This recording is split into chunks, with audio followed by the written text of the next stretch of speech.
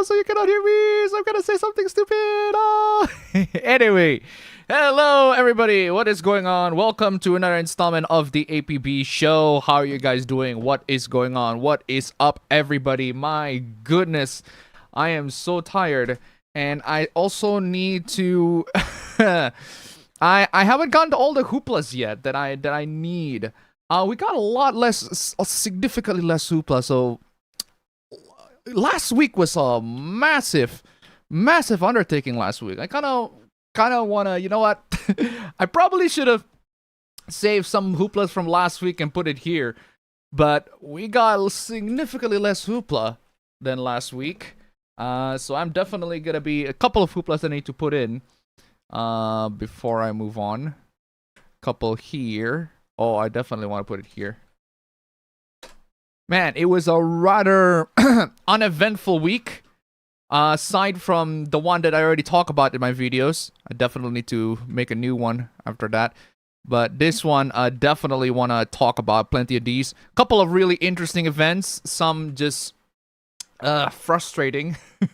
Some incredibly frustrating events, but regardless, some very interesting events too. So anyway, how are you guys doing? Hope you guys are doing very well. What you guys been up to? What you guys been playing? What you guys have been just doing in general? Let me know. We're gonna spend the first 2 hours and 30 minutes. We're going back to the regular schedule, obviously, and I forgot to literally change the description at the bottom. There you are. Let me change you. Regular schedule is back. Sorry, what was the original text? Stream elements or super chats. Thank you. Oh yeah, you know what? Thank you so much for. You know what? Screw it. I'm gonna take out the text here and grab the frame that actually has the original line.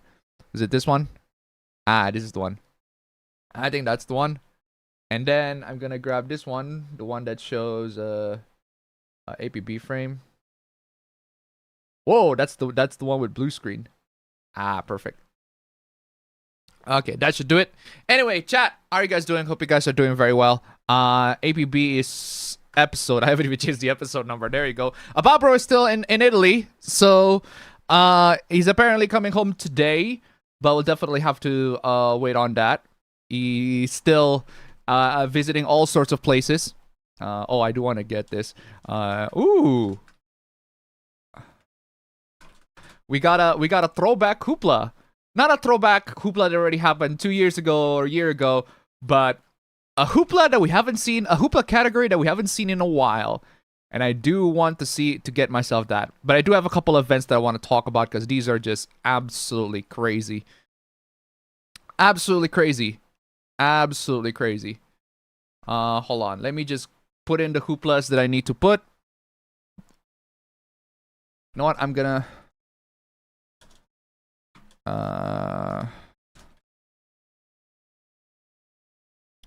put these, and I'm gonna grab all these.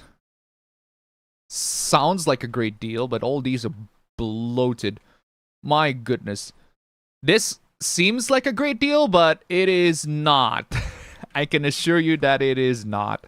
But I'm gonna show you what I'm talking about in just a bit.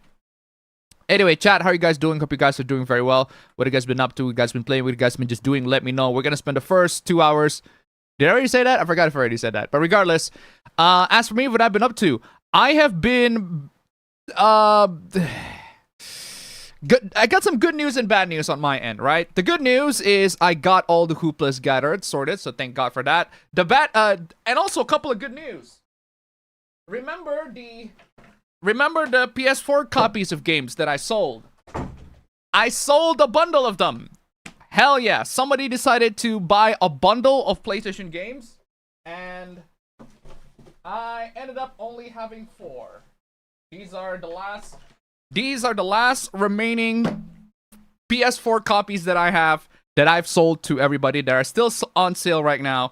These are the last remaining, and I can't believe the fact that I got plenty of sales on that one. So the last seller got Yakuza Kiwami 1, 2, Bloodborne, God of War, Uncharted Nathan Drake Collection, and Bloodborne. I think. Wait, I did. Oh, sorry, Shadow of the Colossus. They already said Bloodborne.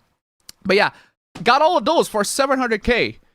700k rupiah is about 700k, actually 700k, yeah. 700k rupiah, that's about 38 bucks. So that guy got plenty of games. Yakuza Kiwami 1 and 2, God of War 2018, Uncharted Nathan Drake Collection, Bloodborne, Shadow of the Colossus, and what was the last? I think he... Oh, yeah, Yakuza Kiwami 1 and 2. Those are 2 games. So yeah, he got 6 games for the price of 700k for 38 bucks. What a great deal that he scored. And all that remains are these 4 copies of games that I have. So I have the original Persona 5, still on the disc, still alive and kicking. The guy who wanna buy Persona 5 Royale for some reason did not contact me any further, so I still have Persona 5 Royale right here. So there is that. And I also have FIFA 18. This game is practically worthless.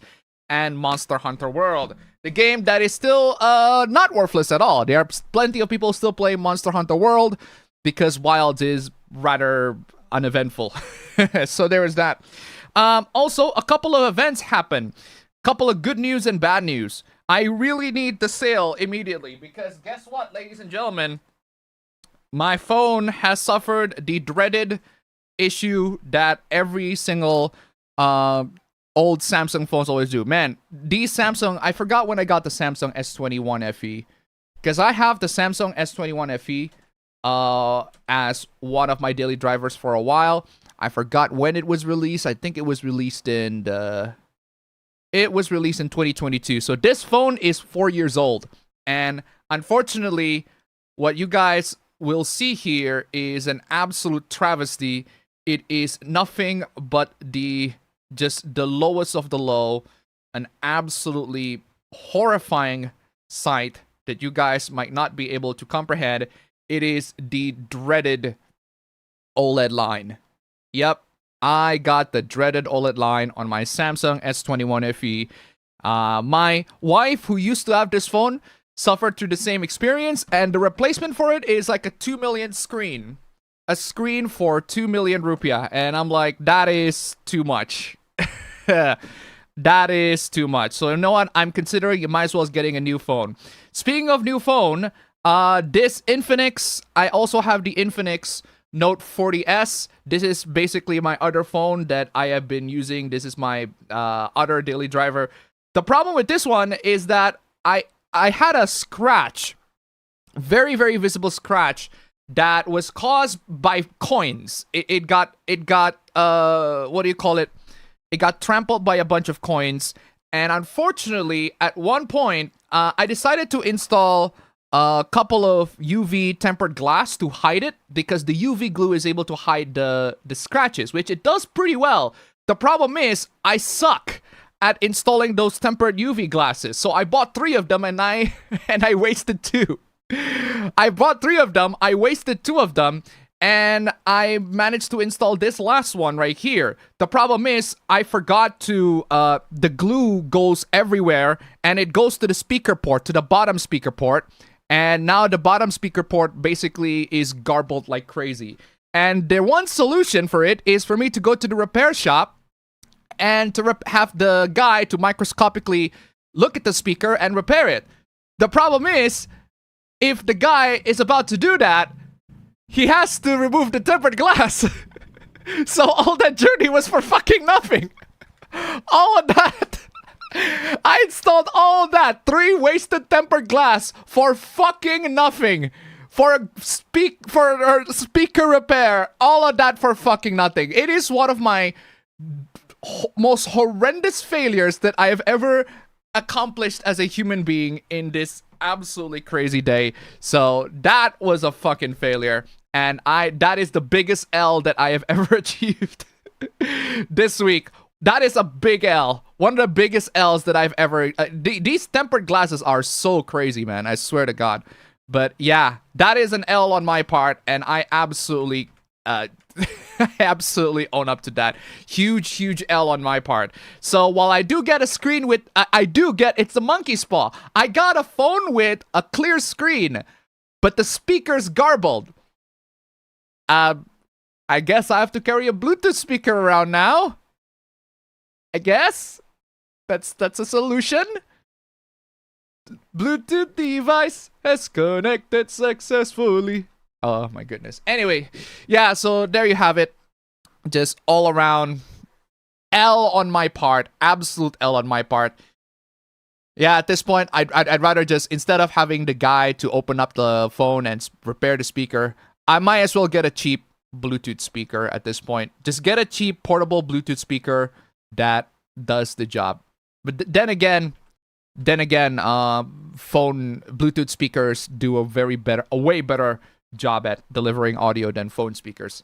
My phone speaker at least. So I'll just pretend that that's broken. So sucks for me. But regardless, yeah, big L on my part. That is an absolute L on my part. I tried my best, but I suck. I am terrible. I am absolutely terrible on that one. So that is an absolute L on my part. One of my biggest L's. I scored some W's, but I scored some L's. The W's, I scored a couple of sales on games and also some hardware. I scored some sales on the W on that one, but that is at the expense of my broken phones. Oh my goodness.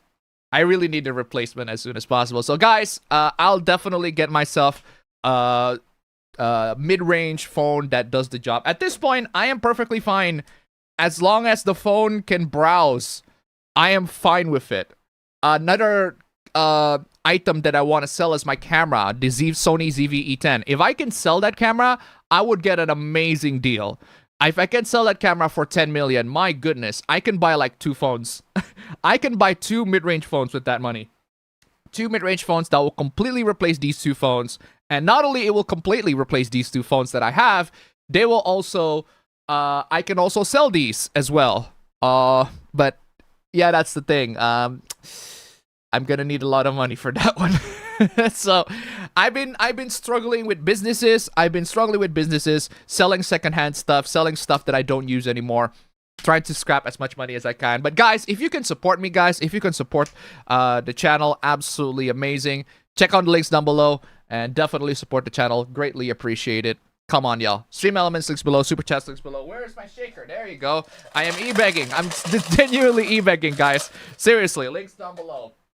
Links down below. Also, if I recall correctly, the Infinix is not going to have any software updates by 2027. So I have to replace the phone by next year anyway. So regardless, so there's that. That's a big L on my part. I scored some W's, but I scored some L's. What have you guys been up to? I'm hoping that you guys have scored consistent W's. If you guys scored consistent W's in this week, absolutely blessed. You guys are absolutely fantastic. I am wishing you all have been scoring absolute W's this week. If you guys have not been scoring W's, then my apologies. I feel sorry for you. But if you have been scoring W's, then absolutely fantastic. I unfortunately have not been scoring consistent W's. A couple of W's here and there, but this is definitely not one of them.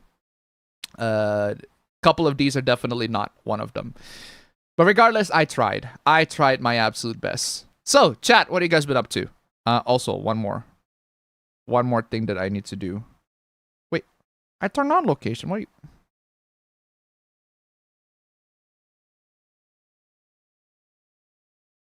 One more thing that I need to do is to restock the shop.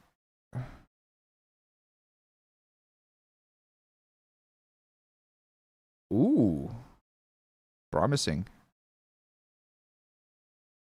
Is that really the amount of...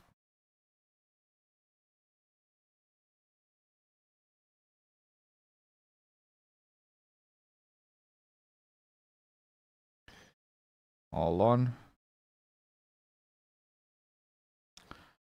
Oh my goodness. Man, 2 replacement phones. I am hoping that both of them serve me well at this point. Anyway, chat, what have you guys been up to? Hopefully you guys have been scoring W's. Way more W's than I am. Because I've been scoring W's, a couple of W's, and a couple of L's. It's not great. Hold on a second. Right, there you go. Chat, what have you guys been up to? I went and soft-modded my 360. Absolutely fantastic. Ooh, hold on. Coffee.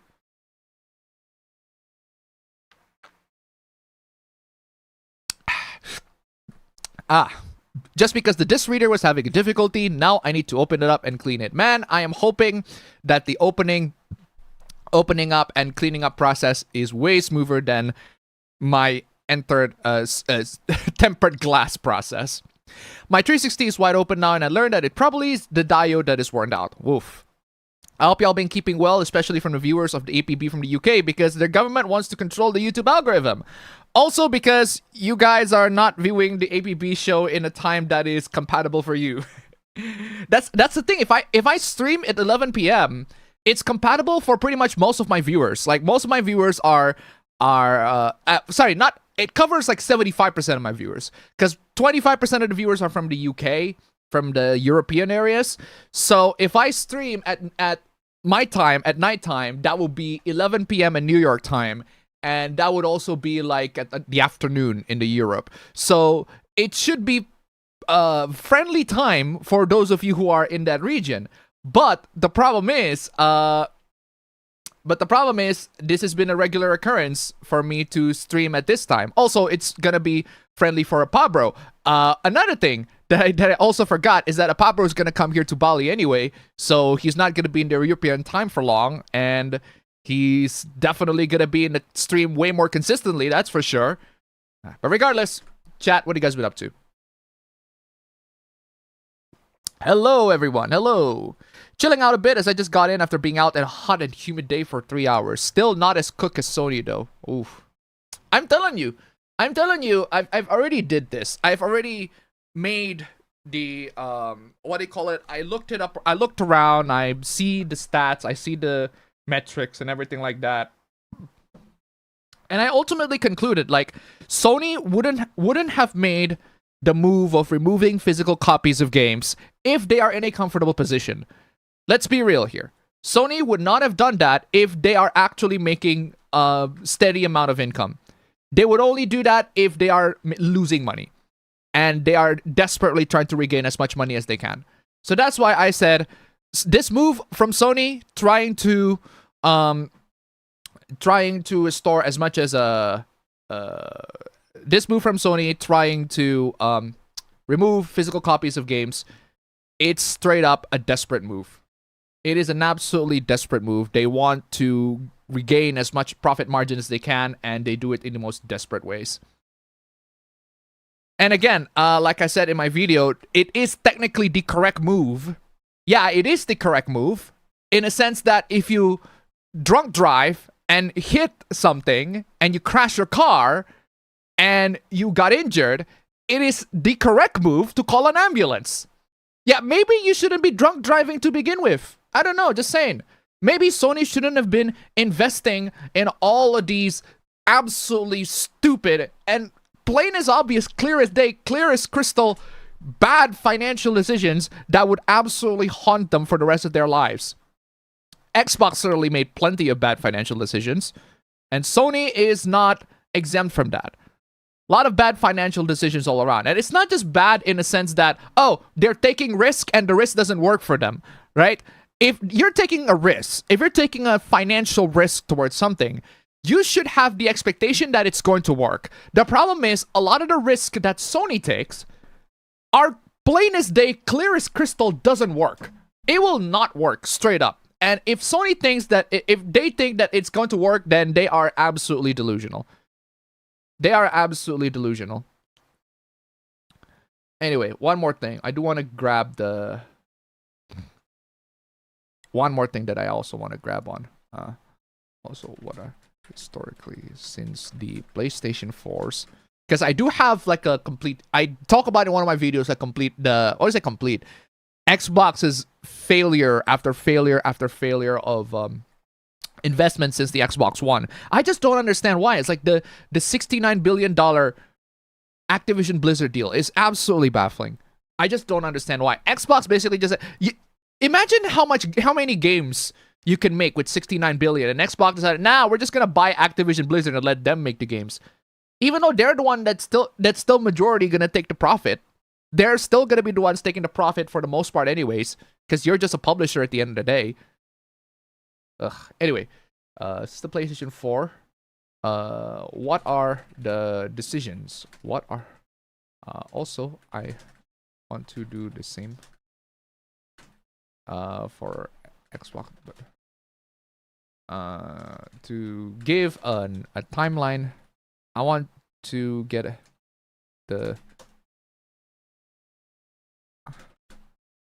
same investment and changes timeline that Sony did the way you Xbox from the PS4 days, because I want to see, like, because the investments that Sony made throughout, it's just absolutely crazy.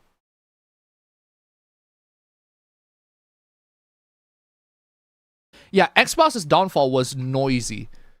It's just, yeah, it's a crash. It's a straight up crash. I said in my video, it's a video game crash. We are seeing a crash, not on the video game as a whole scale, but in a corporate scale. That is an absolute crash. No question about that. No doubt about that. Microsoft saw how Sony was low-tier godding themselves and decided to do the same to their own studios. I go so far as Microsoft is even worse. Microsoft blatantly admitted to everybody, we are resetting, we are restructuring. Whereas Sony decided to, yeah, we're gonna remove physical discs, which is not the same as we're going to restructure, but that is about as significant of a restructure as you can get, if you ask me, right? If you ask me. Yeah, it's crazy because 2013, 2016, PlayStation 4 absolutely just dominated that generation. Absolutely dominated. And then 2016, Sony decided to move to California.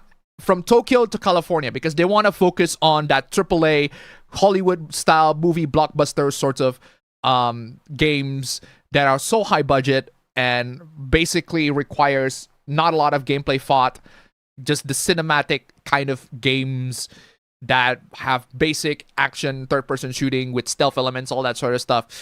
The usual nonsense that Sony always made, and it just doesn't work. It straight up doesn't work. It requires a lot of budget. It requires a lot of time. And it's just not exactly sustainable in that regard.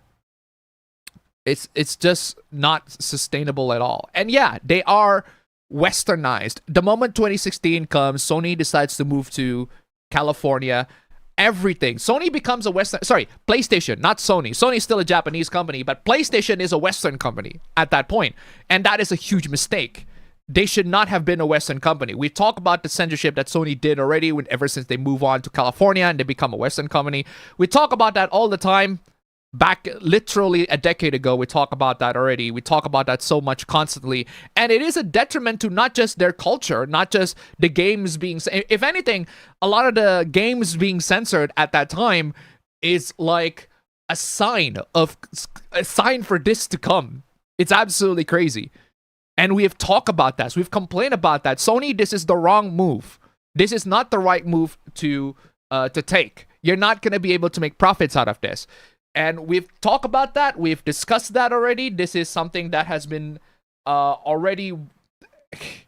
we talk about this already. We talk about this all the time. If you guys have been sticking with me for long, you know that I've talked about this all the fucking time. And yet, we're still seeing Sony doing all this nonsensical moves. And they keep on doing all this nonsensical moves for themselves. And it is absolutely crazy that they are doing all of that. Even though it is so obvious. It's so obvious to the minds of anybody that plays video games. Anybody who knows business in general. It's like, it's so obvious that what Sony's doing, their move, is absolutely nonsensical.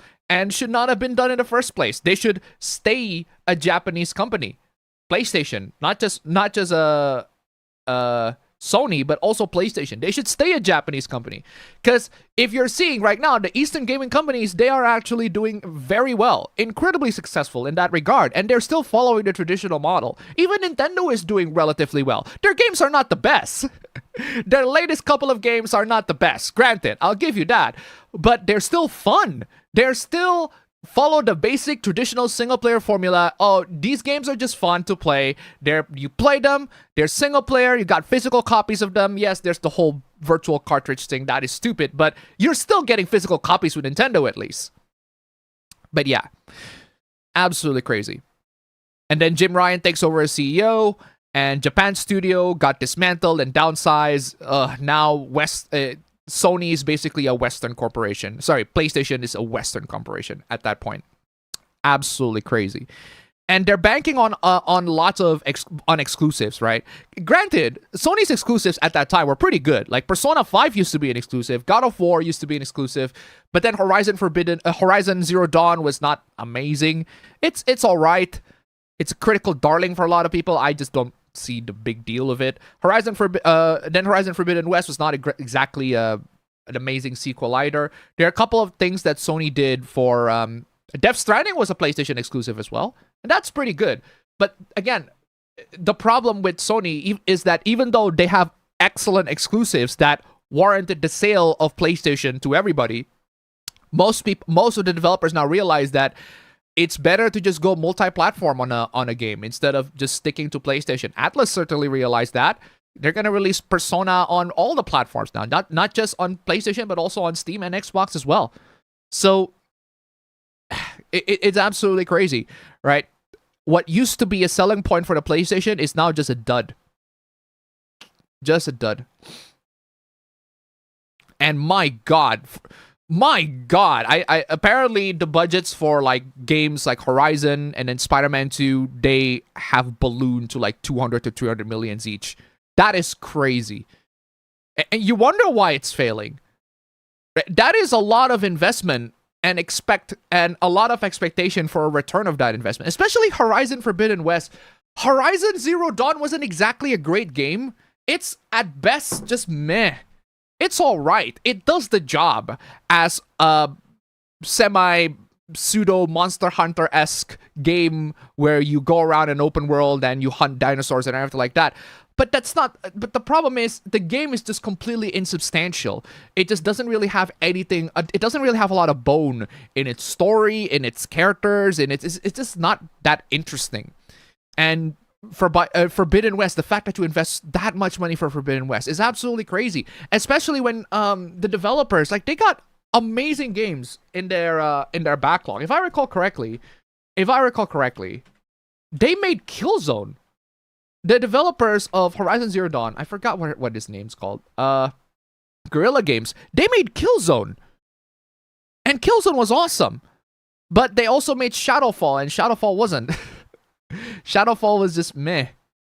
It's a nice little, what do you call it, console launch, but it's just meh. And I guess they just want to move on from Killzone and go to Horizon, and Horizon is just not very good. It's just not that particularly impressive. What else are the Sony exclusives at the time, aside from Horizon?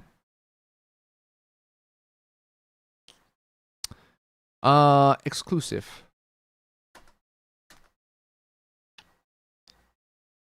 No, I don't see nothing. Maybe Gemini can help me. Yes, Horizon is one of those.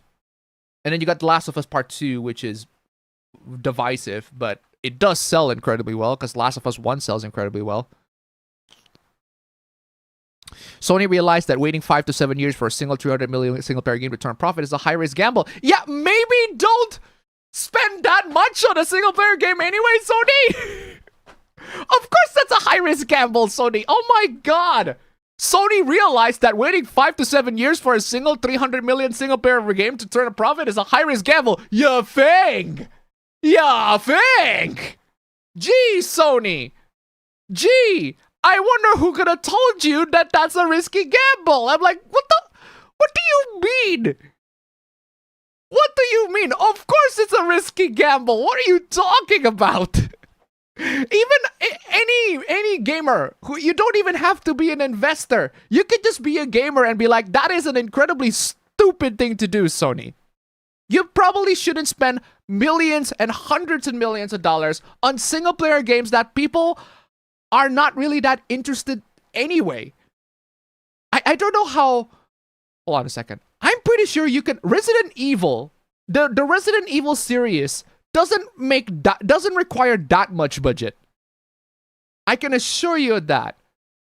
Any of the modern Resident Evil game, a single modern Resident Evil game doesn't require that much budget. The fact that Capcom is able to release Resident Evil... Oh my God, they release Resident Evil every year. almost every year. Hold on. 2023. Resident Evil 4 was 2023. And then there's Resident Evil Village. That was 2021. They release every 2 years.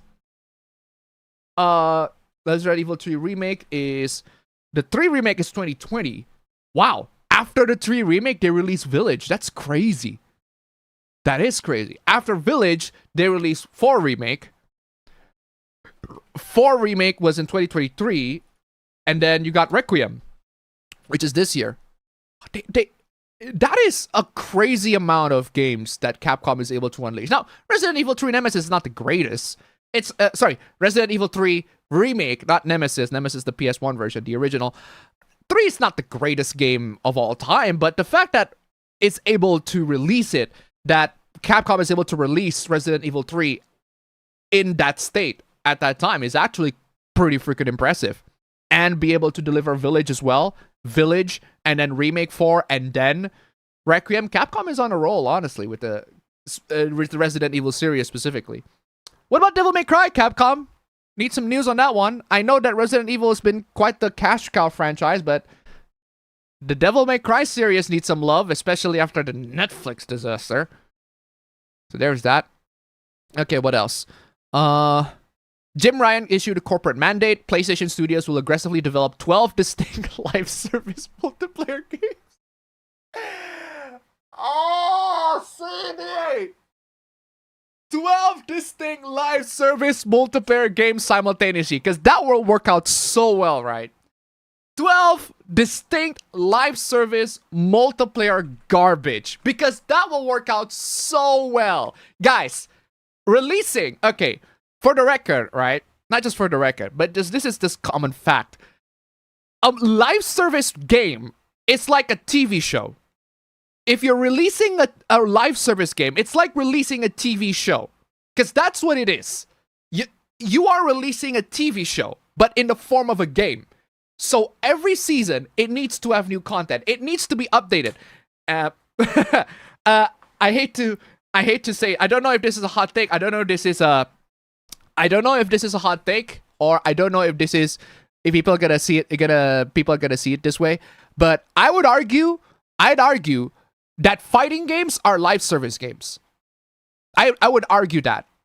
I would definitely make an argument of that, because every season you got new fighters, you got new patches, you got new tweaks, you got new updates, you got balancing stuff, all of that sort of stuff.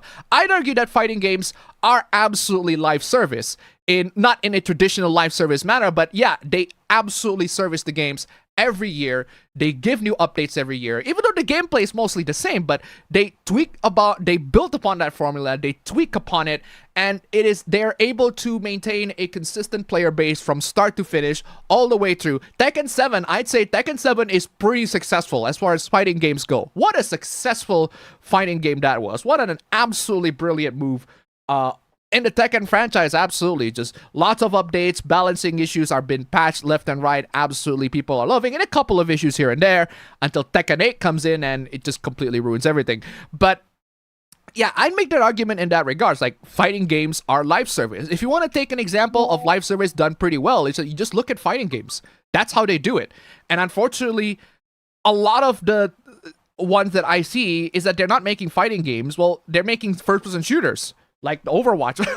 Now that I think about it, Overwatch is essentially a first-person shooter fighting game. Because that's what it is. Overwatch is a first-person shooter fighting game. First-person shooter fighting game, but instead of fighting one-on-one, well, you can fight one-on-one, if I recall correctly. But instead of fighting one-on-one, you're fighting 6x6. Or at least if I recall correctly. But regardless, that's it. What I'm trying to say is that it can work. If you're going to make a live service game, it can absolutely work if you don't spend way too much budget on it, which Sony absolutely did with Concord, and they really expect Concord to work. When it doesn't, they spend way too much budget on that one.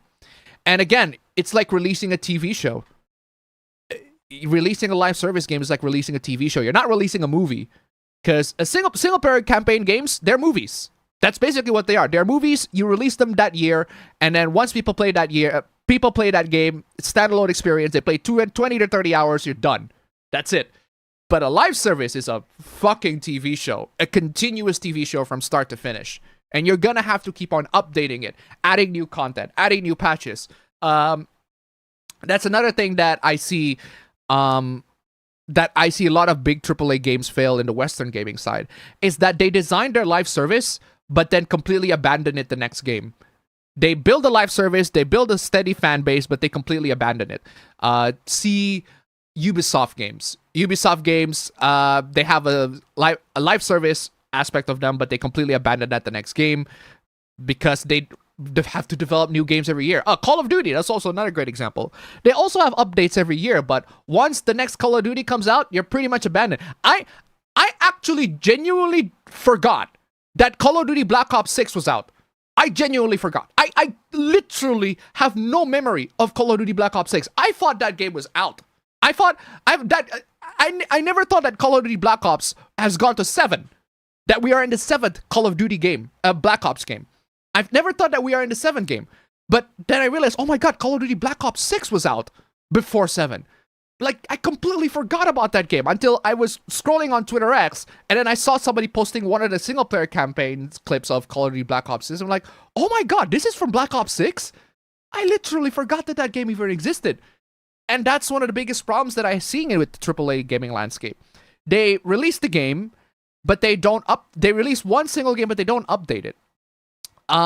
They release once again, they don't update it, they just move on to the next game. Halo Infinite did not follow that philosophy, but the problem with Halo Infinite is that it's just not a very good game. That's another thing with live service games, is that you need a good foundation for that. If you don't have a good foundation for a live service game, you're pretty much screwed. You're pretty much screwed. But yeah, what else is there on the Sony? Yeah, so they acquired Bungie, they asked Bungie to make their live service game, they got Marathon. We all know how that goes. We all know how that goes.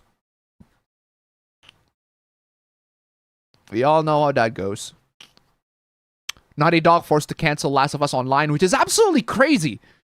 That is a big mistake. Last of Us is already a pretty popular game. It's already a pretty popular game. Now, granted, the second game isn't exactly as well received as the rest, but it's still, a lot of people still have copies of The Last of Us, and if you do not bank on that multiplayer, you are an idiot. You already have a game. You already have The Last of Us right there. You just need to make a multiplayer version of that, especially when the gameplay is pretty solid enough, but I guess you're going to cancel that. That is stupid. An absolutely asinine move in 2023. Jim Ryan got retired because Jim Ryan got retired. He did his absolute best, but it's 900 layoffs. That's crazy. In 2024. And then Concord, absolute disaster. $200 million disaster. Launched for just 2 weeks before he got pulled off. Absolutely crazy. And then 2025, loss. Huge loss. And then we got now. Absolutely crazy. So yeah, that's basically that's basically the assessment. Just absolute disaster all around. What are the few Call of Duty games I like? I love Black Ops. I love Black Ops 1, Black Ops 2. I think they're excellent. Black Ops 3 is meh. Black Ops 3 is meh. In terms of the single player campaign, I tried the multiplayer. It was fine, but it's just way too much leaning to the Black Ops was leaning too much on the futuristic warfare at that point, and it was like I couldn't care less. Black Ops 2 managed to hit that perfect. That Black Ops 2 managed to hit that perfect ratio of like classic and futuristic and old school sort of combat. It managed to hit that perfect spot, and I really like Black Ops 2. I really like Black Ops. I think Black Ops 2 is my favorite Call of Duty in terms of multiplayer. And considering that apparently, I don't know if this is true or not, but apparently there are way more people playing Black Ops 1 because Black Ops 1 and 2 just recently came out on PlayStation, right? And there are so many people that play Black Ops 1 and Black Ops 2 straight up compared to Black Ops 7. Remember, I said a while back, actually, I also remembered distinctly a couple weeks ago, I said something along the lines of, oh, God forbid that I want to play Black Ops 2 using the Plutonium mod on PC. And then Sony decided to release Black Ops 1. Activision Blizzard decided to release Black Ops 1 and 2 on PC. Sorry, on PlayStation 5. On PlayStation. It's absolutely crazy. It's completely unexpected. And a lot of people I'm seeing are playing. They're reliving the nostalgia. They're living the good old days back when Call of Duty was still good.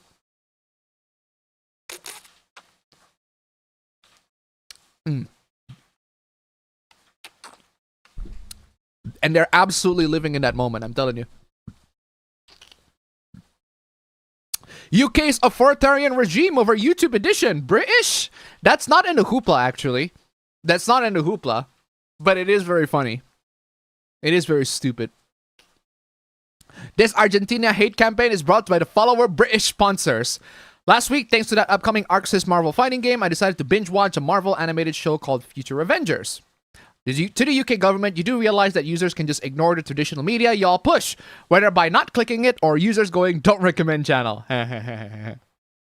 Most YouTube users will still be watching things not related to traditional outlets. Not everyone wants BBC stuff only. Well, if you're British, you're paying the taxpayer. You're paying BBC. I'm sorry to say this to all the British viewers out there, but that's just the harsh reality of the cruel world that you are living in. So you are. You are paying for British. Let us commence forth. You are paying for BBC. British? You are paying for BBC. You're gonna have to accept that. Also, just woke up in a fucking steaming mood, yeah? Because I live in a shithole! Do you know what I mean? Birmingham is a fucking shithole! I hate the fucking place! I fucking hate it! It's full of dickheads! I fucking hate it! Oh, man. And funny thing about that show, aside from joining with the Avengers, the main character met and took on team names, 2 Amazing Guardian members, 2 Samurai Outrider members. Hey fam, you get my email about Sony fucked around and finding out and cooking themselves? I think I did. What about it? Which one was that? This one? Oh, this is the video by Alex. It has been. Hello, Alex. What's up? We haven't talked in a while. It has been. We haven't talked in a while, Alex. Man, we do need to catch up. Me and Fritanga and Alex, we should catch up again. Okay, what's going on in this one? Apparently, it's an all digital future. All digital future for PlayStation. Oh, I talk about this already. I talk about this. Yeah, the leaders are literally selling. The leaders are literally selling. They're selling their shares. Yeah, I talk about this one. I talk about this already. Leaders are selling their shares. Social media backlash. PlayStation Plus discounts. Lack of communication with partners. Yeah, talk about all these. So. Oh my goodness, crazy comment section. Tombstone 3, what did you got for me? Oh my god, you're grabbing the Naoto shit. Oh, shite balls. Shite balls. Alright then, I'm gonna have to see all these insanity. And now they're trying to ban our VPNs. We talked about that already. The UK is trying to ban VPNs. Pabro's still rolling the weed, that is true. Why is Giorno the hoopla? No, Giorno's not the hoopla. Apabro is in Italy. Apabro is literally in Italy. Apabro is just take a wild guess where he is. Serious. I don't even have that. I already said you. Also, rest in peace, Bonnie Tyler. Absolutely. Rest in peace. Rest in peace. What a brilliant singer. I had a bad week, so I would like to hear something funny. I scored a couple of L's. I broke my phone speaker. I installed the tempered glass successfully, but I broke the speaker.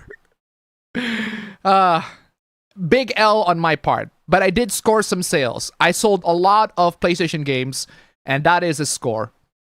Although I do have to say the guy that I sold the game for is I met one of the things that I find very interesting about selling used goods is that you meet all sorts of interesting personalities, very, very interesting personalities when you deal with somebody that buys. Like, a lot of these buyers they are interesting. And they're also a bunch of cheapskates. Oh my god, they are cheapskates. They are absolute cheapskates. I swear to God. I sell my camera, right? My camera, I invested to my Sony ZV-E10 with the lens, with the 18 to 105 millimeter lens. I sold that package for 13 million. I had so many people coming in and telling me they're gonna buy it at 12. And I'm like, are you fucking for real? 13 million. I lost like already 4 million out of that investment. And you're telling me you're gonna buy it at 12? Are you fucking mad? Are you crazy? But okay, I'll go in the middle, 12 and a half. No deal. Absolutely nobody takes the deal. Until I found out that there are 3-4 people in the buyer. There are 3 or 4 people, right?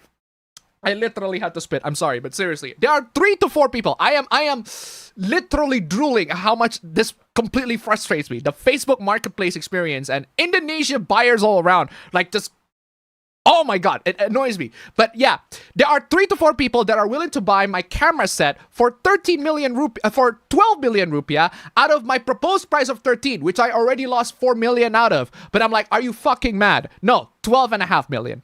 12.5 million, I'll take that deal. 12.5 million, and then there's a deal. I told those 3 people, 12.5 million, whoever gets it first wins, right?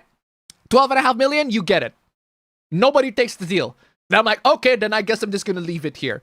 But then next week, I decided, you know what? I'm gonna drop the price to 12.5. And the moment I dropped the price, somebody decided, you know what? I'm gonna lowball you even more. I'm gonna give you 10 million for that one. I was like, are you fucking out of your mind? I need money. I need fucking cash, and you're gonna lowball me for 10 million. Oh, by the way, I haven't converted that to dollars, right? Let me convert that to dollars. Okay, so let me convert that to dollars. Oh my god! Indonesian rupiah is 18k now. It was 17k, 17,900k last time. Now it's 18k. We are just Indonesia's economy is screwed, right? This is just this is what it is right now. This okay gas. Okay gas. Okay gas. Okay gas. Tambah 2 torang gas. Okay gas. Seriously. This is the Assalamualaikum. economy right now. Masuk program gas LPG Okay, 3 gas, kilo okay, gas. gratis. Sasar program untuk masyarakat non miskin agar masyarakat Okay, di gas. Republik Indonesia semakin okay gas. Okay gas. Just okay gas all around. Absolutely crazy. Crazy economy. But yeah, so for those of you, for the Americans out there, for everybody else who speaks in dollars, all right, I initially bought my camera and the lens as an investment for about $884, right? That is 16 million rupiah. I want to sell it for a loss at $720. $720 for camera and a zoom lens that goes to 105, to pretty far, telephoto lens. What an amazing deal. 13 million rupiah, $700. That is the price of the camera that I bought, actually. What an amazing deal.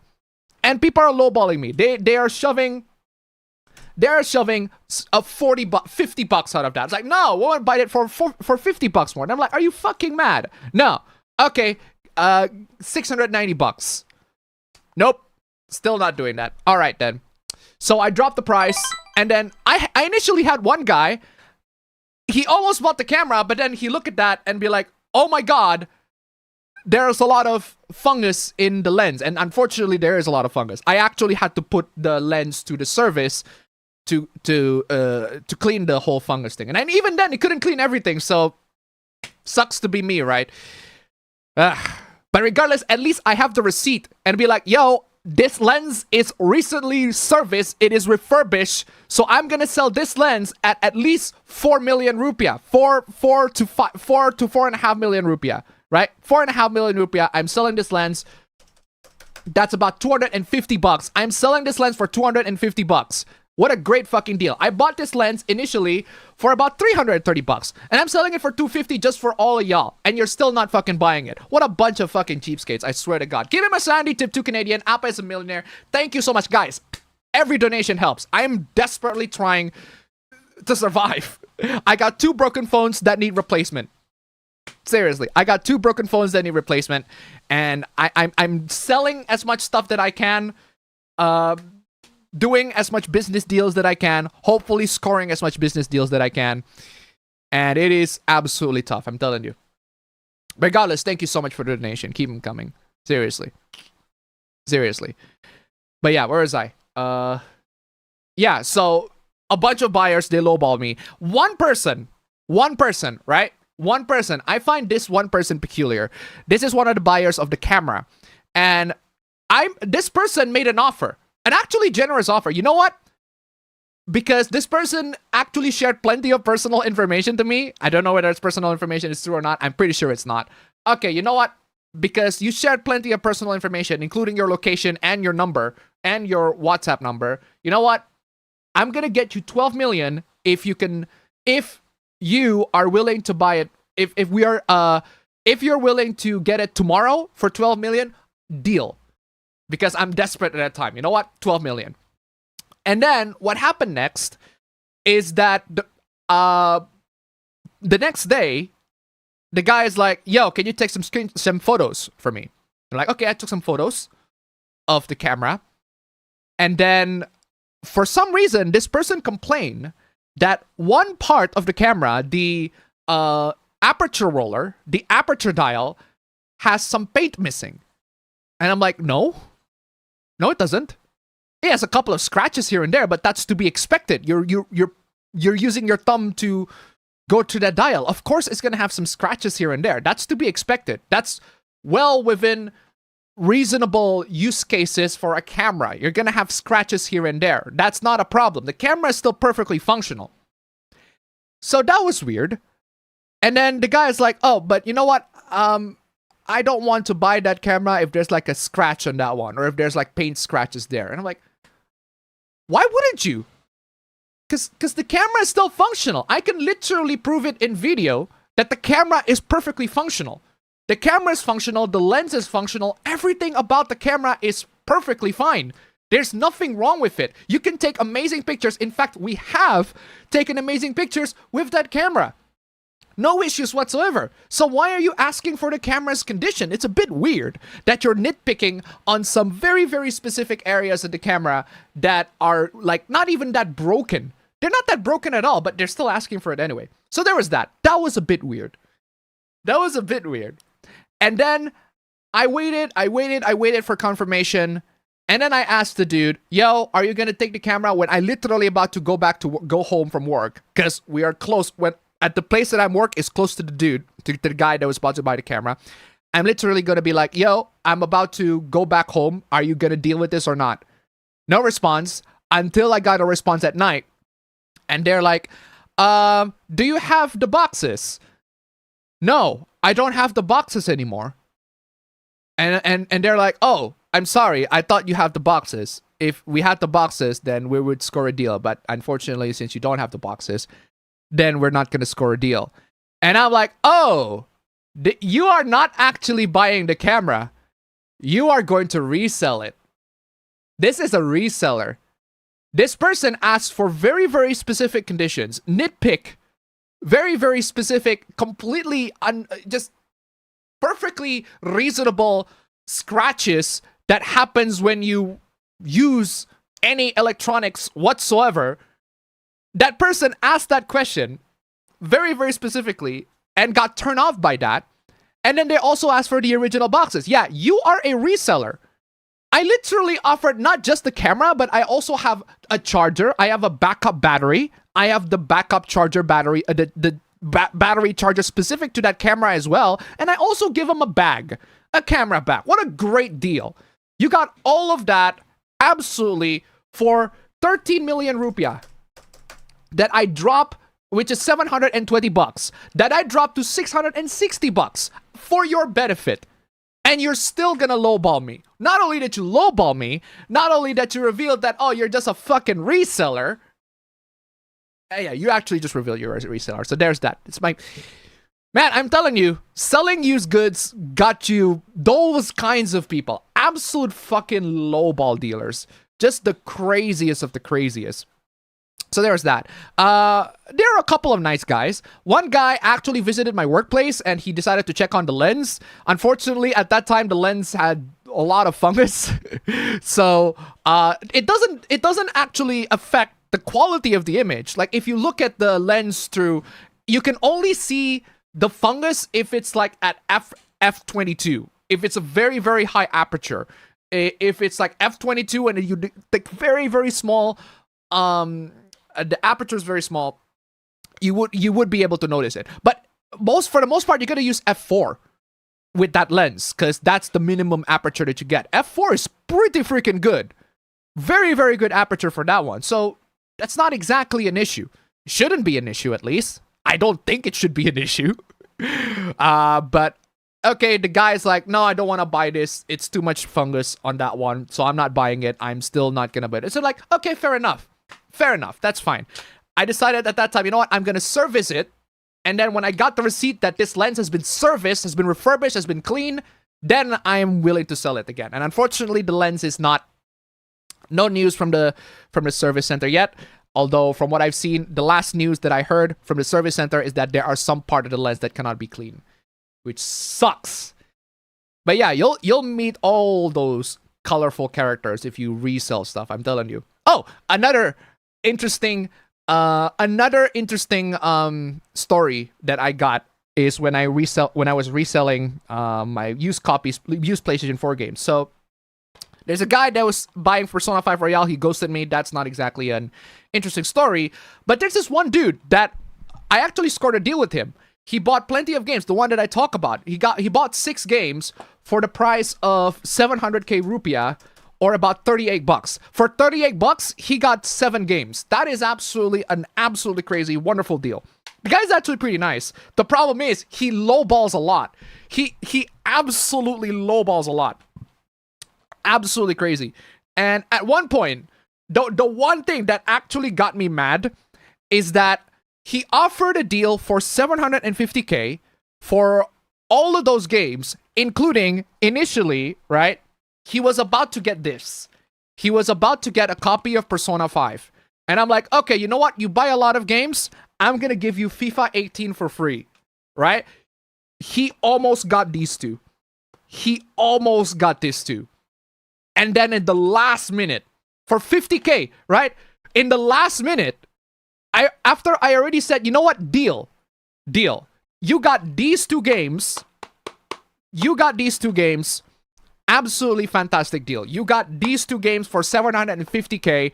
That is about $41. You got all those 6 games plus these 2 for $41. Brilliant deal. Absolutely fantastic. Just spend 50k more. 50k more. Right? That's just spend $3 more. Just $3 more. And you get these 2 games at the top of the 6 games that you were just offering. Amazing deal. And then at the very last minute, he was like, no, I only have 700k. No deal. These 2 games, out. You are not owning these 2 games. I am punishing you for that. You cannot just lowball out of a deal. For 50k? For 50k rupiah. You seriously completely lowballed out of a deal for 50k rupiah. For $3. $3. You could have gotten these 2 games for $3. You could have gotten these 2 games for $3, dude. And he lowballed it in the last minute. We already had a deal for $41 for all the 6 games. Yakuza Kiwami 1, 2, Nathan Drake Collection, God of War, Shadow of the Colossus, and Bloodborne. 6 games. Plus these. For $41. 750k. What a fucking amazing deal that this guy has. And then in the last minute, he was like, I don't have a 50k. I don't have $3. Fuck off, dude. No. These games, you don't get them. Bye-bye. Bye. You are... those games are out. Punishment for you. You do not get to lowball in the last minute and get all the games. Not a fucking chance. Absolutely crazy. He wasted... Imagine, $3. You get these 2 games for just $3 more and he doesn't do it. Just the fucking dumbest, one of the dumbest things that you could have ever done as a buyer. Those 2 games, right? Persona 5, okay, FIFA 18 is worthless. I'm giving this away for free. That's a freebie. But Persona 5 is a fucking amazing game. You got these 2 for $3. And you don't fucking... oh my god. It's just the dumbest decisions that I've ever seen that a buyer makes. Completely screw that. He's such a cheapskate. He's a nice guy, but what a cheapskate. The last minute deal. Last minute. I only have 700k. I only have 38 bucks. I don't have the $3 to get for these two. I don't have 3 more bucks. You're not getting these two, sorry. Bye-bye, bitch. Ugh. Crazy. I'm telling you, Facebook Marketplace, reselling games, reselling stuff, reselling all used goods. It'll get you all sorts of colorful personalities. And sometimes those personalities I kind of want to vent out and tell you all. Because it is very, very funny. But at least I got a deal on that. I got 700k. I got 38 bucks out of the 6 games. But he didn't get Persona 5 and he didn't get the FIFA 18 freebie. Not a chance. Anyway, chat. There's already some controversy surrounding Persona 4 Remake and some changes being made. We literally see nothing yet. And people are already making controversy out of that. I'm like, wait until the fucking game came out, dude, before we make any sorts of fucking judgments. But hey, if you're gonna prejudge, go ahead. I'll wait. I'll still gonna fucking wait. Although, I'm less excited with Persona 4 Revival than Persona, what do you call it? I am less excited on Revival and more excited on 6. In the time it took for Appa to reach this comment, Microsoft just killed 3 more videos. Of course they did. Sup, Appa? About to eat some chicken pot pie and watch my regular schedule, that being you. Just got off a Fallout 4 group chat, helping suggested some fun mods for the game. Very nice. Says you had the, oh no, I'm Australian clip. I hope you had the New Zealand equivalent of it, since apparently, according to a post, the government just censored that anime, My Dressed Up Darling. Oh, of course they did. Of course they did. Is a popper on his European tour arc. He already went to France, so Italy is the next logical conclusion.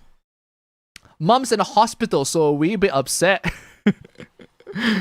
I tried Subnautica too, I got bored by it. Oof. Hey Appa, I played more Lego Batman and I unlocked the Rainbow Batsuit, which is not anything Pride related, but it's just more Silver Age wackiness from the 50s. Very nice. It's better than one game, which I don't know what that is, but it doesn't matter how hard you try. In terms of games, beat Castlevania Dawn of Sorrow, tried out Marvel Maximum Collection, and currently trying Baldur's Gate 1. Doing good, Appa. In terms of gaming, still playing more Wuthering Waves and the First Descendant. Also been playing Vampire Survivors on the Switch. Got it not too long ago. Did you hear about the 15-year-old who hacked Bandai's anime streaming site using ChatGPT? I wouldn't be surprised if that actually happened. That does sound pretty wacky. No, I have not heard that. Had some trouble adapting to some of Baldur's Gate 1's mechanics until I broke down and activated console command debug mode like I do with Skyrim. Of course you did. Absolutely fantastic. I took advantage of the Steam summer sale before it ended. I got a bunch of games for cheap. Hey, not everybody's getting games for cheap these days. Did you hear about the Switch being discontinued in Europe next year due to changes in Euro's battery regulation? Is that true? Switch being discontinued to Europe? No way. Switch discontinued. Oh, it is. Nintendo will discontinue the original Switch lineup, Switch, Lite, and OLED in Europe by mid-February to comply with new EU laws requiring user-replaceable batteries. Oh my god. Well, that sucks. At least you're gonna only get the Switch for the used market. Sucks to be you, Switch owners. Besides that, I also got a ton of games and movies recently that I literally sweated for. I got Guilty Gear Xrd Sign on PS4 and Heavy Rain Director's Cut on PS3 for pretty cheap. Very nice. Trampled by coins. Who would flip that many? Not to brag, Appa, but yeah, that's my Samsung M33. Fortunately, did not have that kind of line on the screen. I guess my tempered glass has something to do with it. Actually, it's more like the internals. My Samsung S21 FE got hot really, really easily. Also, keep it my sanity to $1. Thank you so much. Absolutely fantastic. Did I forget the donation? Nope, I did not. Their heads are too small, but seriously, I just want the extras from Persona 4 Golden, the kind of stuff that always seem to be forgotten in re-releases. Thank you so much for the donation. Keep them coming. I don't know if Persona 4 Revival has Marie yet. I don't know if they have it. But regardless, I don't mind losing the Golden content. I just want to see how they do the original content, how they remake the original content. I started playing Sonic Mania and I got the level I hate the most, the Chemical Plant. Oof. Steam purchases include Jack Move plus game soundtrack Hotline Miami, Death Road to Canada, Vernal Edge, Chenso Club, Tesla Grad 2, and the old Steam version of Final Fantasy 7. Final Fantasy 8, sorry. All headphones all the time on that phone. Yep. How to solve a problem by adding a problem. Exactly. Exactly. Rare apa L. No, I'm telling you, ladies and gentlemen, if you see me in real life, my L's are actually way more common than you think. I can assure you at that. I did have the chance to get the Heavy Rain plus Beyond Two Souls bundle on PS4 for a few dollars more, but I don't really care that much for Beyond Two Souls, so I just got Heavy Rain on PS3. Did you hear about the indie dev that complained about his game getting mass refunded on Steam due to it being beaten in under 2 hours? Honestly, you brought that. I heard about that, and you brought that on yourself. I got no sympathy on that one. That is entirely on you. Maybe you shouldn't make games that short. You really probably shouldn't make games that short. Just saying. That is something that you should not be doing. If you're gonna make a game, make it more than 2 hours so that people don't exploit the Steam policy, the refund policy. More W's than L's this week. Oh, I'm glad that you have more W's than L's this week. I'm amazing.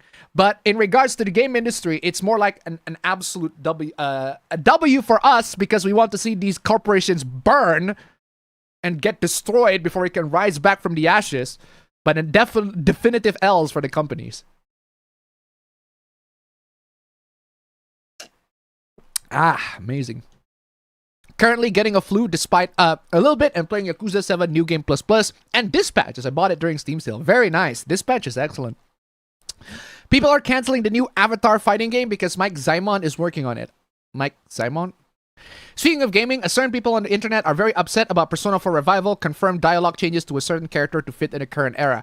I heard about that and I'm like, let me see the receipts. Please let me see the full thing first. I am not making fucking judgments. That's just life, Appa. L's and W's. Live and learn, I'm telling you. Along with Injustice and Justice League versus the Fatal 5 on 4K Blu-ray. Very nice. Only guy I know from the UK is this weirdo I always see in the mirror. Ha ha ha ha.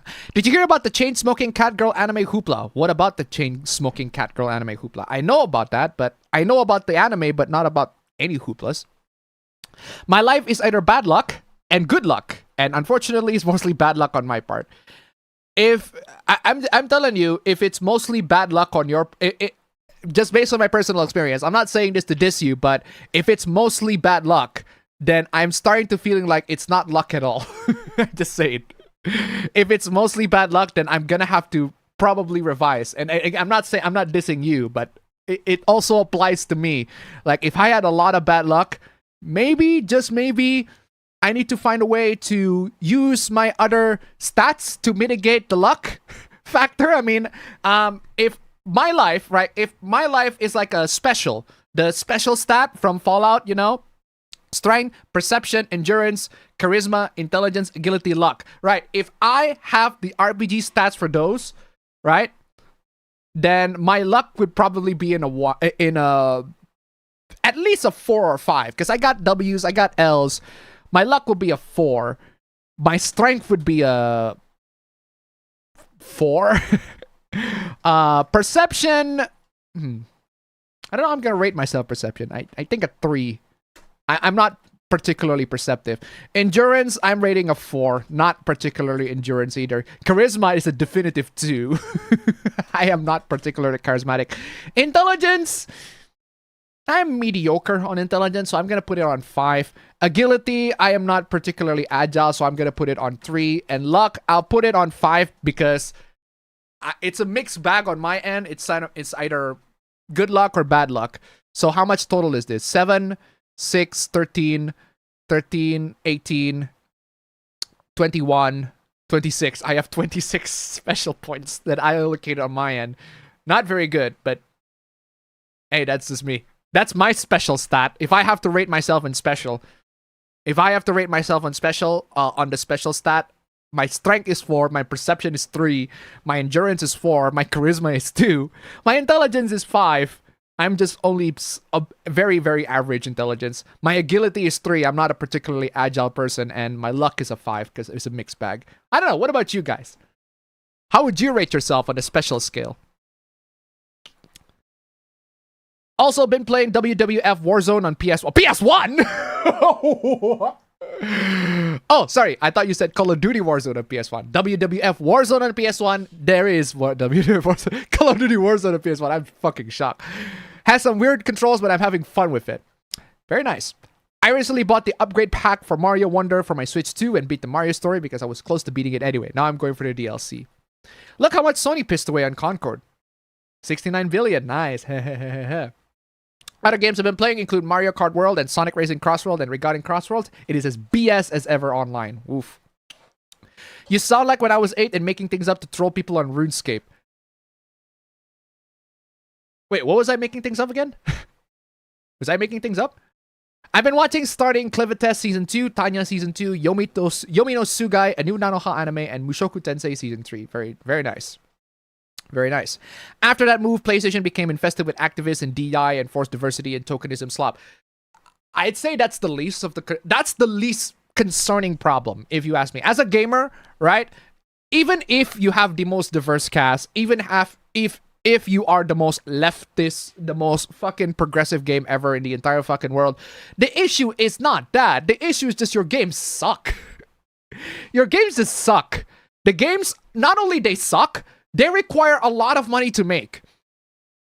Like I said, like we've shown already, like it's been revealed already.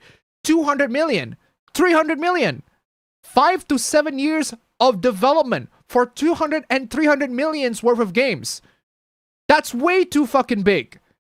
There are games that you can make in like under 500k, I think. If I recall correctly, Hellblade: Senua's Sacrifice is a game that is incredibly unusual because if you Hellblade is not exactly the best game ever. It's not the greatest game ever, right? It's not the greatest game ever. But that's not the point of Hellblade. What absolutely is amazing about Hellblade is the fact that the game doesn't require a lot of budget and it doesn't require a lot of developers. Apparently, according to Wikipedia, there are only 20 developers, led by writer and director. There are only 20 developers, couple of motion captures here and there. And I'm like, it's such an absolute anomaly. You can make a game like Hellblade. Again, Hellblade's not the greatest game of all time. But you can absolutely make a game like Hellblade for 500k. You can do that. You can absolutely do that. So why are these AAA game developers investing 500 million, millions and millions, hundreds of millions of dollars on games that take 5 to 7 years to make? How long does Hellblade actually takes to make? Now that I actually want to know. Hellblade was announced in 2014 and it was released in 2020 and 2017. So yeah, it took 3 years to make. But at 500k of a budget, that's fucking crazy. That is crazy. Hold on a second. Smaller budget. Absolutely crazy budget on Hellblade. Just again, you don't have to, it doesn't matter what the game quality is. Like, whether the direction of the game, what the game tries to do, or the characters, everything like that, the story, yeah, you can make comments on that. That doesn't matter. What matters is, you can make a game that looks like that plays like that, with a fraction of the budget. With a fraction of the budget of these AAA game companies make. And they still haven't learned nothing from that. They learned nothing from Hellblade. Absolutely nothing. And it just completely boggles my mind. That's the reason why Sony and Xbox is failing. They are spending way too much money on games that require way too long to develop. Just saying. And they don't invest any money to smaller games. Not at all. Anyway. That and PlayStation neglecting various IPs. Like, oh, bro. IPs being neglected is just a normal occurrence for AAA Western studios right now. Hey, say what you want about Capcom, or actually just any of the other Japanese corporations, Japanese game companies. At least they know when to revive classics back to the market. They know when to do that. And they do that, for the most part, perfectly fine. Not the best, not the greatest work, but they did it okay. Good enough for people to be able to just download the game at the store and play. Not the best work, not their best effort, but it works. You can play the games. A lot of Western game studios couldn't even be bothered to do that. Just saying. Ubisoft tries to save itself with Black Flag Remake, fumbles by locking at 30 FPS. Oh my god. Ark, but the dinos are robots. I remember the PS1 and 2 generations were amazing. They were. They were amazing.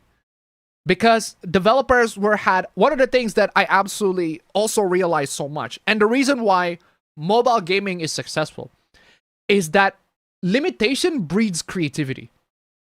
Absolutely it does.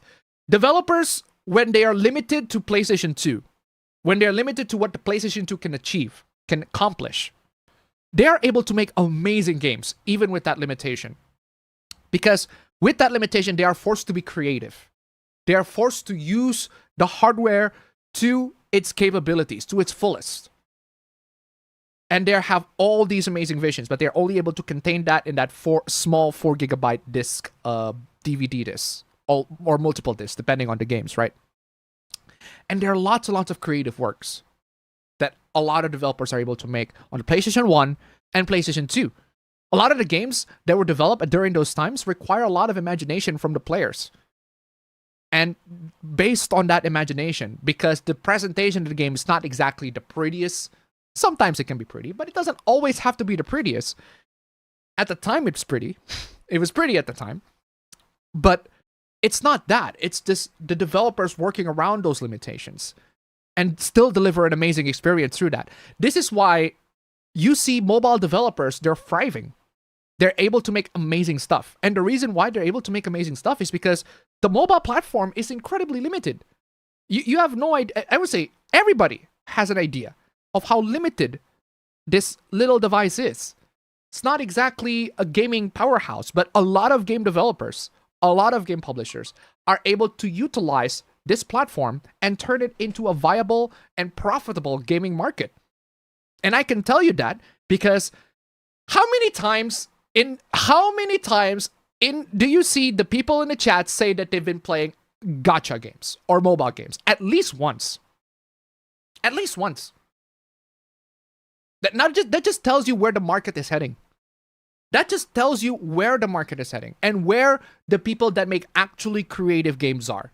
The fact that my viewers, plenty of my viewers, are like veterans. They play games from the PlayStation 1 era, Nintendo 64 era, heck, probably even older. They probably play games during the NES, SNES, Sega Genesis era. And those people move to mobile. They don't play the traditional console games no more. They still play the Switch, because the Switch is still relatively traditional in that sense. But for the most part, they move to mobile. The market is going to that direction, because the mobile market is actually competitive. You need to make an amazing game with that limitation of hardware. And how do you do that? Well, by making games that look simple, that'll have that anime aesthetic. Anime aesthetic's pretty simple, not exactly hard to render. They can look pretty, even with the least amount of graphics, least amount of hardware requirements. They can still look amazing. You can run a lot of games on your phone, amazing games on your phone these days. And unfortunately, one of the things that the AAA market, the AAA Western gaming industry, does not like is that limitation. Do you want to know why AAA games these days are releasing like hundreds of gigs of files and basically no compression? The reason is because in PS4 and PS5, they have no limitation. Practically none. Think about that. If they have limitation with the hardware that they're being given, then they would just try to be creative with that limitation. But no, they're given way too much money. They're given way too much leeway to do whatever they like. And they're not limited into that. Whereas you see Hellblade, the developers are limited to that small budget and that small team, and they're still able to produce something that amazing because they were constrained. That limitation breeds the desire to be productive. But you don't see that in the AAA market. They don't see the need to be productive anymore or be creative anymore. You don't see that. I'm just saying, when you lose that limitation, you lose that creativity. And that's one of the biggest problems that I see in the Western AAA gaming market. It's that they're no longer limited. They have the PlayStation 4 and the PlayStation 5. They can do all sorts of amazing stuff. You might as well just go all out. but when you don't actually have to. When Nintendo can make simple games that are fun, that are exciting, in a small package, and a portable package that you can carry anywhere, that are also fun. Again, their games, the latest games are not the best, but at least they're fun to most people, and that's more than enough for Nintendo. The Switch 2 is not exactly the most amazing, the most exciting game console releases, but at least it works. It is an actual upgrade over the Switch 1. It is a genuine upgrade. It does have genuine improvements upon the Switch 1. And that's the thing that I don't see in the Western gaming industry right now. From PlayStation, from Xbox, from the companies that they buy, Activision, Blizzard, Bungie, all that, I don't see any sense of creativity. It's just gone. Kim Sandy tip 352, 5 Canadian. Boundary-breaking games reveal prime examples of this, as well as the handful of times movies reveal behind-the-scenes tricks. Thank you so much for the donation. Keep them coming. Seriously. Limitation breeds creativity. And the reason why the AAA gaming market right now, the Western AAA gaming market right now, is in absolute shambles is because they are no longer allowed to be limited. They have practically limitless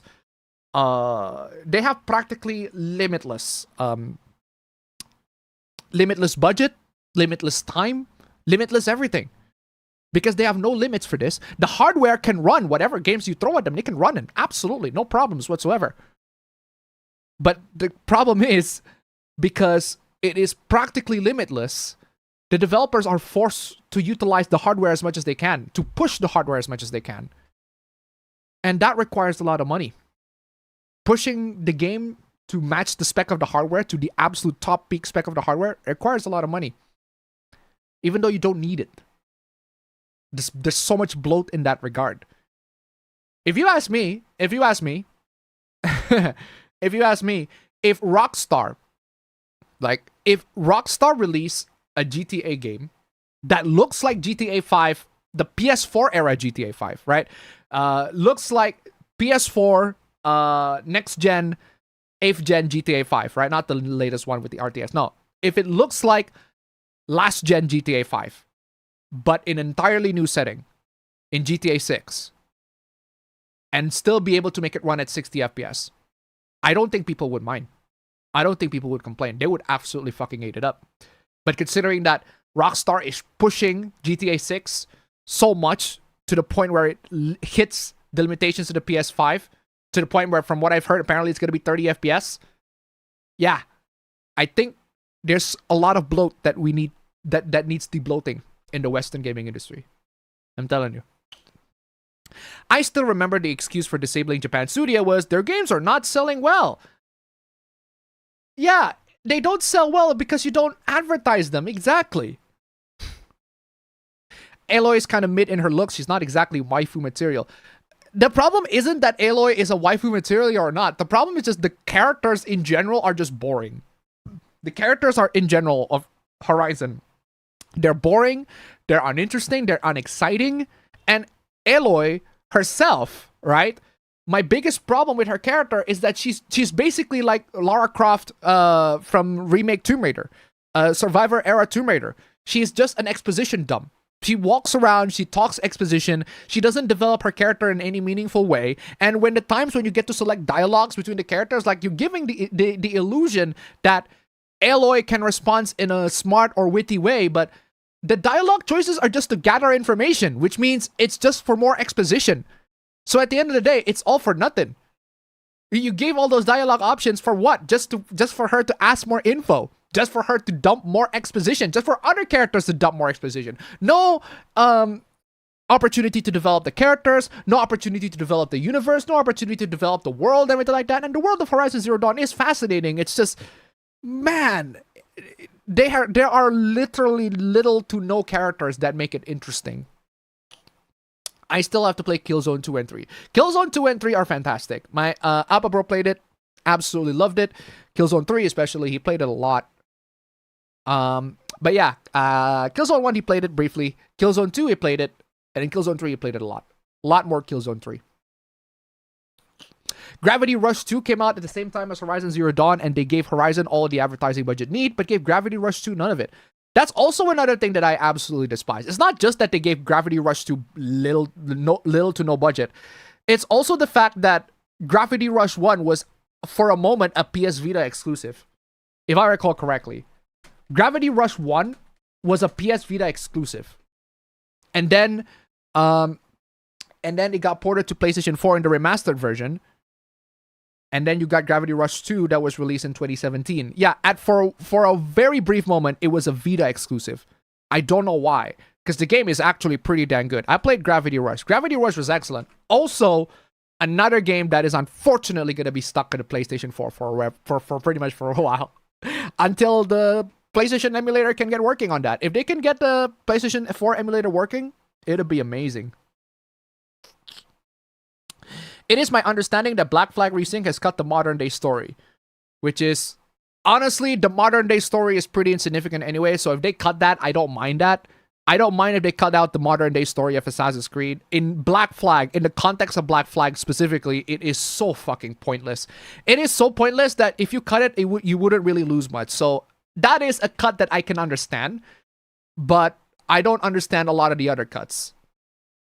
Spyro was the PS1 game for me. I associated with Suicide. I will not elaborate. Okay. Speaking of Sony, I do recall thanks to Sony moved their office to California, people on the internet really afraid if an Eastern company decide to make their Western branch there. Here's the thing, right? The biggest problem, the biggest difference between the Western and Eastern philosophy of making games, right? Westerners, when they develop games, if you are in a Western gaming company, the people that are the executives of that company are suits. They are businessmen. They are marketers. They are not gamers. It's radically different to the Japanese gaming companies. The people that develop your games, the people that talk about games, the people that are even promoting or advertising your games, they are actual gamers. They don't have to play all the games, not to be a huge fan of games, but they do play video games and they understand the medium, which is the reason why why Japanese gaming industry is able to successfully be able to thrive all the way up to this point, because every person in the industry, they are all gamers, or they have at least played video games at one point and they understand what video games are. They understand what it is.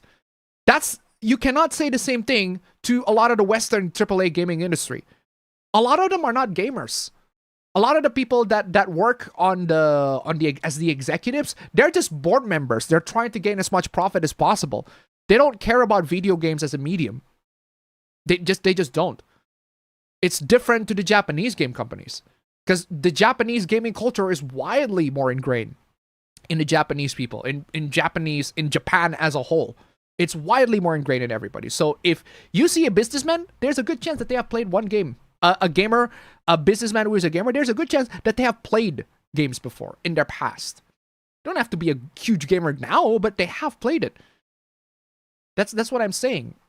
And you don't see that in the Western gaming industry. It's all just suits. Executives, they just want to chase as much profit as they can without understanding why games are, profitable. You can just make single-player games with minimal budget instead of overspending it way too much. Exactly. That's the biggest problem with Sony. They spend way too much and way too long for single-player games, and now their investments are crumbling. That's why they decided to stop physical copies. And here's the thing, right? I do think there is a possibility that Sony is going to continue physical copies. There is a possibility that they will continue physical copies. But not this soon. Not this soon. Maybe when that would require Sony as a company, at PlayStation, the PlayStation branch at least, that would require the PlayStation branch to be successful. To actually make things that make money. To actually have a comfortable profit margin that they're able to sacrifice that to continue physical sales. If you want Sony to continue physical sales, you have to make PlayStation a successful company. And I personally do not want that. I don't want that. I personally do not want that. So that is a monkey's paw. You got your physical copies back, but now PlayStation is a huge, successful company that makes actually properly amazing games. Do you want that to happen? Well, that would require them to actually make good games. And so far, they haven't been making anything good. Keeping my sanity to $1, thank you so much. In retrospect, the modern portion of Black Flag was pointless, but it did have its upsides, and it's a pretty major cut from what is posing itself as the same game with a new skin. Thank you so much for the donation. Keep them coming. Yeah, it's not like the modern times in the Assassin's Creed, the Ezio, the Desmond Miles trilogy, the Desmond Miles era. Those, if you cut them, yeah, you're an idiot. That is absolutely stupid. You do not cut those portions. Those portions are actually necessary for the story. But the Black Flag one, you can cut that. It's literally pointless. Absolutely pointless. Not exactly the best. Anyway. Oh, Cairo Silicon, thank you so much for the hooplas. I'm gonna keep that in mind. I'm gonna save that. Anyway, where is I? Only new thing related to DMC is that DMC 5 is coming to Switch too. Very nice. Very, very nice. To be fair, DMC originally was supposed to be a Resident Evil game. Exactly. Yeah, we know that. We know that already. That's been established, Khaleesi. We know that already. But still, we do want a new one. Remind me how Sony being hyped on making another live service game after Concord went to burning blaze. And Marathon is barely surviving as it is right now. Capcom keeps shoving out classic-style Mega Man games. People want more Mega Man X games, if only to tie up loose ends from X8. Hey, be glad that Capcom is able to acknowledge the classic games first. If they release the classic Mega Man games, and there are a lot of people buying, who knows? Maybe then there are gonna be a next Mega Man game. And you wonder why your financial problems would go away if you also focus on live service games. Exactly. Jim Ryan was perhaps the worst president for a gaming company since Bernie Stolar was for Sega in the 90s. Woof. Have you heard about an arcade machine? What about arcade machine? Bernie made a bunch of stupid policies for the Sega Saturn, like the 5-star policy, which dismissed a ton of games. There was also a soft ban on JRPGs. Oh my goodness. Yeah, there was a Black Ops 6. I observed some people who had a huge hatred towards fighting game community ever since the GG Strive Bridget discourse, and yeah, they also dislike ArcSys because of that discourse as well. To be fair, Sony also had a stupid no 2D games policy on the PS1, but they quickly removed that once Capcom threatened to not release Resident Evil 2 on PS1 if Sony didn't allow Mega Man 8 on the PS1. The re-releasing The Last of Us games that many times was unnecessary. Absolutely. It was unnecessary. It's just a marathon with Bungie, with people who put Halo on them, but I suppose it's Destiny. What do hooplas mean, Appa? I'm more of a fan of the original Modern Warfare trilogy, but Black Ops 1 and 2 were good. Yeah, Black Ops 1 and 2 and Modern Warfare trilogy, they are peak Call of Duty. They are absolutely Call of Duty at their peak. I mean, yeah, they're also the World War II games, but they're alright. But the peak of Call of Duty still, in my opinion, remains the Modern Warfare trilogy, the original trilogy, not the remake trilogy. You can play the original trilogy. It can practically run on anything these days. The campaigns are absolutely fantastic. Still, highly recommend playing the campaign of the trilogy of the Modern Warfare trilogy to this day. Granted, the third one isn't the best of the best, but it at least concludes the arc perfectly fine, and I am okay with that. For Black Ops 1 and 2, that's it. Those are the only 5 Call of Duty that I recommend in terms of campaign. Modern Warfare 1, 2, and 3, and Black Ops 1 and 2. That's it. Play those 5 Call of Duty in terms of campaigns, and you will be perfectly fine. You are good to go. The rest, you can just ignore. Just ignore. Good is subjective. I know that good is subjective, but I'm gonna say it anyway.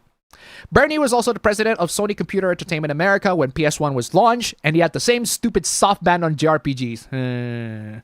Almost tempted to get the PS5 versions of Black Ops 1 and 2, but since Sony's still dumb and Activision is somehow still selling CDs for the DLC for them separately, I'm gonna hold off to it. But then again, it also requires me to pay online, something I didn't have to do when I played the PS3 versions back in the day. Oof. Hope that dude got out of Birmingham. I don't know. Does Appa even remember how to collab? I don't think I remember how to collab because I am super busy. Before I go too far into this, my hooplas already. Yes. We are cooking with the hooplas. What a week. This week we got consumers. Can't help but to consume. Square Enix shutting down another one of their gacha games again. That's to be expected. CCP made a statement about Love and Deep Space, and it's very bad. Are you fucking demented? Exactly. Okay, Gus, indeed. Some resellers sometimes want to scam you for getting low price while they will sell at much higher later on. Yep, they do. Aperture. How in the hell do you miss out on that deal? That's crazy. Lego Batman 1, playing with the dog, and my dad's watching Finding Forrester. Stream takes priority in my mind. Thank you. Maybe he saw FIFA 18 and did his best to avoid it. Dude, I have FIFA 18 as a freebie. Straight up. I'll pre-cum to prejudge. Ha ha ha ha. I've got chicken porridge for me this morning. What's up? Very nice. People already complaining about Rise in a swimsuit, even though it was exactly in the original. I'm not sure exactly what the Yosuke drama is about. I don't know either. We'll have to see. We'll wait for the changes to actually come, guys. We'll wait for the game to actually release, and then we can judge the changes on our own. And even then, I don't think the changes are so significant enough that you're gonna miss out on anything else about Revival.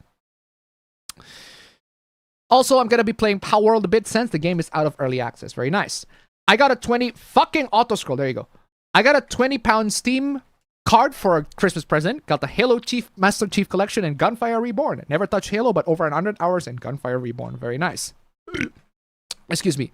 They have Marie. I'm talking about the actual extras, like the TV listings. I actually completely missed that in Golden. But regardless, hold on. Is that actually the last chat before YouTube auto scrolls me? All right, there you go. Got that. Beat Devil Summoner 2, Raido Kuzunoha versus King Abandon. It's great. Way better than the first game and with more side content. Still doesn't have the SMT feeling on getting back kicked a lot. The concept art galleries, they're a reward for completing social links. I can just look them up online. What's the most ridiculous title of a video game that you heard? The most ridiculous video game title that I have ever heard? What's the name? There are dang. There's that game where you play a suicide where you play a suicide bomber. Not literally a suicide bomber, but like a guy that explodes. I think it's an Explosion Man or something along those lines. Explosion Man? Explosion Man, there you go. Explosion Man. Hey, you're gonna play a guy that explodes. Hey, name's Explosion Man. It's actually pretty fun. It's actually a pretty fun game. No, that's not the game that I'm referring to. It's basically a game. There's one game that is literally titled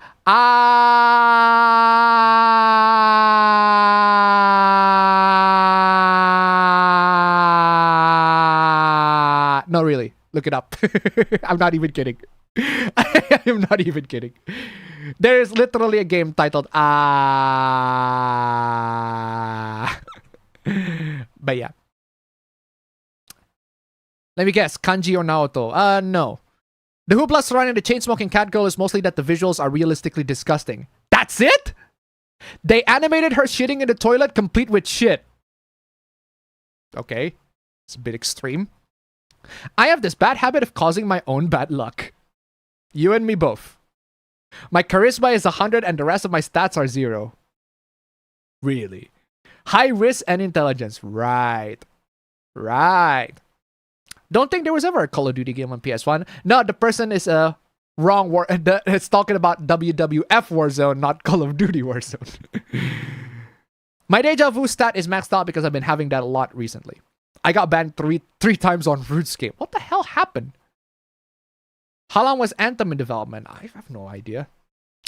I hate Hellblade. Again, regardless whether you love or hate Hellblade, that's not the point, right? The point is, people are able to make that game with a very, very tight budget. With that level of quality of game with a very tight budget. That's my point. It doesn't matter whether the game is good or bad. It's alright. Hellblade's fine. It's alright to me. It's a bit short, but then again, what I'm trying to say is that 500k, you can make something like that.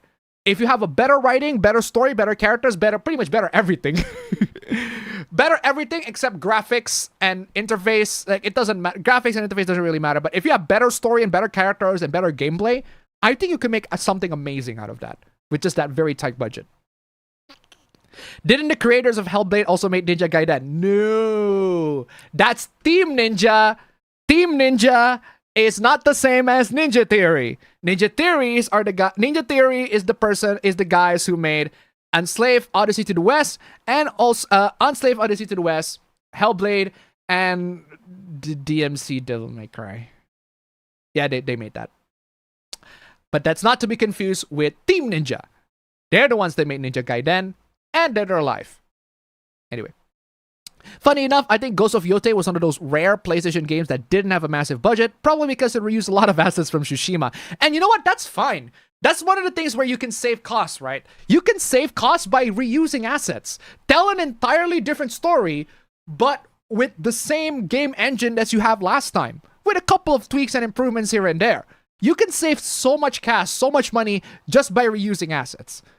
Just by updating the gameplay slightly. But even so, at that point, you're not making an entirely new game. You're making a DLC. But that is also perfectly fine. I don't mind DLCs. Hell, if you can make DLCs, right? If you this is one of the ways in which you can expand and develop single player games. You add DLCs for them. You add way more content for them. You don't have to make entirely new games. You can just have the same game with the same gameplay, but in different settings, in different areas, with expanded story, expanded characters, DLCs. You don't need to make an entirely new game, but you can expand upon that game even more with DLCs. It's what happened with Fallout 3, with Fallout New Vegas, with Bethesda, actually, with Skyrim. Skyrim only has 2 DLC. They're pretty pathetic. But Fallout New Vegas is 4. Fallout 3 is 5. And they're a bit mixed back here and there, but they're overall pretty good as far as DLCs are concerned. And they expand upon the story. They added new areas. They added new stuff. They added new things here and there. And they make you go, oh, wow, that's amazing. But seriously. Anyway. And to throw it to $1, Appa can't collab with anyone because he's a grass toucher and he needs to shake his ass. I mean, his shekels for money! His shekels for money! Let's go! Shekels for money! I want money! I want money! I want money! I want money! Thank you so much for the donation. Keep them coming. Seriously. People loved Hellblade 1. Hellblade 2 was less well received. Because Hellblade 2 no longer... My biggest problem with Hellblade 2 is that it doesn't have the same limitations that they had with Hellblade 1, but they don't expand upon what are the great stuff about Hellblade 1. They don't expand upon that. The story is fine. The characters, what the issues the characters suffer from, they're okay. For the most part, Hellblade 2 is just fine. It doesn't expand upon the first one that much. It doesn't innovate from the first one that much. They're given all this unlimited budget, way more budget than the last time, but they don't utilize it in a way that they should have. So that's one of the things that, in my opinion, killed Hellblade 2. It's that they are no longer have that limitation, so they don't have the opportunity to be creative anymore. And that creativity is now gone. And Hellblade 2 is just all right. It's fine. But it's also just as fine as the first game, if not worse. But yeah, that's my biggest issue with Hellblade 2. It's just all right.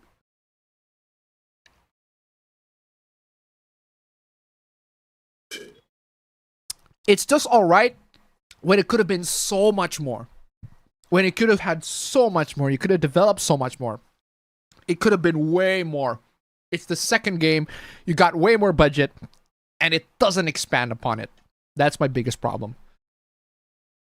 Next-gen console exclusives are just not interesting at all nowadays. And there's a reason why they're not interesting. They're not interesting because they're really, really expensive to make. They also don't look that appealing in terms of gameplay. The gameplay is just the same old, same old. Like, the biggest success. Think about this, right, guys? The most successful, critically acclaimed, and commercially successful PlayStation 5 game that everybody wants, that everybody played and everybody loved is Astrobot, a platformer. Think about that. Astrobot. That's PlayStation 5's most commercially successful and also most critically successful. It literally won Game of the Year. And it's stuck on a PS5 because it is a PlayStation 5 exclusive. It is a PlayStation game. This is what it is. And Astrobot is fantastic. Don't get me wrong. Fantastic game. Amazing Astrobot. But it's a traditional game. It's a simple and traditional game that does not require big Hollywood AAA mocaps, big Hollywood production. It is just a simple game that is fun, that reference Sony materials, Sony stuff here and there. But at the end of the day, it's all just pure, unadulterated, simple, but also nice looking fun. And you can't have that anymore in Sony, unfortunately. We're still waiting for Legend of Dragoon coming to PC. I don't think so. That's not gonna happen. I want an Odin Sphere 2. I only bought it to get to the counter because they were talking about DMC4. Do I had a tooth pulled yesterday? Woof. Who the hell cares about frame rate? Everybody! Everybody does.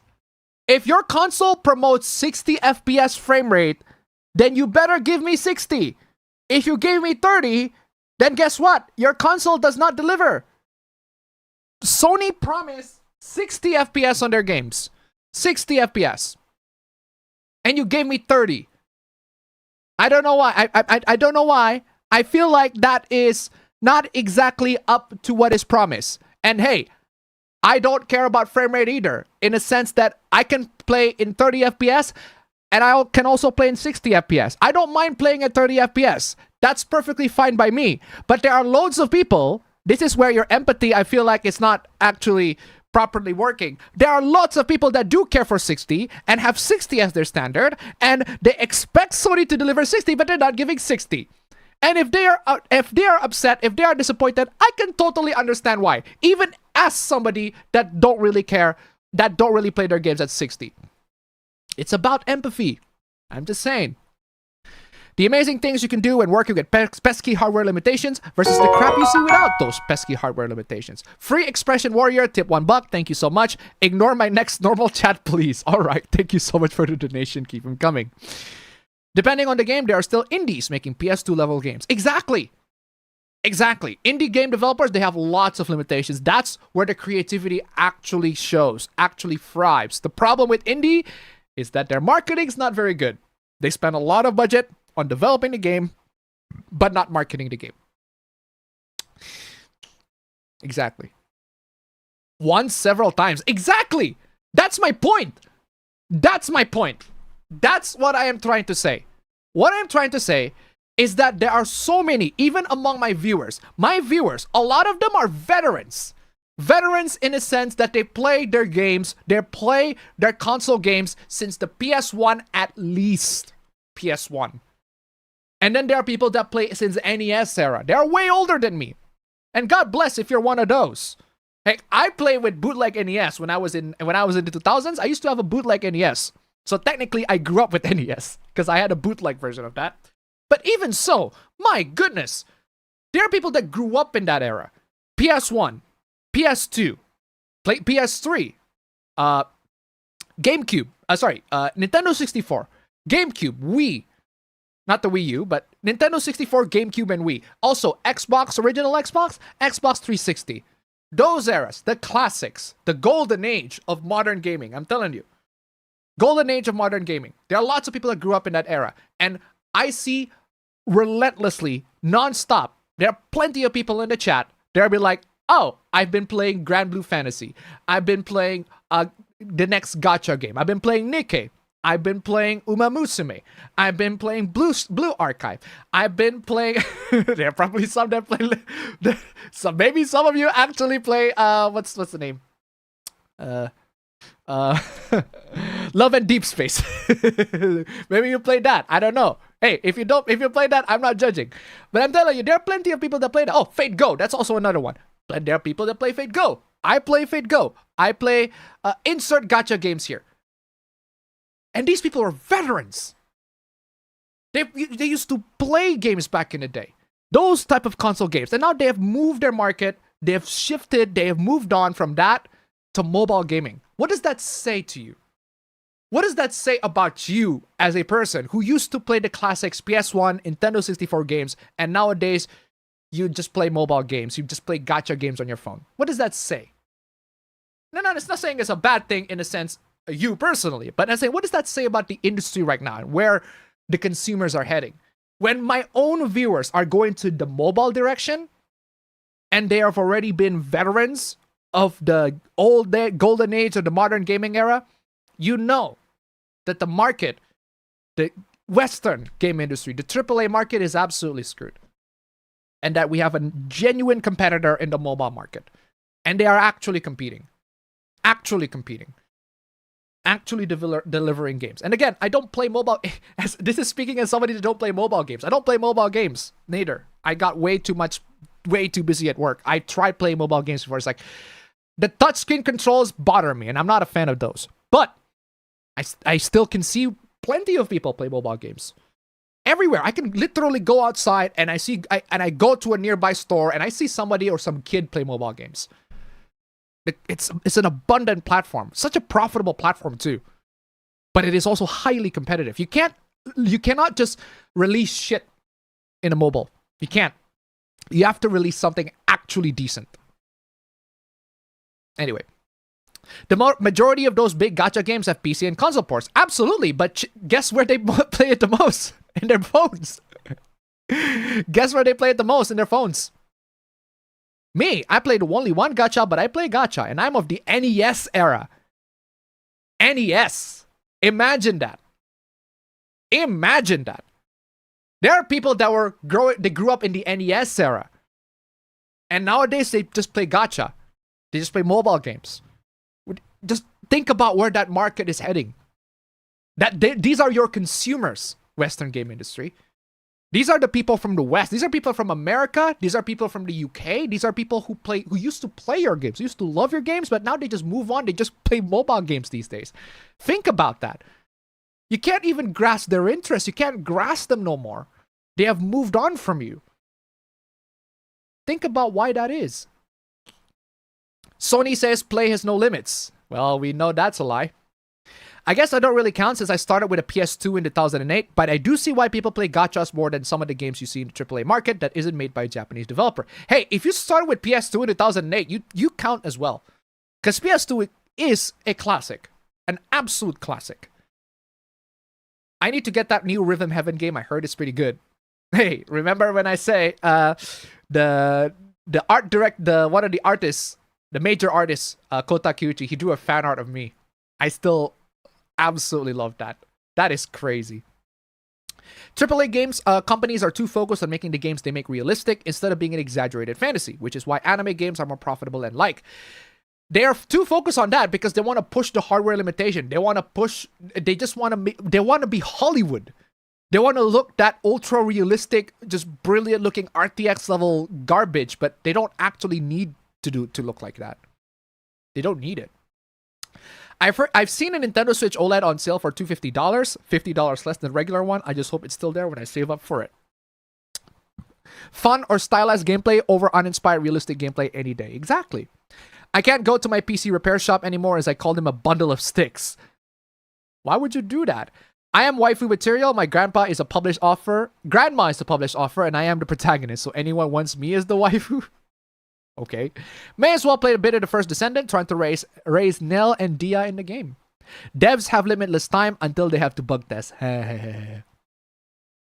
My dad was a literal sailor. He has good stories. If I recall correctly, Gravity Rush was supposed to be a late era PS3 game, but it got changed to be a Vita game sometime during development. Honestly though, I don't know how well the 6-axis would have worked in Gravity Rush. True. What percentage of people buying physical? If you release a physical and digital game simultaneously, if you are a developer, if you're a game company that release physical and digital simultaneously, it's a 50-50. So if, take Persona for example, right? Persona, right? Let's see, there are digital copies of Persona 5 and there are physical copies of Persona 5. If we're talking about sales of digital and physical copies, it's a 50-50 without a shadow of a doubt. It's usually on that ratio of 50% physical and 50% digital. So that explains to you, that tells you that physical is absolutely important. And not only that it is important, this doesn't count the used second-hand market. Because there are people like me that sell this for cheap. Guess how many times that sell? Loads. Way more. I should have been the one to fill your dark soul with light! Sony's Node 2D was specifically for the US, not EU and Japan. That sucks. Well, that sucks regardless. When Black Flag first came out, it felt like they were transitioning into a new modern-day story and on the level of Desmond's. The Unity and especially Syndicate came out and dropped all the plates. Exactly. And to tip $1. Speaking of gacha games, any Hoyo or gacha hooplas? Oh, you flippin' wish. Thank you so much for the donation. Keep them coming. Sony's Node 2D was stupid and also led to the attitude that 2D was inherently less important for not as good as 3D, which is still pervasive to this day. That is absolutely crazy. You know, one of the things that I kind of that I kind of want to make in the future, I want to make a mobile visual novel. like Everlasting Summer. Everlasting Summer was excellent. You can play that on mobile, and it's free. It's an excellent visual novel. If you haven't played Everlasting Summer, it's a great visual novel. I think it's Russian, if I recall correctly. But visual novel is pretty good. Pretty excellent. If only that we can get Katao Shoujo for free on mobile, that would have been amazing. I'm pretty sure they're already been made. Is there official art of my girl Chie in a swimsuit? Well, there are loads. You can definitely look it up. Kimmer Sandy, tip $1. Thank you so much. If they still want to be Hollywood, then they could still at least be Pixar. They push realism because they want to sell their shareholders an easy to recognize technical advancement. Thank you so much for the donation. Keep them coming. Remember when I say that a lot of the game executives, a lot of the people that run game studios, game companies these days on the Western gaming market are all businessmen. They're not gamers. It's not the same as the Japanese gaming market. The Japanese companies, they are gamers. A lot of them are gamers. Even the business executives, they are gamers. They are just really boomer gamers, but they are gamers nonetheless. Can you predict which company will get laid off next? No, I cannot. I cannot predict which company will get laid off next. But what I can bet you on is that I'm betting you that it's going to happen again the next week. Gaming layoff. Okay, gaminglayoffs.com. I'm going to check on gaming layoffs and see if there are any recent layoffs.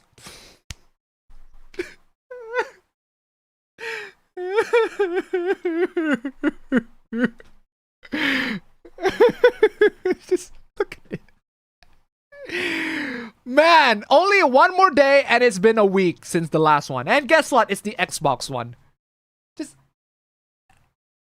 This is the state of the gaming industry right now. This is what we are facing. This is the state of the Western gaming industry right now. It is fucking crazy. Layoffs after layoffs after layoffs. It's like unprecedented scale. Mass redundancy. Mass fucking redundancy, my dude. Guys. 35,000 jobs in one fell swoop. Gone. Gone. 35,000? Yes. Peter, there's only 25,000 people at the plant. That's right, Chris. Mass redundancy on an unprecedented scale.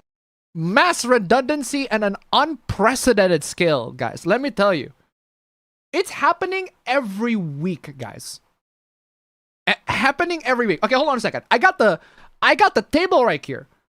Right? I got the table for the layoffs right here. And I'm just going to show you the June, right? I'm going to show you the layoffs in June. June 1, June 2, June 3, June 5, June 9, multiple June 10s, all of them Ubisoft. June 16, June 18, June 19, June 22, June 23, June 24, June 25, June 26, June 30. 35,000 jobs in one fell swoop. Gone. June! My God, that's almost every day. That's literally almost every day. Again, let me read that again to you. June 1, June 2, June 3, June 5, June 9, June 10, June 16, June 18, June 19, June 22, 23, 24, 25, 26. 30! What is this? Just. The audacity. The fucking audacity, man. It is crazy. Check out July 1, right? Hold on a second. July, we've only been a couple of days since July. What about May? Okay, May's not as bad, but it's still pretty bad. May 5, May 8, May 13. May 21. So many layoffs in June. That's crazy. Okay, April's also not as bad. April 3, April 17, April 22, April 29. That's still pretty bad, but not as bad. Oh, March is horrible. Oh my God. March 2, March 3, March 4, March 5, March 9, March 16, March 18, March 19, March 20, March 24, March 25, March 28, March 30, March 31. Fucking complete package. Unfucking believable. Oh, February is also pretty bad. February 1, February 2, February 5, February 6, Feb 9, February 11, February 12, February 16, February 19, February 20, February 23, February 25, February 26. fucking mad. That is crazy. That is too fucking frequent. Just the absolute insanity that is the Western gaming industry. That is the state that we are living in right now. Crazy. Crazy. I cannot predict which company will get layoff next because there are so many game companies. But I can assure you, I am betting that there will be another one by next week. I can guarantee you that. I am betting. What's the new betting market thingy that everybody was investing on? What was the fucking betting market? Yeah, I am betting on that. Not actually betting on that, but it's like I am betting that there will be another one next week. Literally 6 days ago, it was the Xbox One. I'm betting there's gonna be another one next week. That's a pretty safe bet. Keep my sanity to $1. Imagine all those black employees laid off on June 10th. Oh God, thank you so much for the donation. Keep them coming.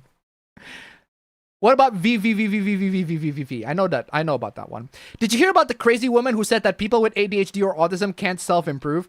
That is not true. I have ADHD. I have autism. I can improve. 100%. I can absolutely improve 100%. Isn't that the HTC Vive game? I don't know if that is. I was surprised at the gross out humor in Chain Smoking Cat Girl. Japan normally doesn't do that level of gross out humor. I trolled people on RuneScape too much, remember. God dang it. OBS! OBS got disconnected for a brief moment. I don't know if you guys are suffering. OBS got disconnected for a brief moment. Apologies on that one. Ninja Theory isn't Japanese, unlike... We've been over that one. No, Team Ninja did not make DMC. It's Ninja Theory that made DMC. They have the same name. I get the confusion, but don't get confused. DLC shouldn't feel like the content was taken away from the main game to sell it later. San Andreas is the best GTA, and it's basically using a modified version of the GTA 3 engine. There you go. There you go. Appa is a grass type. I don't know what Pokemon type I will be, honestly. Its software also had 75% of its staff cut by Microsoft. True. Can I be an asshole and say how much I hate both or not? What do you hate? What do you hate? What's the both? I did end up upgrading my laptop this week to a new one due to rising prices of computers and finding a really good deal on a laptop. That's also another thing that I did. It's not necessarily a laptop, but I have 2 RAMs, SODIMM DDR5 RAMs doing nothing. I have one 512 gig SSD NVMe doing nothing. They both came from my previous MSI Cyborg laptop. I took all of them. I took out the SSD and the RAMs. I upgraded it with a 4TB SSD on the Cyborg and 32 gigs 16x2 DDR5 on the Cyborg. Back when they were still cheap. Back when they were still affordable. But now I bought the MSI QB for my office that I put specifically for my office. I put it in my office for the MSI QB. MSI QB was it's absolutely fantastic. Core 5 1200U for video editing, for just basically the task that I do, which is work. Fantastic. Absolutely brilliant. With 16 gigs of RAM, 2x8 DDR5, and 512 gig NVMe, and a 2TB SSD SATA that I also don't use, that the MSI QB has a slot on. Perfect. I basically got a laptop for like 5 million rupiah, for 5 million rupiah, without paying RAM and SSD. That was a brilliant investment on my part. That is a win on my part. But the L's is the broken speaker on this phone. Anyway, Ratchet and Clank Rift Apart was also highly rated and also is an action platformer. Yes.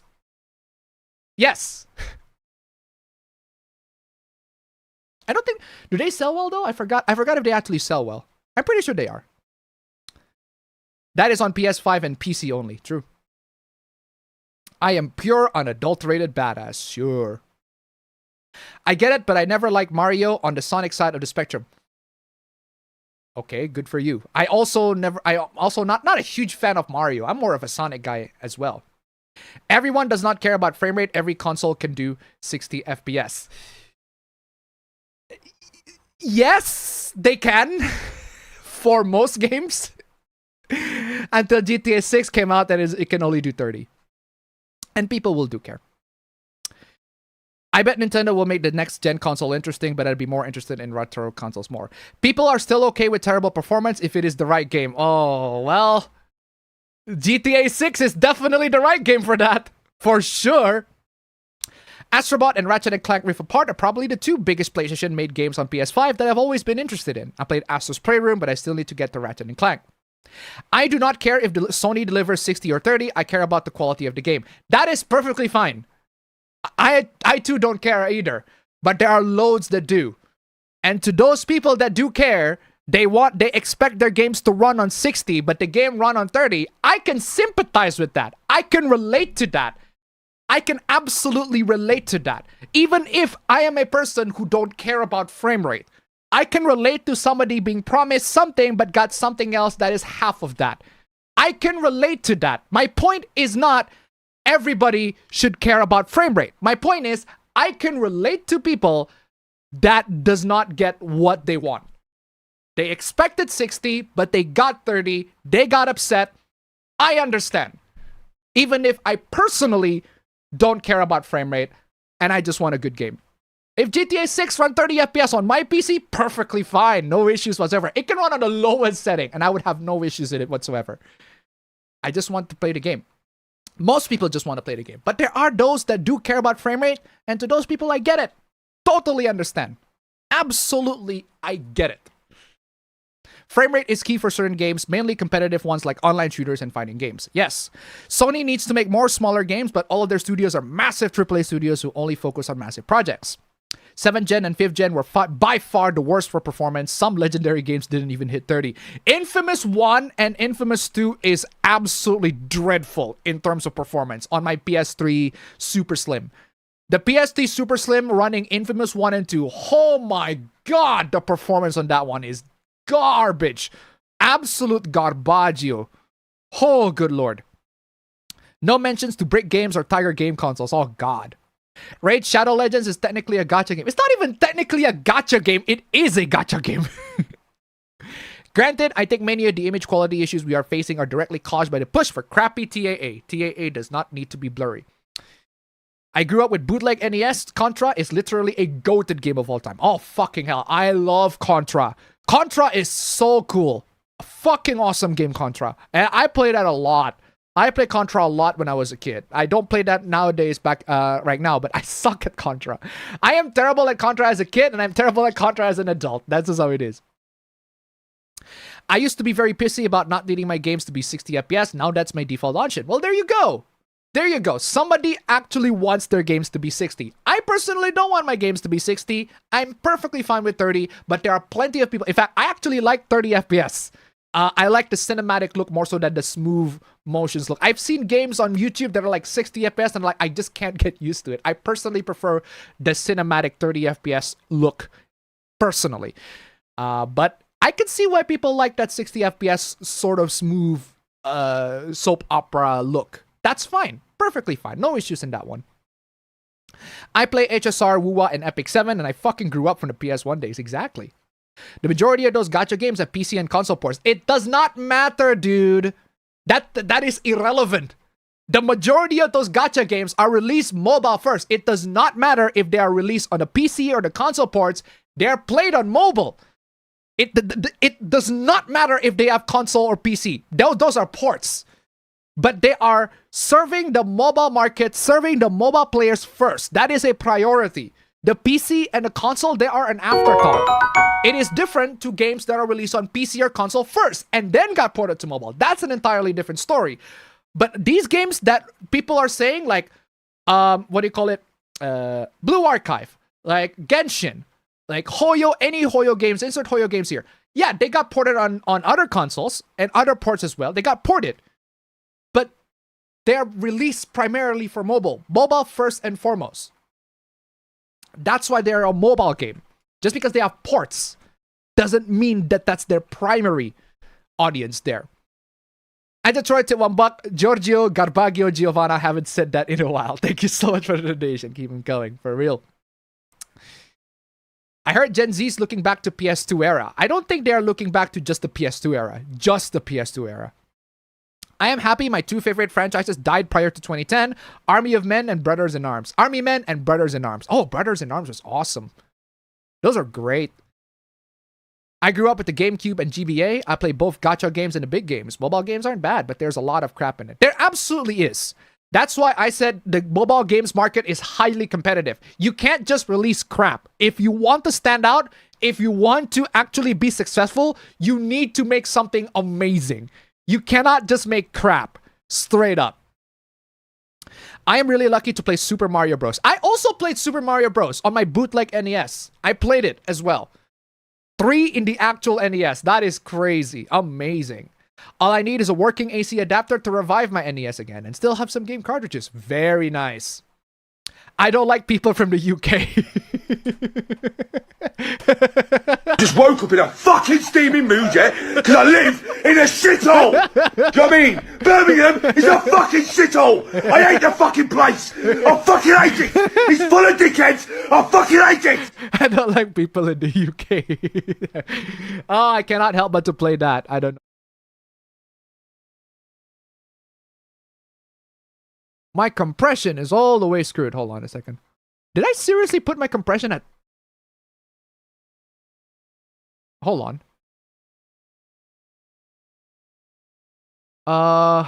Hold on. That's the... Oh, that's the gate. The noise gate is at 50. That's correct. I don't remember putting the compressor at 50. There you go. The compression is at... That makes perfect sense. I do need to bump it up a little. 2 more decibels. 2 more decibels. Let's save that real quick. Anyway, where is I? People's expectations for games has changed a lot. People compare to retro games a lot, yet if games stayed like retro games, it would have stagnated the industry and not in a good way. That is true. That is absolutely true. 100%. I don't want all of the games that are on my Steam populated by retro games. I want some variety as well. I want some AAA games. I want some AA games with near AAA quality, but with slightly less the budget and slightly less the price, but still also pretty fun games to play. We do need a variety of games. Not all games that are released from this point on should be a retro throwback. I don't need that. Not every game should be a boomer shooter. I don't need that as well. Games need variety. Games released in the market needs variety, and I am glad that the market is able to fulfill the variety. Even strategy games are still being released to this day. They're not as popular, but they still are. Not from the big franchises, but they still are. As I mentioned before, I grew up with PS2 and Wii during the 7th Gen era. Thanks to the PS2, I also played PS1 games, and thanks to the Wii, I played GameCube games, along with NES, SNES, and Nintendo 64. AAA games isn't realism, it's content bloat and scope creep. We know! We know. That's what we all know. But that's not what the shareholders think. They think realism. They want to push the AAA market. They want to push the AAA games to be just as highly realistic, Hollywood level, big budget, mega budget, superstar, all this motion capture, realistic graphics, all that sort of stuff. That's what the company is saying. That's what the company is pushing. That's what the company is instilling in the mindset. We all know it's bullshit. Absolutely, we all know it's bullshit. But I'm not saying that that's what it is. I'm saying that's what the company thinks. Also, budgets for certain games are getting out of control, leading to games simply adding too much. Again, that's why I said you can make an amazing game. Well, I would say amazing game, but right, I wouldn't say amazing. I would say Hellblade is amazing, but you can make a game like Hellblade for a fraction of the budget, for less than $1 million. You can make something like Hellblade, and I don't see a lot of game companies doing exactly that. It's just crazy. Executives are also way too risk averse and leading games to be too safe. This is why I want AAA studios to make smaller AA style games that can take those risks. There are some niche realistic games like War Thunder, Escape from Tarkov, and Arma series. Yeah, absolutely. There are loads and loads of games that fulfill a specific niche market, and they are incredible. They are amazing. Anyway. Fucking auto-scroll. Why are you not scrolling to the latest one? There you go. There is a Katao Shoujo on mobile. No doubt. There definitely is a Katao Shoujo on mobile. I don't recall it's an official release. It's an unofficial port. I blame investors who do not play video games at all and want the express cash back once the games sell well. Except for Konami, who are a bunch of out-of-touch corporate executives. Konami, yeah, that's the one. That's the only, out of the many game companies in Japan, Konami is the one where I'm like, okay, they are filled with a bunch of idiots. The id Software losses were probably the worst in this, straight up.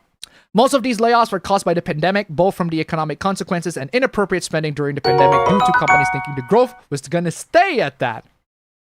Well, the pandemic does play a factor. Speaking of variety and the games industry wanting to be like Hollywood, I almost forgot Bye Sweet Carol from a secondary, keeping my sanity said, tip $1, a side-scrolling point-and-click adventure platformer hand-animated like a Disney movie. I have not seen that, actually. That does sound pretty interesting. That does sound pretty interesting. Oh, it does. That does sound pretty interesting. Oh, it looks pretty interesting, too.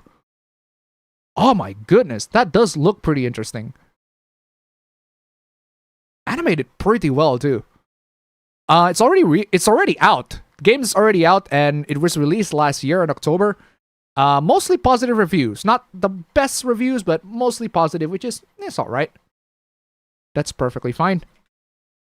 Anyway, thank you so much for the donation. Keep them coming. These big companies invested too much in projects that were too big and bought by too many companies. If they were even bought to the first part. Even if they were being bought in the first place. Notice how Nintendo isn't a part of those layoffs. Because they don't. They are not. This is even despite the yen being at the lowest point it's been in a long time. Straight up. 9 plus 10 is 21? Wait, what?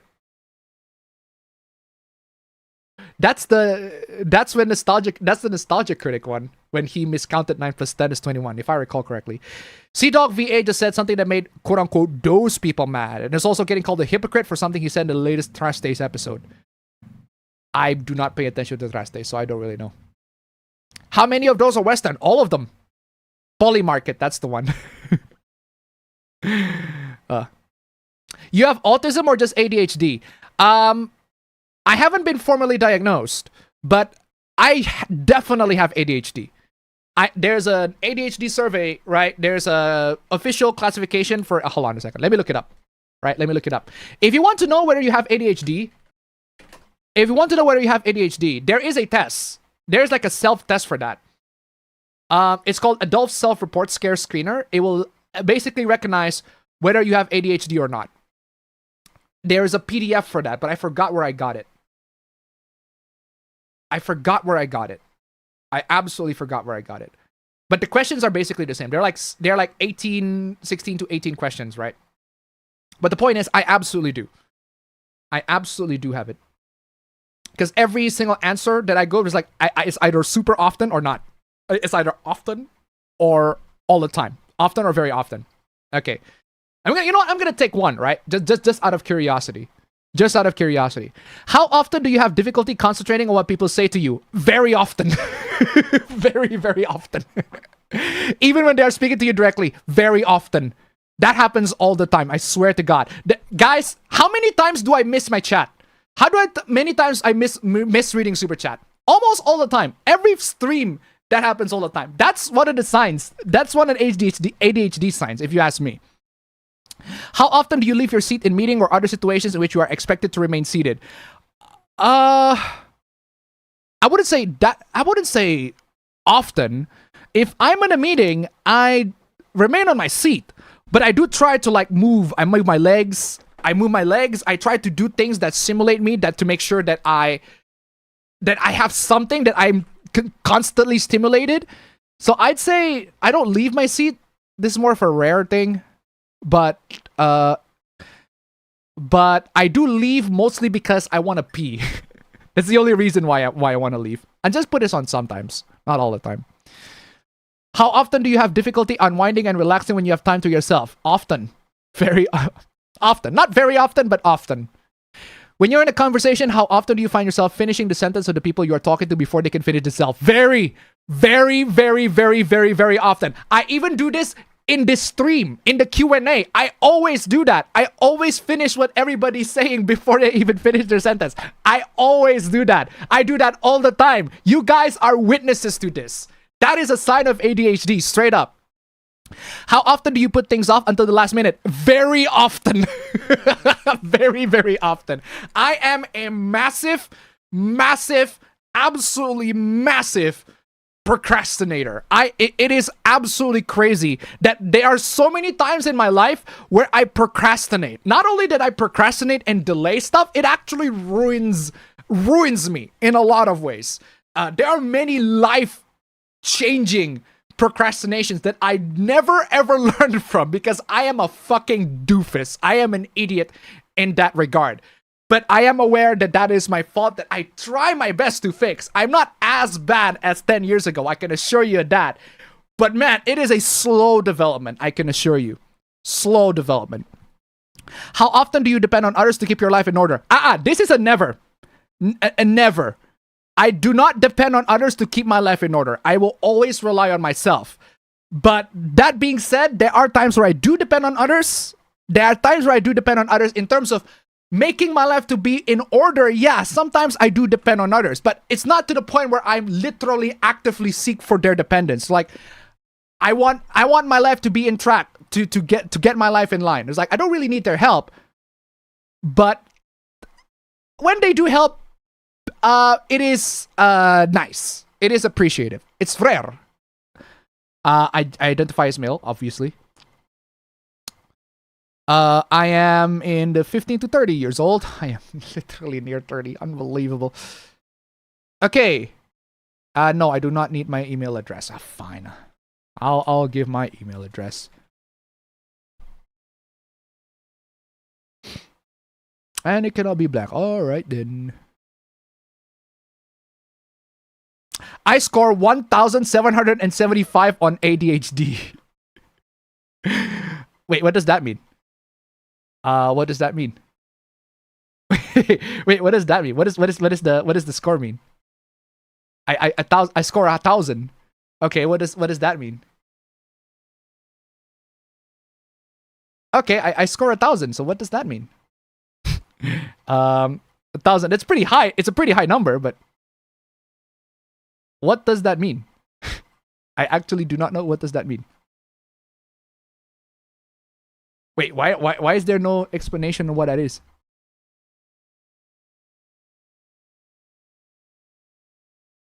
A 1,000 is a pretty high score. 1,000 is a pretty high score. What does actually that mean? I scored 1775 on the ADHD test. It's a pretty high score. I'm telling you, it's a pretty high score. But I don't know what does 1,000 mean? It's a pretty high number. That I can tell you that for a fact.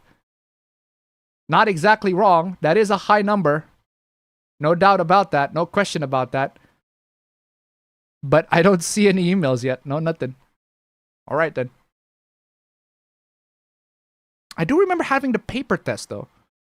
And basically with that paper test, if I score all the time, I score all the time. This is the one. This is the paper test. This is the paper test. I got this paper test. The ADHD self-report scale is ASRS version 1.1. I always answer very often. I always answer very often.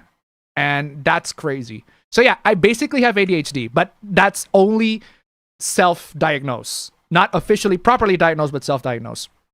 Another thing that I do have is autism, but not, what do you call it? But not extreme autism, like not in a sense that, not severe autism, more like mild autism. Not severe autism, more like mild autism. I think I had an autism test a while back. Again, it's not properly diagnosed, not proper diagnosis, but I had an autism test. I think I'm like on the edge of what somebody would consider like definitively autistic. I'm like on the edge of that. I have autism, but I don't want to improve. I am good enough. Good for you. Good for you. Did my trolling on RuneScape 20 years ago break OBS? I don't know. Appa touches grass. Appa bro smokes the grass. Hell fucking yes. Movie industry is also going downhill. That depends on the movie. Most of the movies, there are plenty of successful movies these days. They make box office records. Obsession make box office records. Backrooms make box office records. High grossing film. The Furious high grossing film. You just need the right films to watch. I bought two 8GB DDR3L RAMs only to find they were incompatible with my laptop. Oh no. Almost want to shed tears that I lose all my bonus just for an emergency upgrade. Oh no. Did your brother graduate from college? Absolutely. He will graduate from college. 100%. Ratchet and Clank is base. I won't take any slander. You don't have to be so defensive. We're not slandering nothing. I prefer Mario. That's fine. That's alright. That is perfectly fine. I am the Sonic guy. I had to go up, farewell, and I'm gonna watch this later. Alright. See you. I find frame rate snobs to be the most annoying people. PC people tend to be the worst for this, but console people have gotten more. That's your opinion. That's perfectly fine, but I can relate to that. You cannot honestly expect every single game to run at 60 FPS on console, especially as the generation goes on and developers want to do more. I don't. I personally don't. But if you expect that they do run, I don't blame you. Personally, I don't. Wii has the highest performance of the 7th gen. PS3 was the worst. I get massive frame drops in the open world of Lego Batman, Legend of the Dark Knight, but I don't mind it. I mind it when it crashes. Oof. Contra, the first quote-unquote Souls game. I don't mind 30 FPS, especially on handhelds. As long as it's stable 30 FPS, I'm good. Yeah, I'm fine with 30 FPS. I don't mind 30 FPS whatsoever for majority of games. I hope you didn't play Teenage Mutant Ninja Turtles badly hacked bootleg copy for NES that triggers copy protection and makes Shredder boss unkillable. Oof. My mom wants to know what's the best way to make money online. That depends on what you have as a skill. She thinks I should be a YouTuber. No, I don't recommend that. I do not recommend that. That requires you, if you want to be a YouTuber, you need to make content. Do you know how to make content? Do you know how to make videos? Do you know how to make an engaging video? Now, forget how to make a video. Do you know how to make an engaging video? Do you know how to make an engaging content? I'm struggling to make engaging content, and I'm a YouTuber, and I have 3 jobs. I am struggling in that department. In fact, not only that I am struggling in that department, I'm actually planning to move because this house is plenty small. I had a bit of an argument, but let's just say that we're dealing with that. She thinks cutting grass on videos gets you money. If you're lucky, yes. If you are incredibly lucky and have people actually look at you and give a shit about what you're doing, then yes. But no, generally no. You won't. 60 is the borderline bare minimum these days, especially when you're playing on 4K. Personally, I prefer 1440p or anything north of 100 FPS. Well, there you go. Somebody demands their 60 FPS on 4K. That is amazing. Most big gacha games release on PC and mobile at the same time. Mobile is the biggest market. However, PC and console are becoming more common due to how much additional money they can bring. Absolutely. But my point is, they are a mobile game first and foremost. They develop on mobile first, and PC and console is more of an afterthought. Aberbro is still in Italy. Yes, he is. The British will constantly get strays. Do you get Nike sweats all the time? Yeah, all the time. I don't understand why I keep getting it. You use, the blanket that you're using is too heavy. Nike sweats happen all the time. It's usually the blanket. Do you know how I can control it and stop it from happening? It's a natural process from your body. Don't use a blanket. Just don't use a blanket. That can be a solution, but for the most part, it's just a natural part of your body. You can't control it. Kimmer Sandy, tip $1. Talk to your doctor if your procrastination lasts more than 4 hours. Bro, my procrastination lasts way more than 4 hours. It could probably take days. Thank you so much for the donation. Regardless, keep them coming. I don't even remember having this problem before in my life. I had that problem plenty of times when I was in college. I sweat quite a lot. I agree with that guy. I'm sure he's very handsome and buff and charming. Well, the console-first approach in gacha games in Spite was also ported as well on PC. Makes sense, specifically to a player base. China is the biggest player base and mobile users as well. AAA games should be pushing for higher production quality. That's something they can do that smaller games cannot. Mocap is fine. The issue is scope creep, not realism. Again, I have no issues. If you're a AAA game studio, you want to make something that is super realistic, all that sort of stuff, that's perfectly fine. I have no issues with that one as long as you're able to manage that budget well, manage that money well. The biggest problem with AAA market these days is they cannot manage their money well. They cannot manage their budget well, and they're not constrained with limitations. Like if they are losing money, if they don't have, if they need more budget, they're just gonna ask, and the company just give it to them. They're practically limitless in that regard. And because they're limitless, they're spending way too much budget. They're not spending it in a way that is effective and efficient, and that results in companies losing a lot of money on games that do not make money. Look how much Ubisoft adds to their games that could be cut and lead to a cheaper or even more polished games. That's what I mean by scope creep. Too many side quests. Too many everything for Ubisoft, honestly. Too much everything. Did you hear about the lolcow that's saying that Valve is just as bad as Sony as a game company? That is straight up incorrect. Wrong. That is just wrong. That is straight up incorrect. That is not a correct take at all. It is incorrect in every imaginable metric. That is incorrect. Valve is not as bad as Sony. Valve does not, right? Just on one example, Valve does not charge you for online. They do not. Valve does not charge you for playing games online. They straight up do not. Now, granted, that's not exactly...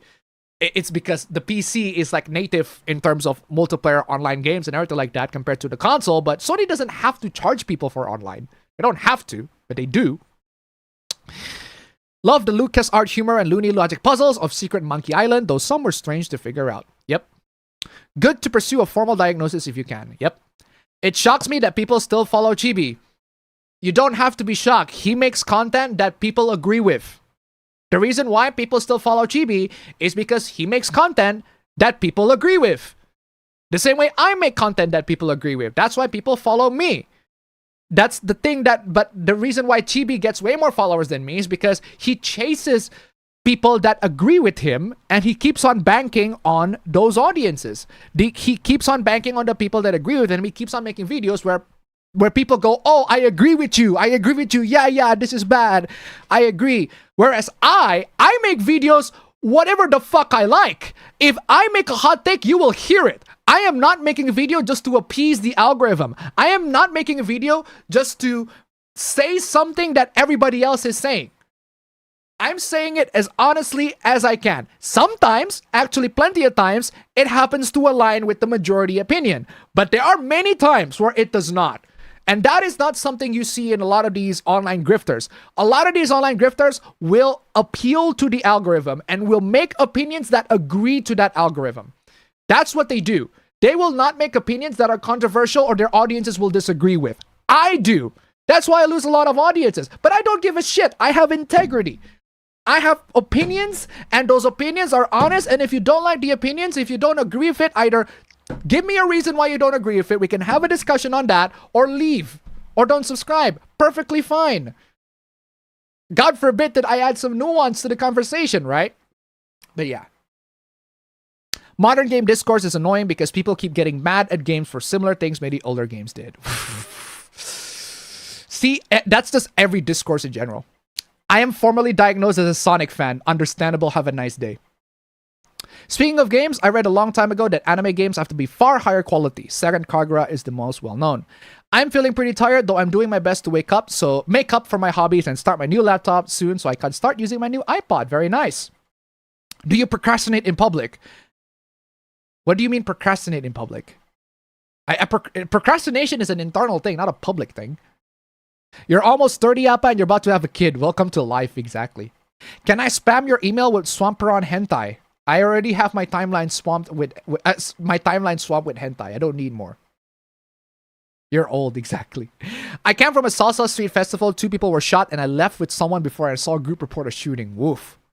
Rumors going around that Fortnite is going to collab with Persona 5. Oh, we'll see about that. Not to be confused with complex ADHD. I am the textbook definition of autism. I don't know whether it's complex ADHD or simple ADHD, but I'm pretty sure I score pretty high in that one. I almost ate one of my earbuds because I was eating gummies from the same hand. Oh, God. There's been a lot of bad movies lately, especially the Disney live-action ones. Bad movies happen way more frequently than you realize. Just ignore the bad movies. The bad movies are going to release, they're going to put out, and people are going to ignore them once they're out. Don't watch them. Just watch the movies that are good. And there are plenty of good movies released this year. Plenty. Thoughts on Old Spice? What is Old Spice? What are games that I can start off with on a controller? What are the games you can start off with on a controller? I'd say games that require a controller. that like experience way better with a controller. I'd say try platforming games. I mean, platforming games, they're okay with a mouse and keyboard, but controller is just required for a platforming game. Just saying. 1980s video games weren't Souls games. We know, but they say Souls in the context of Contra being quote-unquote Souls game in a sense that it's a difficult game. I was technically a professional audio editor once update 1,000 people. Okay. Night sweats are indeed annoying. They are indeed annoying, but that's just the natural part of life. Can night sweats make your bed smell? Oh, yes, they can. Oh, yes, they can. Absolutely, they can. I even tried using a bed sheet, even that wasn't enough to keep me cool. Oh, no. If you got night sweats and the bed is like, you need to change your bed sheet every week. Every week at least. If you don't change your bed sheet every week, it will smell and you will notice it. Even you will notice it'll smell. Even you will notice that it'll smell. I don't like it neither. Valve doesn't censor as much as Sony. They do censor, just not as much as Sony. PC can't charge for online due to people just being able to go somewhere else. He moved, by the way. Night sweats suck, but it could be worse. It could be night leave the bed unfit for human uses. I'm surprised someone still mentioned Chibi, despite it being proven that he's an idiot. It's been proven that he's an idiot. Where's the anime talk, Chibi? Exactly. Summer season's looking good for anime. Chibi has become a lot like Rev, unfortunately. I am still diagnosed as a Sonic fan. Sonic fan, there's a cream for that. Should I not get a jewelry box? Do you have a lot of jewelries? I've seen most for girls, but I haven't seen much for guys. But I was told most are unisex. Trying to put my jewelry away. Dude, if you have jewelry, it really doesn't matter whether you're a boy or a girl. Just put it away. It's a shampoo soap commercial for guys. Oh, the Old Spice. I don't know. I don't know about American. I do not know about commercials. I use Body Shop perfumes, not Old Spice. British. Old Spice is a line of men's personal care products, cologne, shampoo, soap, etc. Very popular in the US. I am not American. I am not American, so I don't know. What if someone made an anime streaming service using Gabe Newell's strategy? If I recall correctly, Steam published anime. There is one point where Steam literally published anime. I'm not even kidding. I saw Relive. Was it the anime Relive? I think that's the name. Real Life? Real Life, yeah, that's the one. I saw the anime Real Life on Steam. Pretty good anime. I like it. I like Real Life. Real Life is pretty decent. But yeah, I saw it on Steam. I find that very, very interesting. It's a bit weird that it is on Steam. But it is very, very funny that it is. Very, very funny. I like Real Life. Real Life is pretty good. Let's see. Oh, I got my ADHD ADHD test here. This is not an ADHD diagnosis, it's just a screening test. My screening test is 1,775. If your score is more than 1,399, you have symptoms commonly associated with ADHD. This result may or may not surprise you. Either way, we want to know that you're not alone. You may be thinking, I only answered a few questions. Are you sure I have ADHD? We're not sure, but reliable science went into developing the screening questionnaire. We're confident that you should take the next step to be sure, getting an official diagnosis. That will mean talking to your doctor or another medical professional. You know what? I definitely should do that. I definitely should get myself officially screened for ADHD. Pause and take a deep breath. We all know it's a lot to take in. I'm good. I'm good, okay? I accepted that for a while now. It's not an emergency, but I do need an official diagnosis. Thank you so much regardless. But yeah, so 1,700. I have my score is 1,700, whatever, 1,700. And if you want to be formally diagnosed with ADHD, you need 1,400. My score is 1,700, and if you want to be officially diagnosed with ADHD, you need to have 1,400. So yeah, I guess I passed the ADHD test. I am officially ADHD, or at least the screening says that I have ADHD. There you go. I have ADHD. Or at least the screening. But maybe in the next week, I'll get an official diagnosis. You should be washing your sheets once a week anyways. Absolutely. Have you heard of Kaiju Girl? It's really good. I have heard about it, but I haven't seen it. I have not. I've heard about it, but I haven't seen it. Do your friends ever pressure you to smoke back in high school? No, they have not. Thankfully, I have really, really good friends. So they have never forced me to smoke, even though they smoke. The same with college. There are plenty of my friends that smoke in college, but I don't smoke. and they do not pressure me to smoke. And my cousins do not pressure me to smoke either. Because the thing about smokers in Indonesia, right, is that while a lot of them do smoke, most of them will tell you don't. It's weird. Most of them will tell you do not smoke. It will kill you. I smoke because I am already addicted and it's too late for me to go back. It's too late for me to fight the addiction. But you please do not start with smoking. It'll drain your wallet. I can make definitely good anti-smoking arguments. Like, you could have used all that money that you used to buy smoke. You can literally just buy this is my smoke. Let me tell you, do you know what my smoke is? This. It's just this. It's Happy Den, zero sugar, what do you call it? Bubble gum, chewing gum. Not bubble gum, sorry, chewing gum. That's it. That's quote unquote my smoke. I have it on my bag. I will always have it on my bag. That actually helps concentrate. If I need to stay awake, I always get a bite, get a chew on that. Helps a lot. Chewing gums are great. There are surprising health benefits for chewing gums. It is crazy. There are actual health benefits for chewing gums. It delays your hunger, and it improves concentration, all that sort of stuff. Look it up. There are actual benefits for chewing gums. You might as well, at this point, if you're gonna go for something you're gonna carry, you're gonna consume regularly, and you're gonna have to buy, you might as well buy chewing gums. At least they're way cheaper than smoke, and you don't get addicted to it. So there is that. Smoking, yeah, I prefer chewing gums. You don't need a men's jewelry box, just anything, whether it's for men or women. Exactly. Remember seeing the 2011 Hunter x Hunter anime on Steam? Yep. ADHD properly applied is a freaking superpower. I think you could stream some 2000s games in your laptop for us if you want to. One game that I do want to stream if I have time and if I actually want to stream it is Deus Ex. Deus Ex 1 is my favorite game of all time. My favorite game of all time. Story, brilliant. Characters, brilliant. Gameplay, mwah, magnificent. Environment, amazing. Oh, immersive sim. I can do whatever I like and accomplish levels in whatever ways I like, with whatever skills that I have. Mwah, amazing. Deus Ex, my favorite game of all time. No other games cannot compete. No other games can compete with the brilliantness of Deus Ex. Such a fantastic game. I played Deus Ex when I was a kid. I beaten it when I was a teenager. And I played it again when I was adult. Such fucking nostalgia. I played it with mods. I played it with not mods, vanilla, everything like that. Vanilla Deus Ex, I still remember that exploit, right? One of my favorite exploit of vanilla Deus Ex is when you have a scanner, or when you have the multi-tool and you use it to hack stuff, or when you use a lockpick and you use to pick stuff, right? You literally just pick the lock or use the multi-tool and pause the game. And then you wait. You literally do not need to spend any skill on lockpicking or hacking. You do not need to spend skills on those. You spend your skills on actually useful stuff like shooting. I forgot what the other skills are. Yeah, basically combat skills. You can spend your skills on combat, but for like lockpicking or hacking, you don't need to spend skill on those. You just use your lockpick and then just wait like 5 minutes, browse. I would say 5 minutes. 5 minutes is a bit too long. Wait for like 2 minutes, browsing on social media, and whatever difficulty, you don't need multiple lockpicks, you don't need multiple multi-tools, all that sort of stuff. It will unlock after like a couple minutes. I fucking love that exploit so much. Such an amazing exploit. I used that a lot when I was a kid.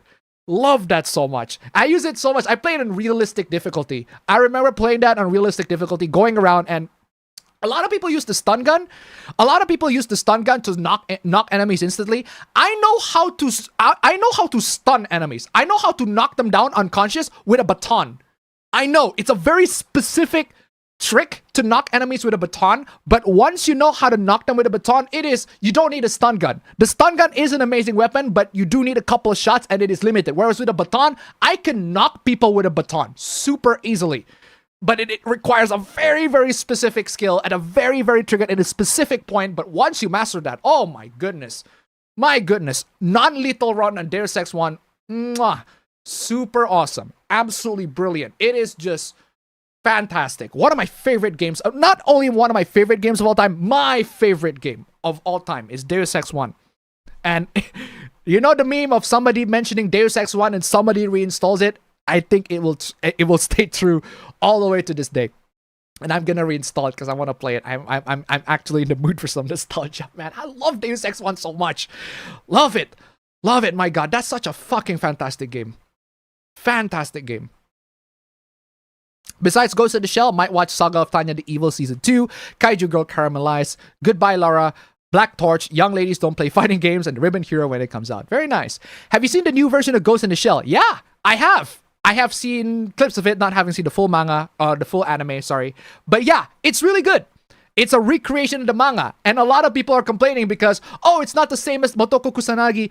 Motoko Kusanagi, the mayor, is not the same as the one in the 1995 movie. Yeah, because the 1995 movie is not exactly a recreation, an accurate adaptation of the manga either. The manga is actually it's rather lighthearted, but it's still like an adult manga. It still deals with adult topics, but it's also pretty lighthearted in the sense. And Motoko Kusanagi is not exactly the serious sort of typical character that you see in Ghost in the Shell, the 95 movie, one of my favorite movies of all time, and also the Standalone Complex. Pretty good series. But that's not the one that you see in the manga. And I'm glad that there's an anime that accurately portrays the one in the manga. Closer and faithful to the manga in that regard. Amazing. 3 cigarettes in my life, we call them a certain slur, not for me. I have a lot of friends who smoke who actually don't want me to smoke. Exactly. That's why I said. A lot of the friends that I know that I do smoke, they tell me, hey, they not only tell me don't smoke, they also warn me, hey, I'm gonna smoke, so if you don't mind, I'm gonna smoke for a bit. So they're nice like that. It is never too late to stop smoking. There will be benefit from taking the means to stop smoking. It would save the money and the medical bills. I 100% agree. But a lot of the people that already smoke, it's hard. It's really, really hard to stop smoking. My dad was a former smoker and it is fucking difficult. Crazy difficult. I heard the mangaka of Chainsmoker Cat has been harassed to death. I have no idea about that one. Haven't heard of that one. What about vaping? Vaping is basically the same thing. Same thing, just different technology. If anything, I asked my cousin who smoke and vape, and they basically tell me smoking is better in taste. In terms of taste, smoking just tastes way better. But vaping is more convenient. It doesn't taste as good as smoking, but it is way more convenient. It puts in a convenient package, and I don't need to have like a lighter everywhere, all that sort of stuff. I did chew gum when studying. I'm telling you. Chewing gums. If you want some an alternative to smoking, if the funny thing is, chewing gum is also like one of the treatments for smoking. One of the treatments cure, but more like to treat smoking addiction. What is the best way to sleep or help you sleep? Eat a lot. Eat a lot. Like seriously, once you the more you eat, right? Every single time I eat, I always have the tendency to want to sleep. I genuinely I am struggling to stay awake when I'm after I eat a lot of food. It's a huge hassle. You mean Persona 5 isn't already in Fortnite? Jesus. Play original BioShock 1 and 2, Appa. I love BioShock 1. BioShock 2 is alright, but I love BioShock 1. BioShock 1 is amazing. Love BioShock 1. Great game. BioShock 2 is okay. It's fine. It's alright. But BioShock 1, love it. Love BioShock 1. I also love BioShock Infinite. A lot of people don't like BioShock Infinite. I'm one of the many people, actually, I would say. Many people don't like BioShock Infinite. I personally love BioShock Infinite. If you do stream a game, what day would you do it on? That's a good question. Man, we got the potential of an APA game stream before BPA comes back. For real. The only thing stopping me from doing a full pacifist run on Deus Ex is the mech agents. Can't find a way to take them down before they are exploding. I can kill them just fine. No issues on that one. The Ghost in the Shell does seem very good, but I do want to watch the whole series before getting to it. Ubisoft Connect is down, meaning all Ubisoft single-player games are unplayable at the moment, including their precious Black Flag remake. Ha ha ha ha. A lot of my cousins are smokers. Yeah, they are. They absolutely are. Is eating desserts every night bad for you? It depends on how much you eat. I don't eat desserts a lot. That's not what I ate. I ate big meals at night, and that can induce a lot of what do you call it? Can induce sleepiness. I was surfing on some live stream channels on LG last night. Randomly came across Miss Kobayashi's Dragon Maid on Crunchyroll. Did not expect Miss K to be a 20-something in an apartment. Great anime. Great anime. Anyway. The Chainsmoker cat harassment is 2 years ago. Oh, okay. TB only found out now. All right. Never watched Ghost in the Shell. Watched a bit, but I was upset because only played the PS1 demo and was genuinely angry it was about a spider robot. Haha. The person who took their life in the Chainsmoker cat harassment is the perpetrator, a fellow author, but in chibi style. He makes it vague, saying offer and not who. Oh, okay. I heard people wash their sheets 2 weeks due to always washing their body before going to bed, plus wearing clean clothes and whatnot. Wash your sheets either way. Wash your sheets either way. Infinite is okay. I can understand. I can understand the backlash. I can understand why people don't like Infinite. I personally really love it. Chewing the same flavor gum during studying as you do when you take a test is actually a good way to improve memory and retention. Yep. I created a fan-made Gunsmith Cat's character using Gemini AI. The character is a homage to Clint Eastwood and his role in movies. Infinite is retarded. It is. But I still love it anyway. Speaking of addiction, Lily Orchard is saying all addicts have to do is just ignore the cravings. No. That's new. No. Just wait until APB and BPA crossover when Appa and the Pablo play Wii Party. I now understand why there are people eating at 3 a.m. in the morning. 3 a.m. in the morning? Oh, it's 3 a.m. in the morning. Lost Pause is really good for some Gooner memes. Crunchyroll sucks and so is okay to have... It's okay to have dessert every night or no? You wouldn't recommend it. It depends. What dessert do you eat at night? Foods are only bad if you excess too often. As long as you do it reasonably and overdo it, you'll be fine. If you want to stay active, I can tell you this, right? If you want to stay active throughout the day, eat less, but more frequently. If you want to stay active during the day, eat less, but more frequently. But if you want to have a big-ass sleep by the end of the day, eat a lot at night. Dessert every day is fine as long as your diet is already healthy and you're not adding too much calories. Well, there you go. There you go. I haven't washed my sheets in 7 years, bro. Is there more AI hoopla? Yes and no. You'll have to see. Remember, calories are what cause you to get fat. As long as you get just enough and not too many, you'll be fine and you won't get fat. Been playing the Killer Bean game and it's alright. It's just that it's still unfinished, but it is fun. I don't eat, so I'm good there. Right. Also, remember when women are shorter and people have a lower caloric burning rate. Okay, 1 minute before the hooplas, before the streams, I have loads of hooplas from my fingers are cramming. I have hooplas from the Tombstone Tree and also hooplas from Cairo Silicon. So thank you so much for submitting the hooplas. Let's check on your hooplas, Tombstone Tree. What do you got for me? What do you got for me? Who's the best gacha hero? Sensei, Shikan, or Wise? I don't play gacha, so I can't really say. Please tell us why Little Orchard saying that addicts just need to ignore the cravings is wrong. You can't just ignore your cravings. You just cannot. That's not how it works. That is really not how it works. Anyway, what you got for me? What you got for me? Insane comment section. Okay, Tombstone Tree, what do you got for me? Appa, you Indonesian monster. The fuck happened? Delete your dead channel and stop posting these dumb opinions of yours nobody likes anymore. Okay? I'm glad that you consider me a monster. I'm glad that you consider me a monster. That implies that I am some intimidating threat. Delete your dead channel. Why the fuck would I want to delete my dead channel? Why the fuck would I want to do that? Why the fuck would I want to delete my dead channel? Why? I'm gonna keep it alive just out of spite. That is stupid. Nobody likes you anymore. So fucking what? Nobody likes me anymore? So? Is that gonna stop me? I don't think that's gonna stop me. It's gonna require way more to stop me than, oh, nobody likes me anymore. Oh, boo fucking who? Oh, you don't like me. Boo fucking who? Oh my god, that is so dumb. 60k subs and barely 1,000 views in most videos. Yeah, I know! I don't give a shit. I'm gonna post my videos anyway. What the fuck is your business? That's none of your fucking business. Shameful. Yeah, I know. I know. And I'm not gonna stop, dude. Do you think I'm just gonna stop because you say I'm a monster and that my channel is dead? Well, my channel is dead, but that's not gonna stop me. Opinions, no one cares. And the person posts a comment. Exactly. Exactly. Exactly. Appa, where are those rude comments towards you coming from? It's from the Persona Discourse Revival.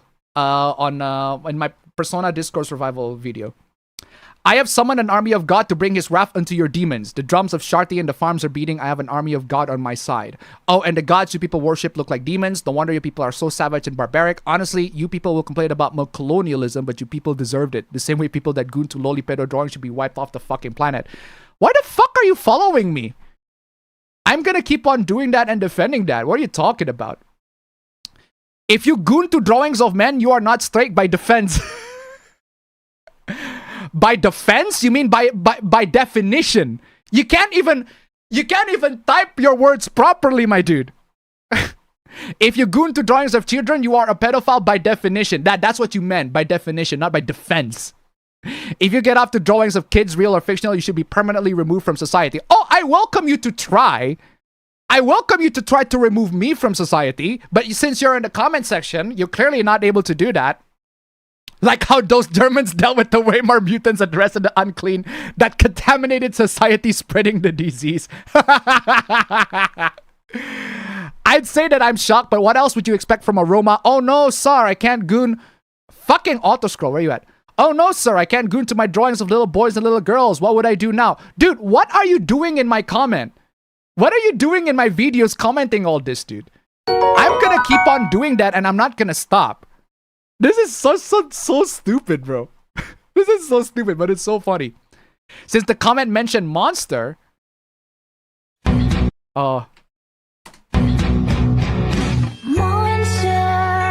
Monster. Thank you so much for the donation. Keep them coming. Keep them coming. Also, hold on. Let me just delete a couple of stuff.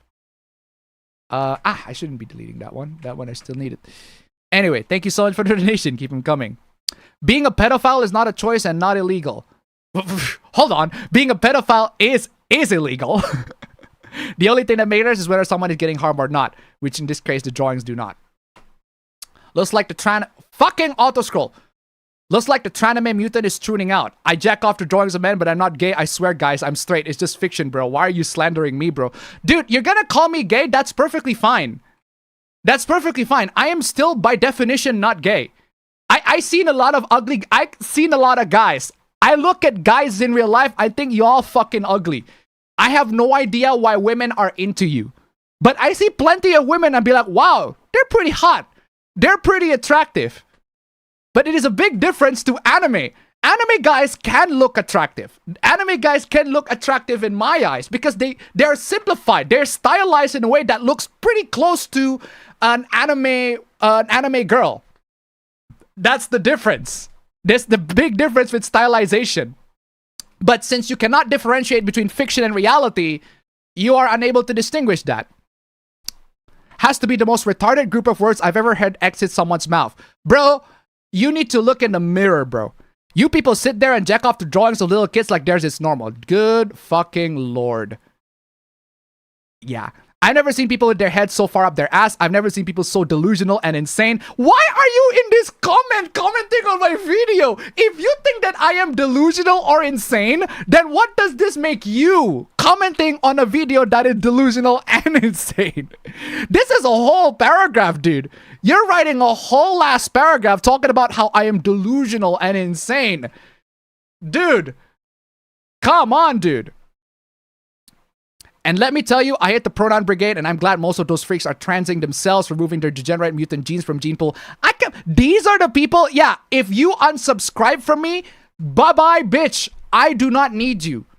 You are not worth my audience, right? My audiences are way smarter and way better than you. I don't care if it's a small number of audiences.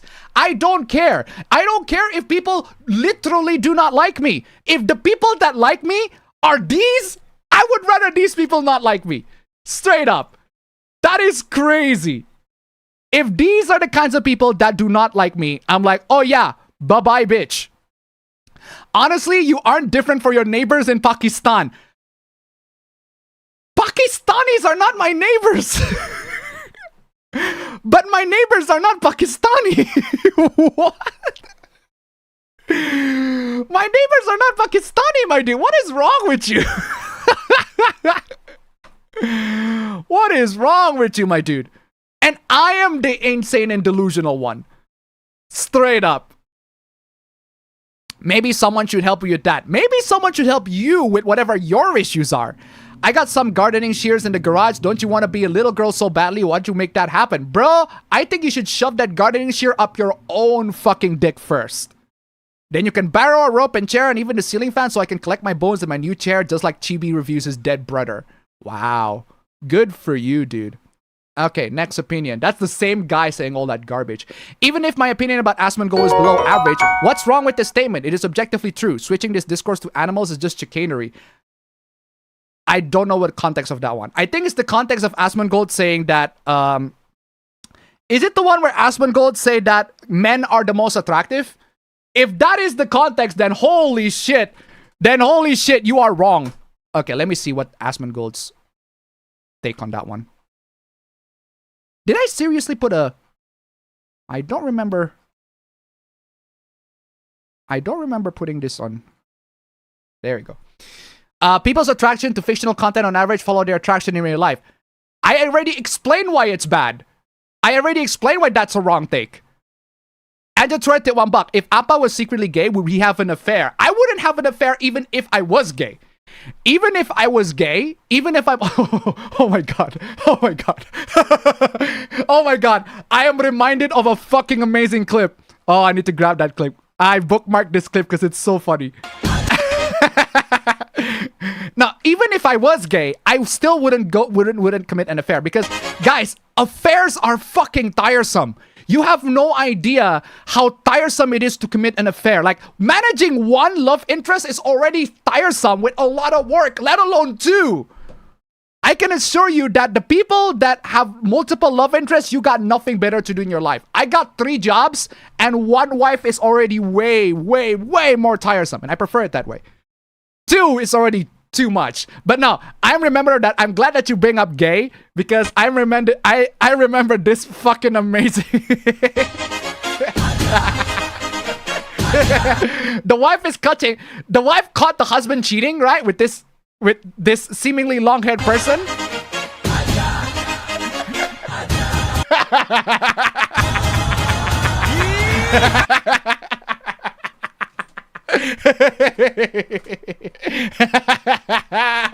Now comes the part where we throw our heads back and laugh. Ready? Ready! Fucking amazing. Love that. That's so funny. Thank you so much for the donation. Keep him. Oh, what did I say? Thank you so much for the donation. Yeah. Oh yeah. Enter trade. Thank you so much for the donation because I remember that clip. Okay. So back to the what do you call it? To the take. What's wrong? Okay. Let me explain what is wrong with Asmongold's take, right? Switching to discourse to animals is just chicanery. That's not chicanery. That's a valid opinion. That is a perfectly valid opinion. That's a perfectly valid opinion. You do not elaborate why it's chicanery, so I'm going to dismiss your opinion. It's correlated very heavily. Wait, what's correlated very heavily? Real life attraction is not fictional attraction. It's not. It is straight up not. Straight men will also watch adult content featuring women with male organs or guys that look like girls. Does that mean that the guys are gay in real life? No. No. No. I can assure you that I know many, many men that watch like futa porn, but they are not gay, like in real life. Because women in real life are different to women in anime. They look different. They vastly look different. To think that one is attracted to the other or the same thing is completely wrong. They already look different just by their looks already different. It's not the same, I'm sorry. It's straight up factually incorrect. If you say that they are, then you are wrong. You are denying science. Straight up. Keep it masani to ambak. Apa, you Indonesian monster. Hey, don't you dare call apa Indonesian. Call apa Indonesian. Thank you so much for the donation. Twice. Donation. Keep them coming. Man, I'm having a lot of fun with these comments, man. That means they at least have some bisexuality but not implement such attraction in real life because of crowd opinion. Bro, even if I am bisexual, right? Even if I am bisexual because I like anime girls with some futa, I still would not date a guy. I still would not date a real life guy. I look at a real life guy and I look at him and be like, no, you, not a fan. Not a fan. There are guys that look physically attractive for a lot of women, but I look at them and be like, why the fuck do you like that dude? Like, there are people that like Adam Driver. I personally do not find Adam Driver attractive, but there are a lot of women that find Adam Driver attractive. If you don't know Adam Driver, he's Kylo Ren. There are a lot of people that find Adam Driver, Kylo Ren attractive. I personally don't get it, but they do find him attractive. I'm just saying what the general consensus of it. I can see why women find him attractive, right? I just personally don't find him attractive. But that's what I'm saying, right? I can still look at a guy in real life and be like, no, I don't want to date you. In fact, that's true for like 99.9999999% of guys. There may be some Thailand she-male that looks pretty much close to a woman, but even then, it is a lot of effort to be a woman, and by the end of the day, I still get a dick anyway, so not a fan of dicks. Not a fan of a dick in that regard. Not in real life women with a dick. Not a fan. But in anime, for sure, because anime characters are different, just they are stylized differently. You cannot differentiate between fiction and reality, straight up. Because of crowd opinion. It's not because of crowd opinion. I don't like guys because the crowd tells me. I don't like guys because the crowds will shame me. Even if I live in America where there is no shame. If I live in Indonesia, of course I'm gonna get shamed because of guys. But even if I live in America, I still wouldn't like guys. I see a lot of American guys and be like, yeah, you guys look fucking ugly. I don't understand why there are women dating you. But that's just me. And I'm a guy. I'm not a gay guy. If I'm a gay guy, and I say, wow, that guy looks attractive, that makes perfect sense. But I am a straight guy. And as a straight guy, I look at you guys in real life, y'all look fucking ugly to my eyes. I'm sorry. But so am I. Can you play the Kylo Ren N-word clip and just try to tip $1?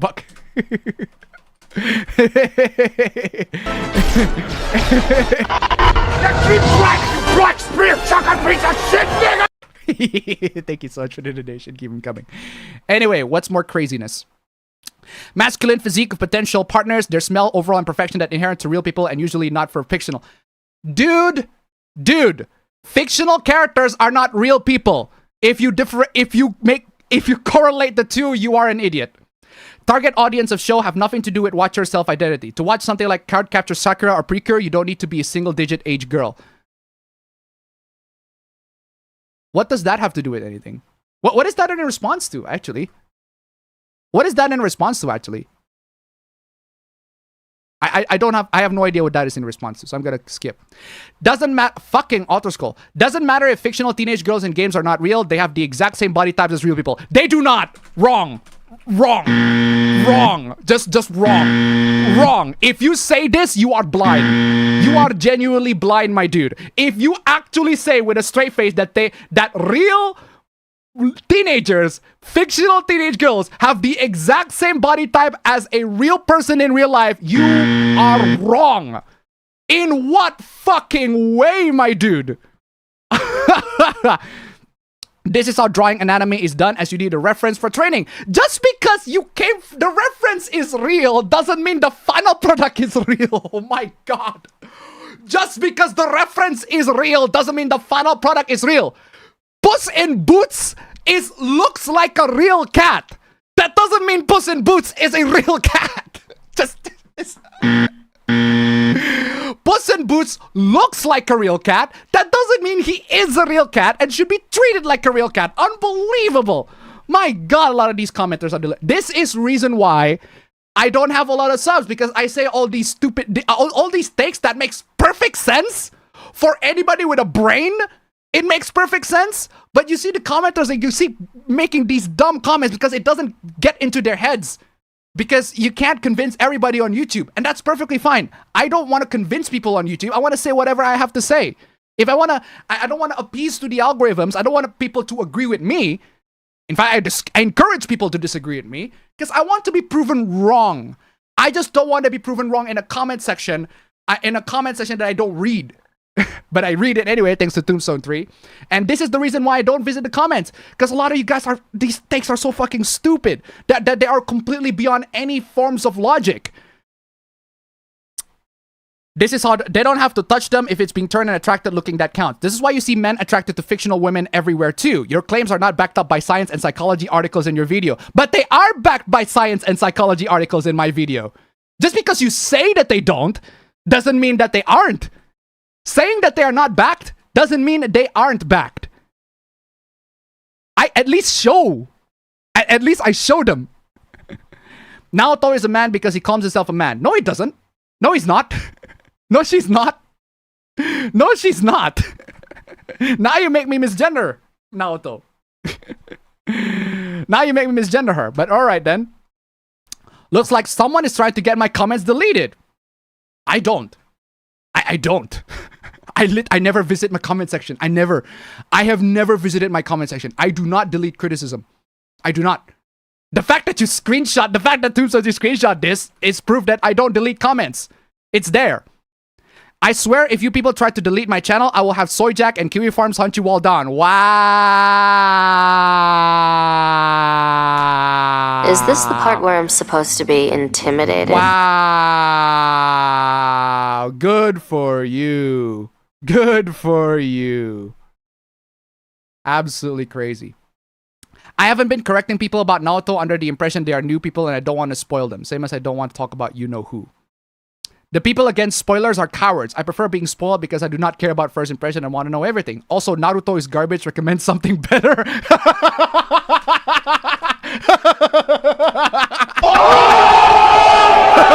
is after that one? Brutal, savage, wrecked. Absolutely taken down. Okay. That came out of nowhere, but I'm perfectly fine with that. 100%. Anyway.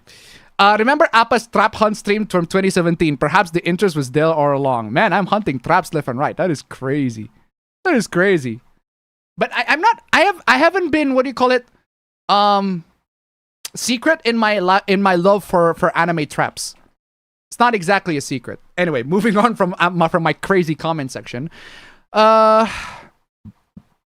Anyway, why are you subtly smelling power by implying they use AI with your six-fingered, obviously edited thumbnail?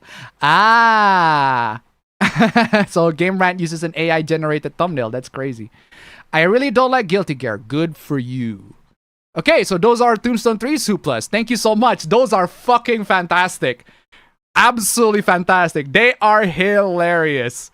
They are amazing. They are amazing. They are absolutely fantastic. Do you want to know why I don't visit the comment section, ladies and gentlemen? That is the reason why. Those kinds of takes right there are just completely detached from any forms of reality. God forbid that I introduce nuance to the conversation. God forbid that I introduce some level of complexity that make majority of the YouTube audiences blow their fucking brains out. I would rather have a smaller number of people that are smart and intelligent and clever enough to understand nuances of conversations, that are able to dissect and properly understand what I'm saying, than thousands of people and billions of people that have no idea what I'm saying. I'm telling you. In that regard, you guys are absolutely fucking special. But man, there are a lot of idiots in the comment section, I can tell you that. Anyway, let's go to the chat real quick. Lifestyle can be a much bigger factor of how many calories you can take in. Yep. The aura Indonesian monster, exactly. I think the 50 of us watching here says otherwise. Yeah, at least 51 people are the proof of the contrary. 56 now, seriously. Oils like vegetable oils and foods like butter tend to be very calorie dense. This is also why you need to be careful with salad dressing and snacking. Also, I love the fact that a lot of these commenters, they're not gonna watch my streams because they got better shit to do. Like, actually, I don't know if they got better shit to do, but they're not gonna watch my stream because they don't want to be confronted with anything real or tangible. Straight up. Haters gonna hate. I've heard Appa being called an SJW, an Uncle Tom, and now a monster. Appa is upsetting the right people. I can't believe that I got called an Uncle Tom. An Uncle Tom for real? What else are you gonna call me? Moon Cricket? You see this comment? A lot of black folks are gonna be upset when I say this. What are you gonna call me? They're gonna call me this now? But I like this. At least be creative. Be creative? Ooh, I love the old names. Oh, Moon Cricket. Authentic. Some real authentic racist language. Authentic racist language. Not the copy-paste N-word. The old names. The old names. Yes. Oof. Moon Cricket. Moon Cricket. You would have to be an elite racist. An elite to know that lingo right there. As we used to gather out in the night and sing old Negro spirituals during the full moon. Thank you, sir. Thank you for showing your compadres how it's really fucking done. Yep. Because they're all posers. But you're the real deal. Real deal. Seriously, I don't get why Moon Cricket is a slur either. These are all on videos with Naoto on the thumbnail if anyone wants to know. Exactly. Why are you even here if you don't care? Exactly. What is that guy's problem? I can assure you there are lots of people that are hating me for some stupid reason. I see that comment popping up all the time. That Tombstone 3, you're the one that browsed my comment section. I'm pretty sure that guy is a regular. The guy that's hating on me that talks about how if you're like Loli, you're a pedo and you should be banished from hell. That guy's a regular. The guy's a regular. And you're hating regularly. That's, I gotta say, you got nothing better to do. Seriously. I think they're talking about having the attraction, not the act. Seriously. More like bisexual, not gay. Just look at how even women play love in deep space. I'm not gay, but if I were, I would want equal rights. I would want to have equal rights regardless of gay or not. Exactly. Delusionception. We gatekeep both sides out of our bubbles, straight up. When is Indonesia around Pakistan? I don't know. They're confusing Indonesia with India, straight up. I don't understand how you can be a regular of my channel and not know that I am Indonesian. Straight up. What do you say fuck me for? Unnecessary comment towards Chibi. I just, what do you say fuck me for? I am attracted to monster girls. Where are they in real life? Exactly. We all know who the actual gay one is. Appa, bro. He is late for like 4 streams. Let's point and laugh at these comments for the stupidity they are. Oh, they are stupid. Don't get me wrong. Getting caught for cheating ain't worth it. I don't know firsthand, but I've seen the aftermath too many times. Yep. Here comes the divorce papers. Are furries zoophiles? No. When you see accounts with low subscribers, I cannot take them seriously. Yep. A fictional character likes Fitz because he's cute, yet won't like your run-of-the-mill man. The great thing about H is that keeps me entertained. It's far detached from reality, even at ludicrous reference. Appa keeps changing preferences. I change preferences? I don't think I am. I don't think I'm changing preferences. Did I change preferences? If I do, well... I don't. Adam Driver is the human equivalent of a melted candle. Exactly. That's what I'm saying. I don't personally find him attractive, but there are women that find him attractive. I don't get it.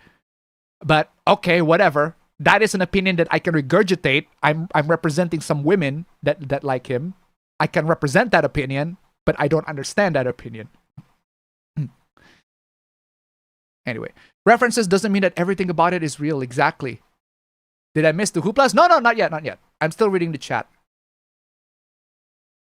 Still reading the chat. Get a load of this guy, straight up. Not these people are not worth it, but they are funny, and we're making fun of them live on stream because they are funny. They are very, very funny. Mishoku Tensei is literally a punching bag for LARPers and tourists. Don't know why. The fact that I haven't been watching drama channels over a month, makes me a lot happier. Even I haven't heard of that. My God, my speaker is broken and I have to deal with that. My phone speaker is broken and I have to deal with that. Notifications coming in and it's broken. Anyway. It's been in a ton of your video comments. None of your streams though, funny enough, of course. Of course. I'm Indonesian. Oh no, really? Okay, so those are all the chat. Now, Kairos Hooplas, before we get to the proper streams. Pokemon Hoopla, Pokemon launch a Pokemon Go 10-year anniversary event where you can fight and catch Mewtwo at Times Square in New York City. Very nice. The reward is a Mega Mewtwo with a full stat and level. Very nice. But the entire event is invite only, so only influencers are there. Oh, that is crazy. Everyone in the world can get Mewtwo, except for two things. The Times Square background is exclusive to the new IC event. The chance of getting the full stat Mega Mewtwo is 1/20/16. Oof. Oh, turns out that the US will be stopping trade with Spain because he got criticized by Spain for his Iran adventure. Huh? Okay. Ford messed up so badly in replacing humans with AI that they had to rehire 350 veteran engineers. Wah, wah, wah. Other companies also the same. Commonwealth Bank of Australia and IBM. US is now in section for Kids Act. Yeah, we know about that one. Absolutely stupid. As I promote privacy and security, I don't support kids. Well, at least it's better than this. At least it's better than saying this. Come on, smiling friends, give me that clip. This is gonna be great, Charlie. I love helping kids. I love kids, Charlie. I love kids. Pim, I would really not be screaming that at the top of your lungs. You would not be screaming that, exactly. School Days is getting a remaster. Yay! Very nice. Very, very nice. Plans to turn the visual novel to an actual animated game. Interesting. Interesting. A school in the US burned $500,000 to get 2 humanoid robots in an experiment to see if AI can help in teaching students. It is not. It does not. Good lord. In a shocking turn of events, YouTube is releasing a warning letter to all content creators based on British Isles. They're going to promote the British channels way more, and YouTube does not like that. And that's one of the rare YouTube wins. Good on you, YouTube. AI thievery. Apparently, YouTuber Red Shoal has found a 1-to-1 AI replica of his videos being posted by another channel. The only thing they changed in the video is the person and the thumbnails, probably not to get hit by YouTube's own AI scanner. Woof. Who would get thought that giving AI the ability to ban is bad? This time Discord did it, posting checkered patterns. Oh, I know that. If you post checkered patterns, apparently that counts as CSAM. That's crazy. Crazy, crazy, crazy. Crazy, crazy, crazy. VTuber went viral this week, even reaching news because the team she supports and wear a uniform loses the game. Oh, that sucks. Impressive track records. 8 out of 9 teams she supported got clapped. Oh, no. Oh, no. Every team she supported lose. That's just dumb. Oh my god. Meta hoopla, lots of meta hooplas. Multiple US states are planning to sue Meta for $1.4 trillion in penalties, violating COPA, of course. Meta's AI data centers declares a bioweapon leaking deadly bacteria in a water supply. Oh god. Instagram now allows you to create AI images. I'm pretty sure, yeah, I think Charlie talked about that one. I know that one. Even Zuck is feeling the wallet hurt from Ramageddon. They're now desperately engineering DDR4 to DDR5 conversion. Oh god, that's crazy. PlayStation Twitter account went radio silent for a week, then returned to promoting stuff, and those promotings got ratioed by loads and loads of comments, of course. Of course. Balls and guns players don't care that their consumer rights are being trampled, because it's balls and guns. Balls and guns. Now that AI data centers around the place, the happy times are over. Time to send in the IRS. They're voting to pull the plug on AI data center tax break with a landslide of 197 yay to 9 nay. Woof.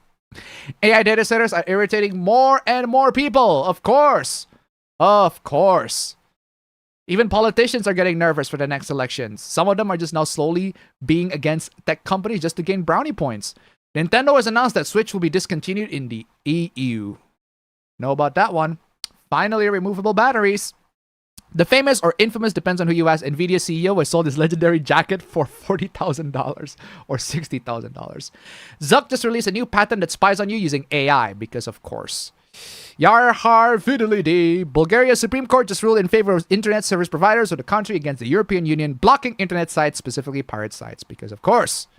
Of course, there's that time in 2007 where Bulgaria shut down a pirate site and caused a nationwide protest with even the ISPs joining in. That's crazy. Oregon has now approved the Power Act, which hikes electricity bills to 30%. Oof. Oof. Yikes, yikes. DuckDuckGo has released a new feature in the browser, ad blocker for YouTube. Very nice. Very nice, but you're going to have slower loading times. Woof, woof, woof. Crazy, crazy, crazy. Nvidia, fuck you. 5090 is running too hot. Even riser cables are melting just by touching the backplate. Good lord. This is the reason why I don't buy expensive GPUs.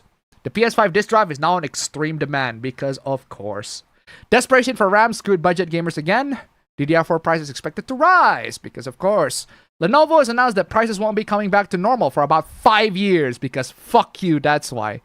AMD released 5800X3D, already scalped for high prices. Abso-fucking-lutely they are. After the release of Steam Machine, the collective internet has started an investigation for the third product in the lineup, the Steam Frame. Don't know what that is, but that is very interesting. Anyway, Kara Silicon, thank you so much for the hooplas that you gave to me. Absolutely fantastic. Okay, one more quick read to the chat. The last chat is at 10:13, so where's my 10:13? Actually, no, the last chat is not at 10:13. Last chat is at 10:20, my bad. Last chat that is uncopied is 10:20, there you go. This one. Ah, there you go. Appa is a defender of women, a true feminist, of course. Base Lives Matter. I purchased a HyperX Solocast 2. What am I going to use it for? Don't know really. Nice. Nintendo doesn't acknowledge Pokemon Go because it sucks. Actually, I haven't been paying attention to Pokemon Go that much. Someone calling chat control recently passed, according to Mudahar. School days, for some reason, I want to vomit. No more British. Time to sail the boat again. Essie, the Witch of the World Cup. I did get viral for a quote tweet I made on the PlayStation tweet. Nice. Ball and gun gamers have standards so low. Look at the annual Call of Duty and Sports Balls game. Trap Hunt stream, and that the stream where you showed the images of a noob trap that goes to the men's room and a veteran trap that is already there and just gives him a smug knowing look. Ah, I know that one. That actually is not trap. It's actually an actual genuine trance. But I didn't know that until I look at the context for the whole comic. But hey, that's fine. Nvidia released a new RTX 5070 12GB laptop model. Same specs as the laptop 5070, just with 4 gigs more of VRAM. Very nice. I've only seen Lenovo use this new 12GB version of RTX 5070 laptop. All right. Those are all the chats for this week's streams. And now it's time for us to go to the actual proper intro, APB intro. Let's get to it.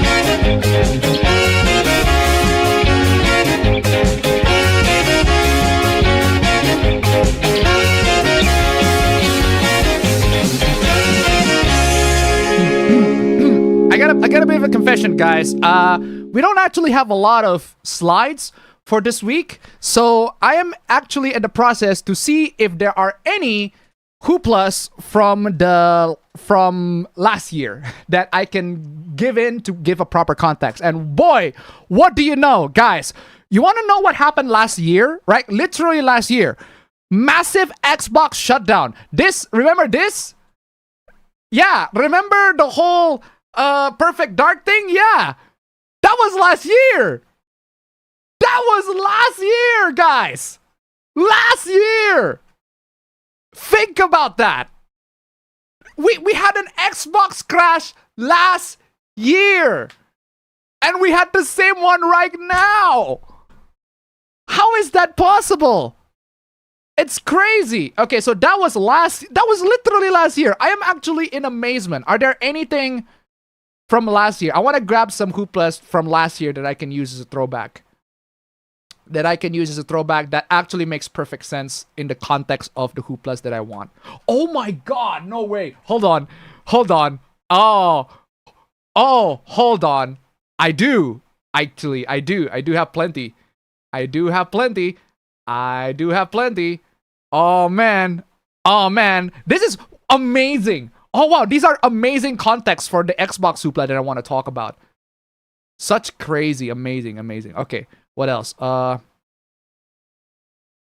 What else? Are there any other hooplas that I want to put from last year?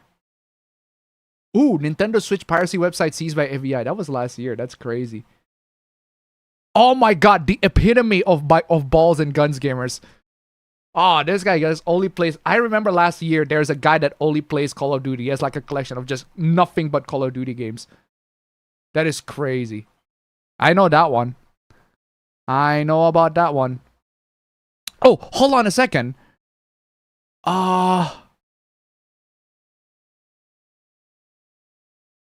wow, that's crazy. If I recall correctly, oh my god, last year there was a hoopla where I talk about. Hold on a second. Last year there was a hoopla where I was talking about Connor Murphy. I was talking about Connor Murphy last year. Somebody brought it up in a hoopla, and now he passed away. That is crazy. Rest in peace. Though it's a bit weird that he goes that way, but yeah, rest in peace regardless.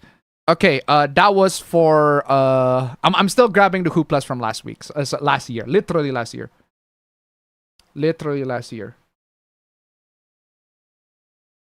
Oh, disgruntled APB viewer. I actually had a viewer featured on the stream. That's crazy. And the third tip, $1. Hold on, let me just grab. Remember, guys, recycle. Exactly. I am recycling my streams. I'm telling you. Thank you so much for the donation. Keep them coming. I am recycling some streams from last week. Ooh. Hold on. This one is. I want to put this right here. This one is amazing. Okay, I'm putting that. I am recycling some streams from last year, because there are some worthy that I need to bring up. Oh man, thank you so much for the donation. Keep them coming. Let's see if there are any. Okay, this is a nice opener for the Xbox hoopla. Nice opener. Anything else? Anything else? I don't think there are anything else. Oh, the girl boss hoopla was last year. I remember that. Okay, what's the last APB from yeah, the last APB on July. No way! The last APB from July last year is the UK ban. That's crazy. That is crazy. Wait, what UK ban again? Oh, it's the UK age verification. That was literally last year. That's crazy. Oh, there's the hoopla of the woman that literally married the Blue Lock character. That's very funny. Okay, so there was that. Man, last year was wild. Last year was wild indeed. And speaking of last year being wild, I forgot to tell you, last week we got an unusual schedule, but thankfully the schedule is back to its actual proper time.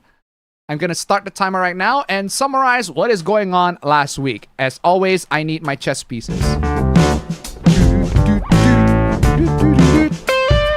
So good. Previously on the APB show, if you guys missed the APB show, last week's APB show was definitely an unusual schedule. Thank you so much for all these donators. You guys are fantastic. Apabro is in Italy, still in Italy. Apparently he's coming home, and I don't forget what the fuck context that was. Anyway, poor, perverted, and pedo. This guy wants to an obedient young lady that is 15 to 17 years old. And he flexed that he has 270 bucks on his wallet. Cow dung is thrown in the love and deep space hoopla. Cow dung is being thrown absolutely crazy. Kids act insane ID verification. Gen Z's bored of work. This person is cheating the old-fashioned way by literally asking people to make their work for them, not AI, because they don't want to use AI. Well, at least it got standards. 10 years of Claude expert. That's stupid. Games are being killed. Lots and lots of hooplas of games are being killed. Literally last week, I was talking about Black Ops 2, and everybody's playing Black Ops because Activision Blizzard released Black Ops and Black Ops 2. Absolutely crazy. Talk about this already. Talk about this a lot.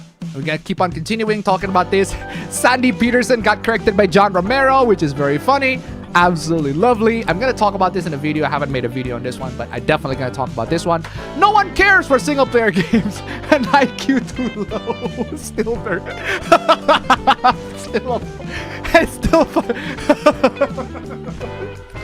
Still a very funny reaction.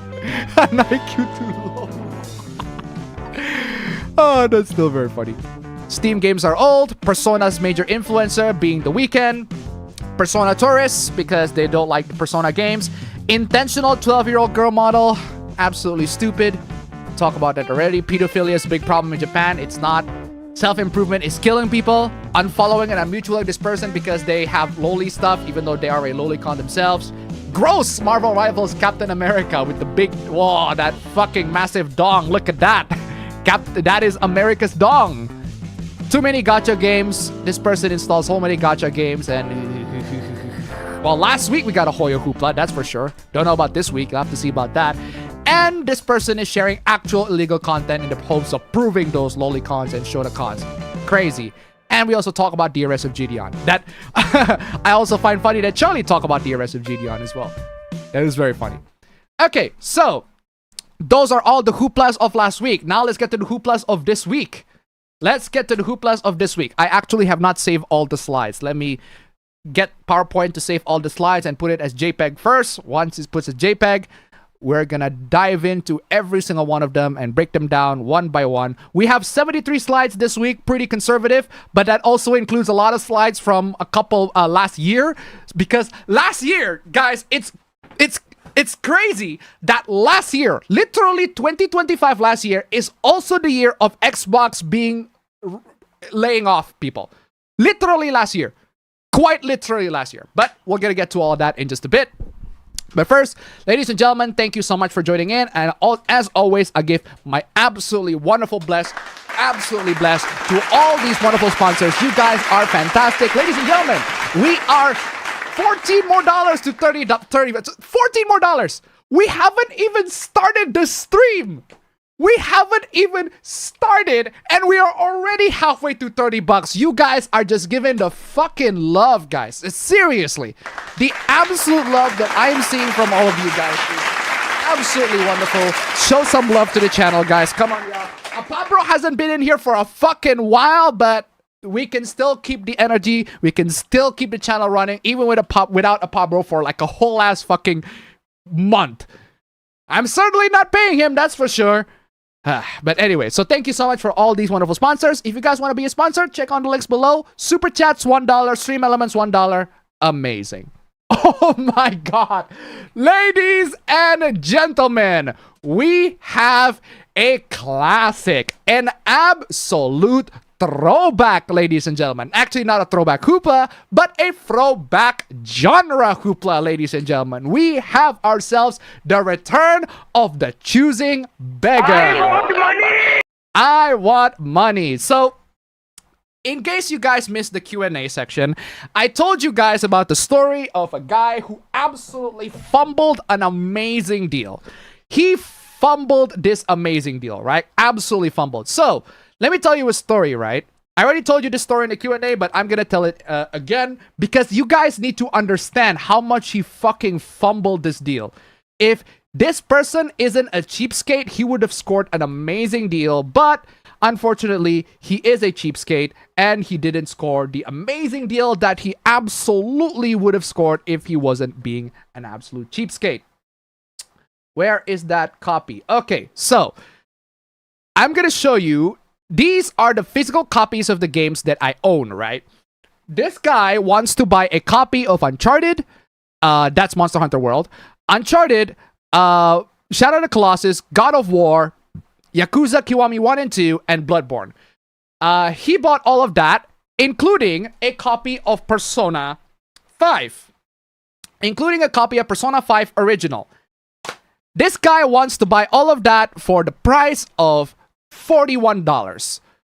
This, with all of those games, $41, and I include FIFA 18 for free as a bonus, right?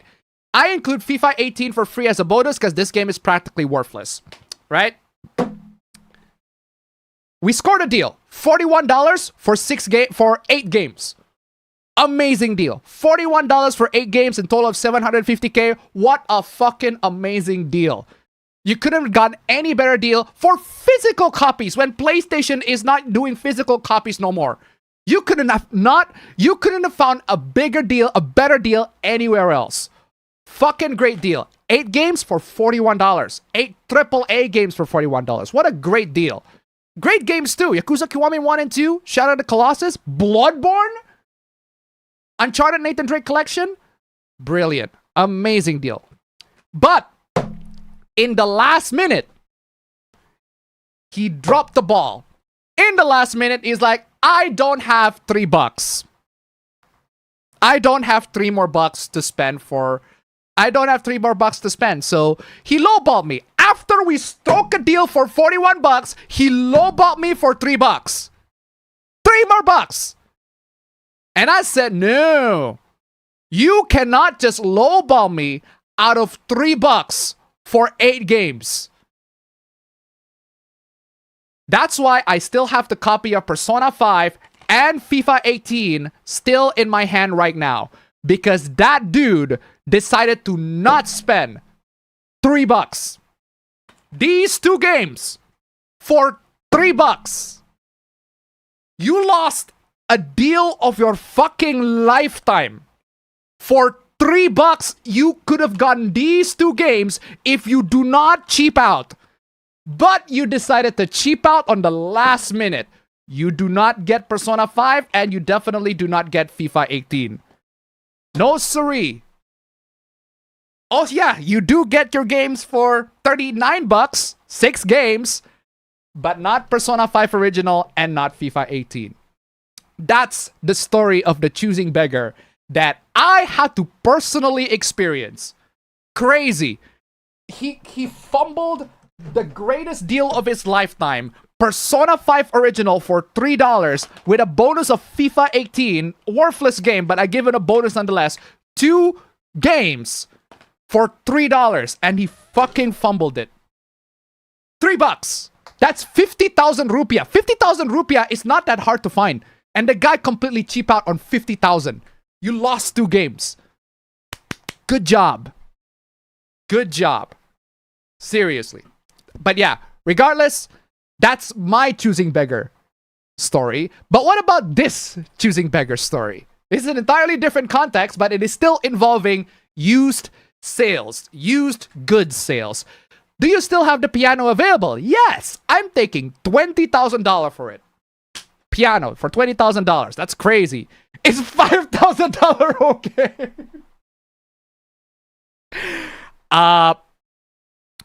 What piano is that? It's a Steinway and Sons model K52. Wait, hold on. Steinway and Sons model K52. Wow! That's grand. That is grand. This, if I don't know what a Steinway and Sons model K52 looks like, but in case you want to know, that's how it looked like. That is a Steinway and Sons model K52. Pretty freaking grand, if you ask me. Would you call a grand piano? Oh, hold on a second. Why is my OBS all the way there? There you go. That, yeah, I can see why that costs $20, $20,000. It's pretty grand piano right there. Pretty expensive. Yeah, if you want to learn piano, there are definitely way cheaper options there. My daughter wants to learn piano. You don't have to buy a $20,000 piano to learn piano. There are pianos that cost like $200. Anyway, keeping my sanity to $1. Absence makes the heart grow fonder for old 2+. Now, even Appa is profiteering on nostalgia. Thank you so much for the donation. Keep them coming. Keep them coming. Seriously. Anyway, it's an upright piano, not a grand piano. Hey, it looks pretty grand to me. It's 20 grand. It looks pretty grand to me. 20 grand, that is. And yet, this person is asking for 5 grand. Which is a fucking crazy low ball. I had low ballers like these. It's absolutely crazy. That game bundle low baller is the worst of them. It's the worst. But the dude is just an idiot, right? An absolute idiot. He's not a malicious guy. He's just a cheapskate idiot. And he completely lowballed on 2 games that are definitely worth more than $3, and he completely lowballed on that. But yeah. Yeah, you don't need a $20,000 piano to learn piano. You can just buy a completely cheaper one. Anyway, seriously. This is a Steinway and Sons model K52 that's only 10 years old and in brand new condition. I wouldn't say 10 years old in brand new condition, but okay. Retail price is over $35,000. You should buy a cheaper brand like a Yamaha if your daughter's just starting to learn piano. Exactly. This is my daughter's dream, please. I am a single mother. I fail to recognize the correlation. Okay, so? Okay, so? I missed the part where that's my problem. You are a single mother, and I am not a single father. What does that have to do with anything? I can't afford it. Then get a cheaper piano, doofus. I'm sorry, but I can't sell you such an expensive item for a quarter of the price. You can find $100, $200 pianos for keyboards online if you really want children to learn. Exactly. Pretty reasonable response if you ask me. I will report you to Craigslist. What do you say fuck me for? What? Excuse me? What do you say fuck me for? Say fuck that nigga. What are you gonna report? Oh no! Hello Craigslist. This person is selling this piano for way bigger budget than my budget. What the fuck are they gonna do? What is wrong with you? What do you say fuck me? What do you say fuck me for? Say fuck that nigga. Take the goddamn Yamaha, lady, or a Casio. I got plenty of Casio keyboards. You are a selfish bitch. Wow.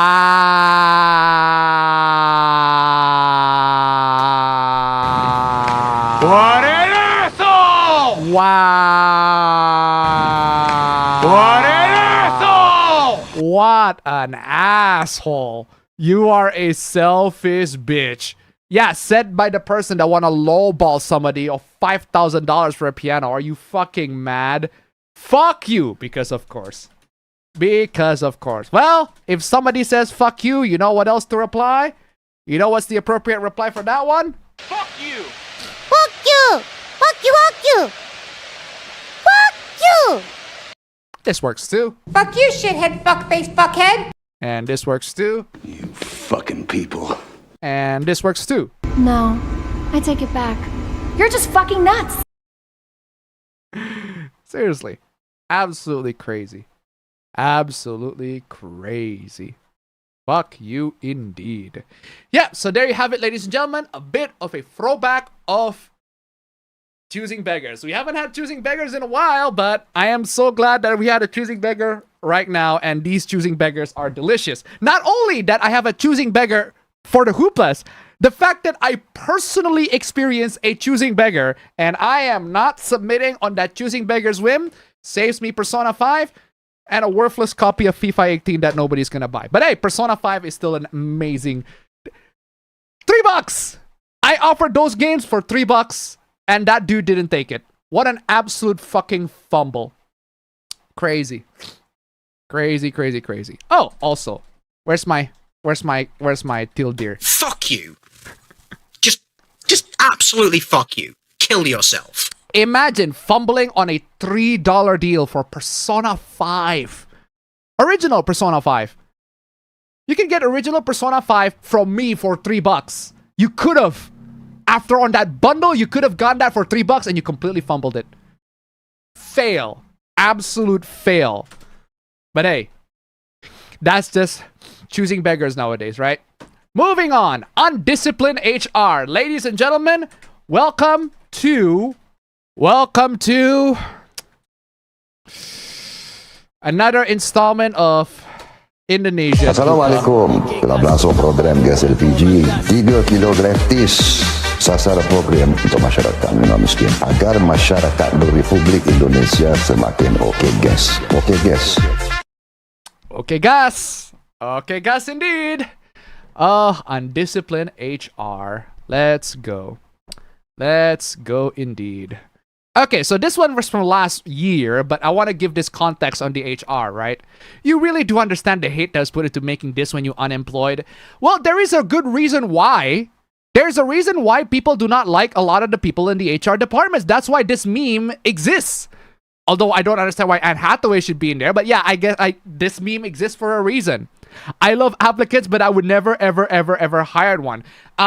Moon made an amazing video about LinkedIn, right? Absolutely fantastic video. If you guys haven't seen that video, go check it out. But in case you don't know, in case you missed it, right? It just completely summarized the absolute insanity that was LinkedIn. You never ever. I have had one. I have only once ever hired on LinkedIn, right? Okay. Moon, thank you so much. Great video. But in case so that you guys can understand, catch up to speed real quick, right? Thank you, AI summaries. But yeah, LinkedIn is absolutely crazy, right? The only time I do have LinkedIn and somebody decided to visit my LinkedIn profile, I do have a LinkedIn profile, right? But I don't use it for like actually finding jobs. All I do with my LinkedIn profile is just put my resume. Because LinkedIn has a resume generator that you can just generate and completely tell you, hey, these are your credentials and everything like that. And it works. It works absolutely fantastic. The problem with LinkedIn is that you just cannot find any jobs with it. So if you're in the market and you use LinkedIn for jobs, good luck. You might as well be online dating. There are some people that are able to get good luck out of it. I managed to get my first job in LinkedIn, my very first ever job that I literally looked for myself. But it's rare. It was during COVID. And I stayed for 2 years. It's a brilliant job, amazing job. Unfortunately, I got way better, I got better venues that I want to go to, and in those venues, I want to develop, and I want to grow, I want to do other stuff. And the HR is absolutely crazy. At least my first job HR, I'm just be grateful that my first job is absolutely fantastic. I'm still, the people in my first job are absolutely amazing. I screw up a lot of times in my first job, and hey, I actually feel bad for screwing up because they are doing their best as they can, and I'm also doing the best as I can, but I absolutely do not give my 100%, even though they're giving 100%. I love my first job. My second and third job, not so much. My second and third job are awful.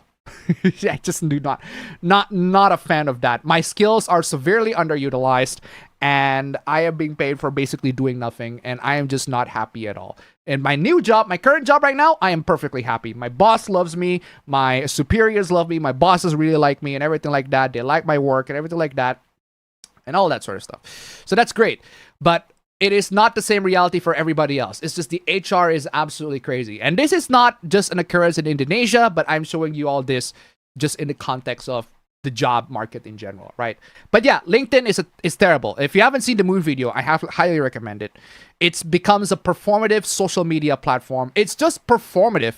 It's toxic corporate performativity. It's absolutely crazy. And also a lot of data mining too. LinkedIn is just a horrible, horrible platform. There are LinkedIn influencers that are just absolutely stupid. Oh my god, the LinkedIn influencers are just corporate garbage. If you want to see social media corporate garbage, you go to LinkedIn. You see just garbage corporate trash. Absolutely garbage corporate trash. And LinkedIn is just a really bad place to find jobs. Because there are job listings that exist, but the people that apply to them, the job listings are fake, or they forgot to remove it. And they're also, as somebody who actually had an experience of using LinkedIn to get somebody, using LinkedIn to hire somebody, it actually works if you use it well, but most corporations do not use it well at all. And also data and privacy concerns. There's culture, fraud, all that sort of stuff. Crazy. If I'm denied by one more fucking retail job, I'm sending them this message. For real. Oh my God, there's this. We had to reschedule a few interviews after you, so it pushed back a bit. I do want to let you know that unfortunately we went to a different candidate. Oh God. And then immediately posting this image. That is very, very funny. That is very, very funny. We are buried in resumes. Will you freeze hiring and interview applicants then? No, we are always hiring. They're not always hiring. They're not. They are not. But yeah, I put in all of that because that was last year. We talked about that last year. Have things changed from last year? Definitely not. Because we got an Indonesian hoopla. Check this out. I am so satisfied that I was able to say this to the undisciplined HR team. Check this out, guys. This is the reason why the absolutely crazy Indonesian market is not getting their workers. Like, we are disrespected as workers, ladies and gentlemen. We are absolutely disrespected. Our work is not valued at all by these garbage corporations. I'm actually gonna go fucking. I'm not gonna go full communist. I'm not gonna go full fucking. Yeah, the bourgeoisie, the bourgeoisie is going against the proletariats. But fuck me, this is one of those times like these absolute fucking corporate garbage, man. I swear to fucking God. I would like to report that as of 9:31 a.m. with an appointment of 9. Right? They had an appointment at 9 and 9:31 a.m. No members of the recruitment team have joined this Google Meet. I am sending this message as proof of my commitment here, even though my commitment was misused by HR. The HR fucking department does not arrive at 9:31.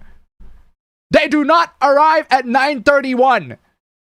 They were being promised at 9 and they still do not arrive after 30 minutes. How is this acceptable? How are you going to demand discipline out of your employees if this is how you behave? What is the actual wrong with you? I swear to Christ, my dude.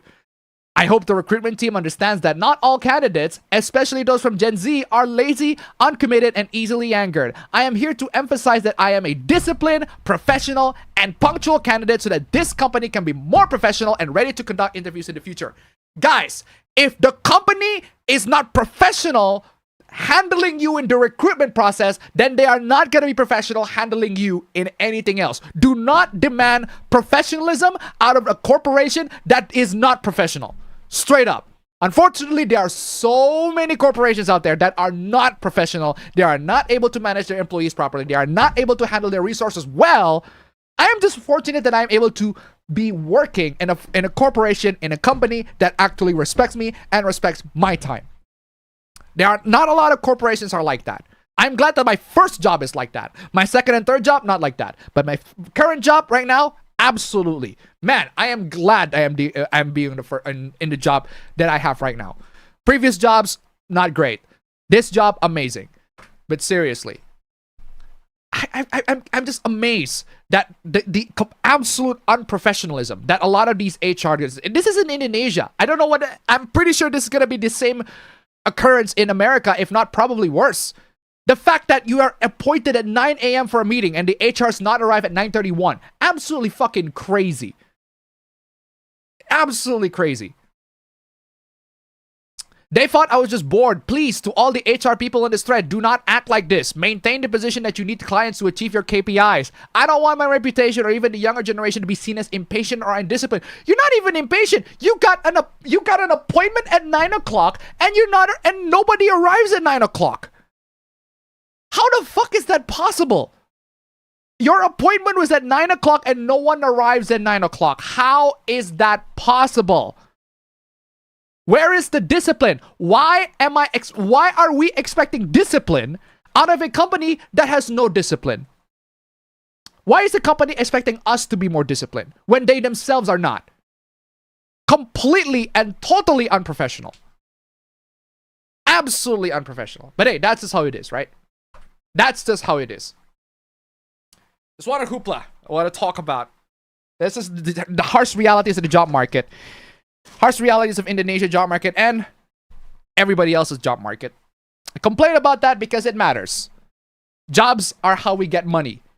And if these corporations are not treating us well, then we're not going to be treating them well either.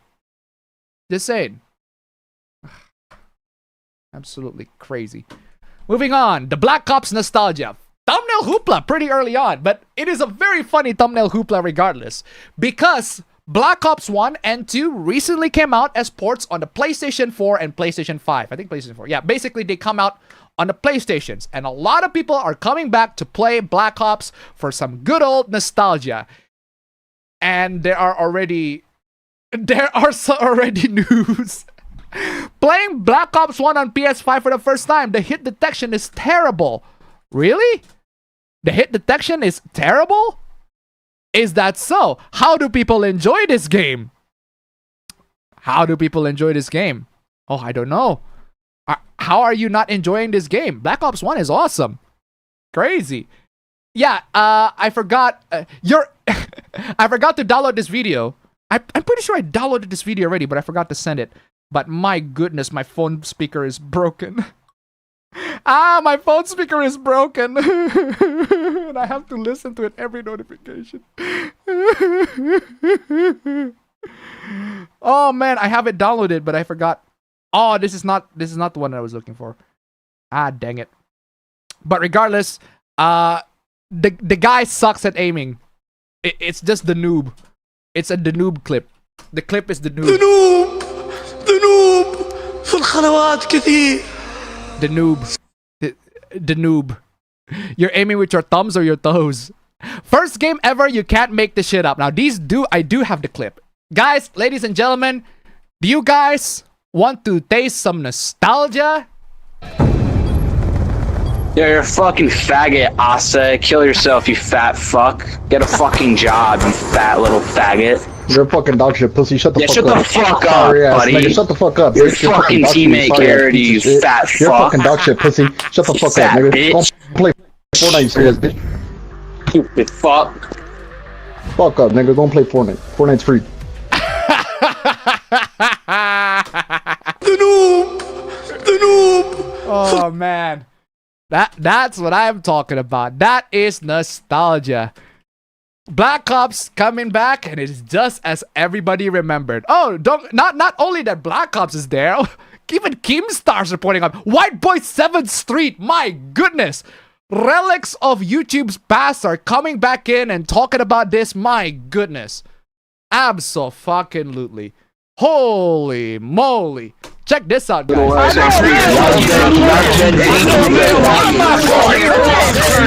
Y'all Gen Z kids are faggots.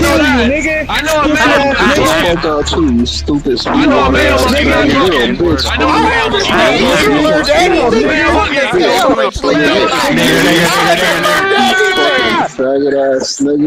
I haven't progressed since a year. 15 years. Nostalgia, ladies and gentlemen. Don't you guys just love it? Don't you guys love some little bit of taste of Black Ops, Call of Duty lobbies? You know, the funny thing about Call of Duty lobbies, right? The funny thing about Call of Duty lobbies is that this right here, I see a lot of people making comments that this is basically just a Call of Duty lobby. Ini biadab yang bertua. Memang kurang ajar. Ini bawa mata laya dulu sini. Something. What you want? You nak gaduh dengan saya? Anytime. Tanya saja. Anytime. Ini jangan marah. Duduk ah. Fuck you. Balik. Kau salah orang. Fuck you indeed. Oh, good lord. The slurs are back indeed. The boys are back. Oh. The boys are back. The slurs are back. Everything is back. Just like how I remember it. Oh my goodness. My goodness. The nostalgia is back, ladies and gentlemen. Absolutely crazy. Oh, this is a different clip. Is it this one? This is the one. PlayStation, that you over here acting like a dumb bitch. Loser, bro. Little ass. Nigga, that's why niggas trying to get you kicked You trying to get chickens out your mama's basement, bro? You trying to make chickens out your mama's basement? Ugly ass fucking nigga, bro. Go get some motherfucking water. You a dirty ass nigga. You want 5 pieces. Oh, That's man. why 6 bottles of motherfucking What section A you live in? What section A you live in? You stupid ass bitch. What section A you live in? You Shut fucking up, bum. nigga. I don't live in no What section section A you live in? I make more money than you, your mama and your motherfucking daddy, nigga. Shut up, you bum. Go take the controller to your dad. Let me speak to your Hey, father what real quick. projects Let me you get live shut in? on, nigga. Shut your What bitch projects ass you up. live in? Which section A What home hut you you live stay in? in? What you stay in, fuck nigga? Oh my god. What hut you stay in? You stay in a hut. I used to play for times like this. Yeah, you stay in a hut, bitch. Indian or something like Oh Indian man, or serious something. business. Nigga, the thing is, you broke. Your section A neighbors ain't gonna like you screaming on the game. Hey, listen, nigga. Hey, listen, nigga. Hey, listen, nigga. I make more money than you, your mama, your sister, everybody. I'll show you my account right now. Nigga, section you. I'd be. Oh man. Oh man. Oh man. I don't grow up with Black Ops. I don't grow up with Call of Duty during this era, but I do grew up with the YouTube era. The YouTube's Call of Duty YouTube back in this day, back when Black Ops 1 and Black Ops 2 was popular. I do grew up in those times. I do see clips like this and oh my goodness. Just waves and waves of nostalgia, my dude. The good old days. Back when gaming, back when Call of Duty was good. Man. And making all these amazing memories of people shouting the N-words left and right. Yes, apparently, this is unconfirmed yet. Not sure if this is true or not. But apparently, Call of Duty Black Ops 1 and 2, there are way more players in the Black Ops 1 and 2 lobby than the Black Ops 7 lobby. That's how nostalgic people are with Call of Duty Black Ops 1 and Black Ops 2. I mean, those are the kind of experiences that you don't get in any other games. I'm telling you, you don't get this kind of experience in any other games. And the fact that people are just coming in and saying all that, right? Openly and blatantly to everybody. It is crazy. It is crazy. And check this out. This one is also pretty funny. King's unemployment, probably. Fucking 26, 27, and 26 already? Jesus. You boys stay on the Call of Duty still, huh? Get a job!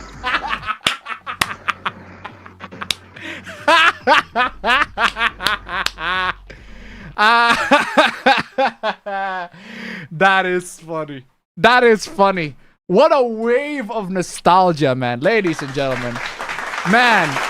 Hey, it's digital only on the PlayStation. That sucks. That's just how it is. But I am just so glad that we are able to bring all of this back. Bring back the memories. Bring back the good old days of Call of Duty lobbies and shouting N-words at each other. Unbelievable. Just back in the good old days. Oh, such a wave of nostalgia. Absolutely crazy. Absolutely crazy. Swag says he's shocked at how weak the aim assist is in Black Ops 2. Oh. The noob في الخلوات كثير.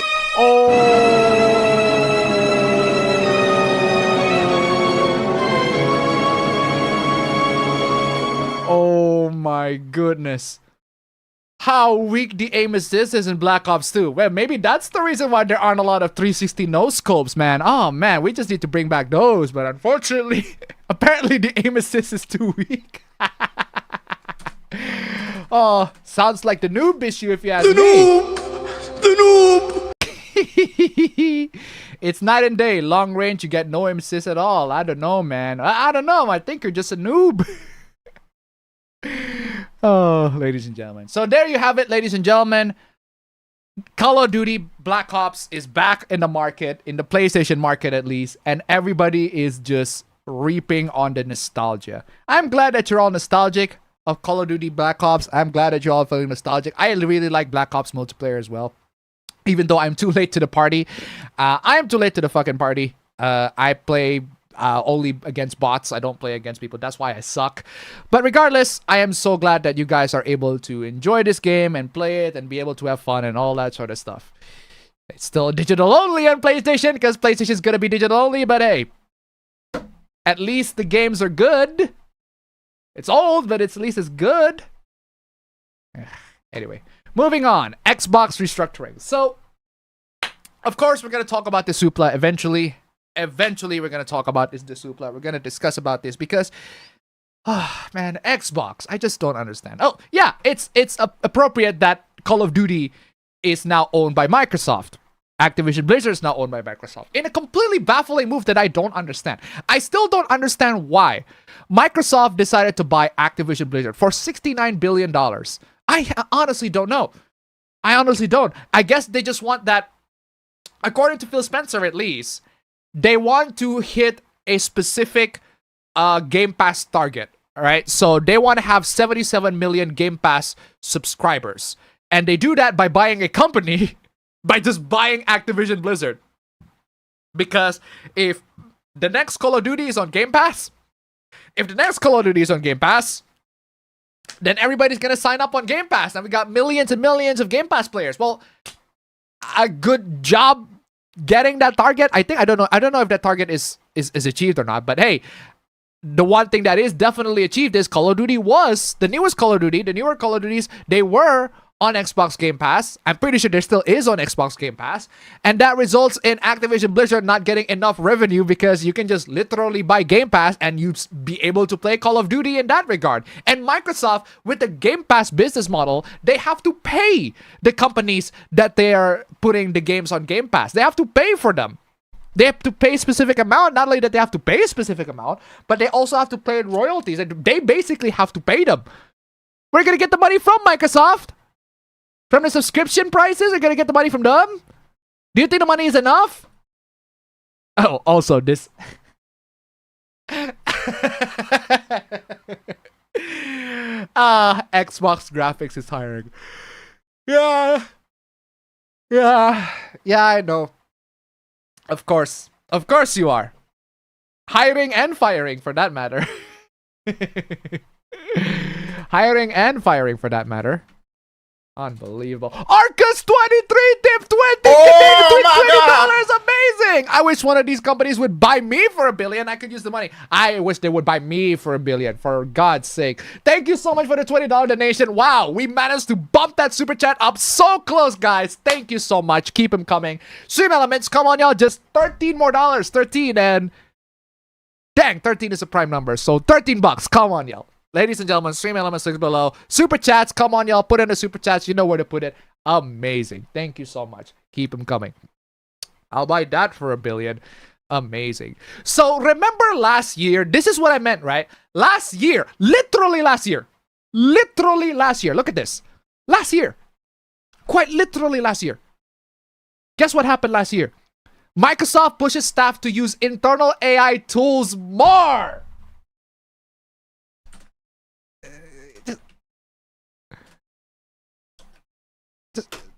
Fuck! You fucking idiot! I can't believe you! What the fuck is the matter with you? What else is there to say? Like, this is from last year. Have they actually made on that promise? I don't think so. Token maxing, exactly. Microsoft is asking some managers to evaluate employees based how much they use AI internally. Fuck me.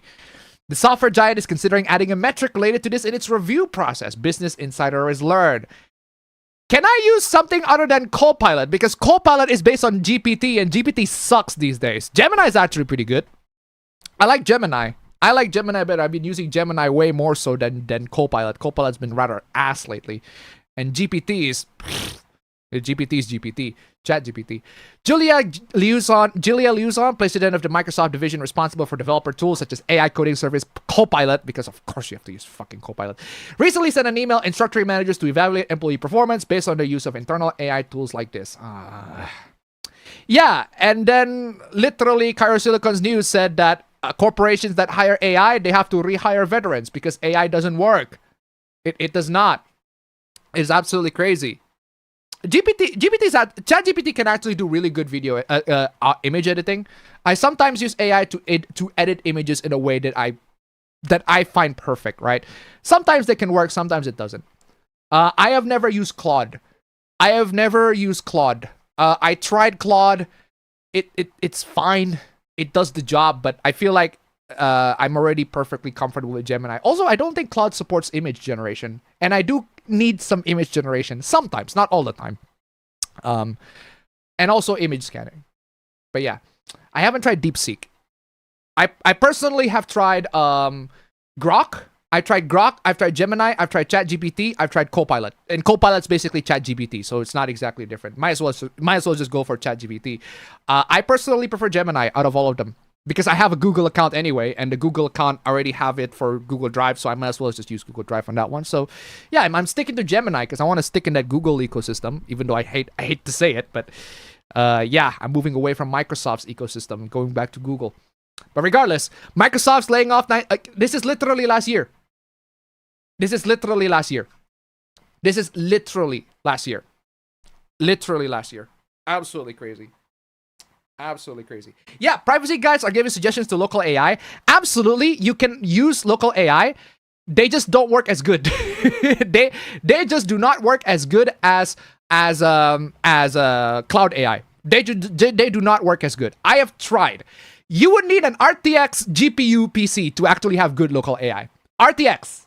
Minimum. I have tried local AI in my integrated graphics MSI QB. Sucks. It sucks. It's bad. It's garbage. It takes a long time.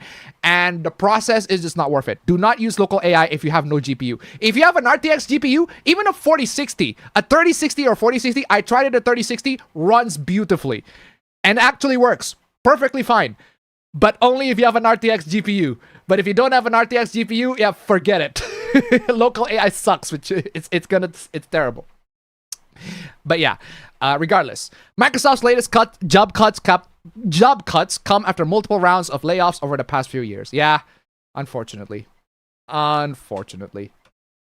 Crazy.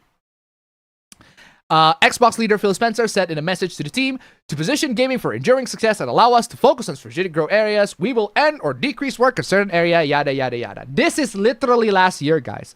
Last year. These major layoffs cut off more than 2 months after Microsoft announced it. This was literally last year. Unfucking believable. They laid off 1,900. 1,900? Mass redundancy. Oh my god. 35,000 jobs in one fell swoop. Gone. 19,000 and 1,900. And 1,000 jobs losses from HoloLens. This was last year. Crazy. And they canceled the Perfect Dark reboot. We all know that. We talked about that last year. And Xbox's quadruple A Perfect Dark reboot. Oh my god, quadruple A. They also killed Sea of Thieves Studio. Forza Motorsport canceled. This is unrelated, but EA also shutting down Anthem. Talk about that last year. Crazy, right? These are really challenging times. And if you're navigating a layoff, my goodness, this is literally last year. And if you're navigating a layoff or even quietly preparing for one, you're not alone and you don't have to go it alone. I know these types of tools engender strong feelings in people, but I'd be remiss in not trying to offer the best advice I can under the circumstances. I've been experimenting with ways to use LLM AI tools. Hey guys, did you get laid off from your work because of AI? Here, use AI. Fuck! You fucking idiot! I can't believe you! What the fuck is the matter with you? This was last year. Last year, guys. Last year. And look where the news are right now. We're gonna get to that, but look where this was from last year. I can't believe that it is crazy that the things that are happening of this year, thank God we don't have a lot of hooplas for this week, but looking back at the stuff from last year that are actually still hits through to this day is enlightening. Absolutely enlightening. To help reduce the emotional and cognitive load that comes with job loss. Here are some prompt ideas. Oh my god, this is like actually typed in by ChatGPT. Oh my goodness. Prompt ideas and use cases that might help if you're feeling overwhelmed. Career planning prompts. Act as a career coach. Act as a career coach. I've been laid off from a role in the game industry. Help me build a 30-day plan to regroup, research new roles, and start applying without burning out. Dude, if you're gonna have AI to guide your life like that, though, just give up. I mean, they can help you in that regard, but seriously, this is so fucking tone deaf. AI can absolutely help you doing all of this. Absolutely. The problem is, this is really not the right time to do that when Microsoft is encouraging people to use AI and discouraging human workers in general. Absolutely crazy. Absolutely crazy. A resume and LinkedIn help. Again, LinkedIn is absolute garbage. Absolute trash. For a website to document on your work history, yeah, you can use LinkedIn 100%, but it is absolutely trash to find work. If you want to find work, actually finding work, go to the companies themselves and contact the HR. Like, seriously, traditional good old methods of traditional good old methods of going into the companies, literally dropping your CV and resume there. If they put it on the fucking trash, do what Harry Potter did. Do what happens. Do what Harry Potter. Not what Harry Potter did. Do what Hogwarts did to Harry Potter. Hold on. And the Sorcerer's Stone. The mail scene. This is what you should do, right? This is absolutely what you should do. This one. If the company that you've been sending mail to is you didn't get them. They didn't get the mail. Just fucking spam it. Do it this. Just do it this way. Where is that? Just fucking spam it. It's gonna burn the letter, but just fucking do this. Literally just do this. Literally just spam the fucking shit out of them. Spam the fucking shit out of them. Because honestly, the job market is that trash. They deserve the fucking spam. I swear to God. Anyway, keep Cairo Silicon to $1. When companies claim that their game is worthy of quadruple A.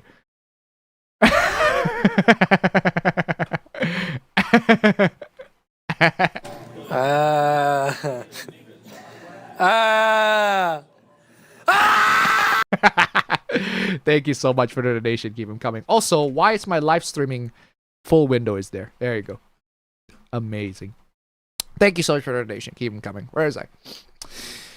Draw a new LinkedIn About Me section that focuses on my leadership style. Oh my God. Again, AI can absolutely do all of that. Absolutely can help you in this regard. But it is such a tone deaf, completely tone deaf thing to say to somebody that just recently got laid off. I am struggling with imposter syndrome. Fuck you. Fuck you. Fuck you. Fuck you. Fuck you. Fuck you. What do you mean?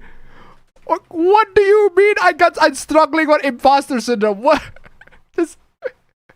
I am struggling with imposter syndrome after being laid off. Wow. Look at this backhanded insult there. Good Lord. No AI tool is a replacement for your voice of your lived experience, but at the time when mental energy is scarce, these tools can help you get you unstuck faster, calmer, and with more clarity. Tom, I need you. I don't believe you. Linus, that works too, but no, I need Tom. That is this crazy. And we finally got to current year. Current year.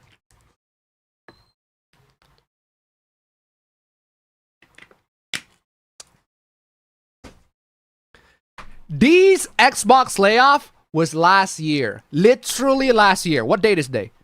12th. This was the 2nd of July. Now it's the 12th of July. This was literally last year. And look where we are now. Look where we are right now.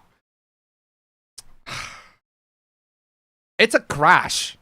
It is. I don't usually say that something is a crash. This is a crash. This is absolutely a crash. We are beginning the most significant restructure of Xbox history. More like a crash, right? After careful consideration, I made the difficult decision to reduce our team by approximately 3,200. Just 35,000 jobs in one fell swoop. gone. 35,000? Yes. Peter, there's only 25,000 people at the plant. 32,000. 3,200, sorry. Now I become Peter O'Hanrahan. 3,200 throughout FY27. Unbelievable. This will include approximately 1,600 roles to elimination today. And in addition, 4 studios will leave Xbox. Just fucking crazy. This is a crash. This is a crash, guys. This is not a restructuring. It's a fucking crash. It's an absolute fucking crash. And I have already said this in my last video. Although I haven't... this one. I've already said this in my last video, right? It is a crash that we can see coming. That has been evident for decades. We can totally see this coming. Absolutely. Last year, it's already crashing. But now it's crashing even more. Because you guys remember Xbox One? That was a fucking disaster. Xbox One is an absolute flipping disaster. Right? And also, how Game Pass works. Microsoft literally have to pay the developers $500,000 to $2 million for an indie developer.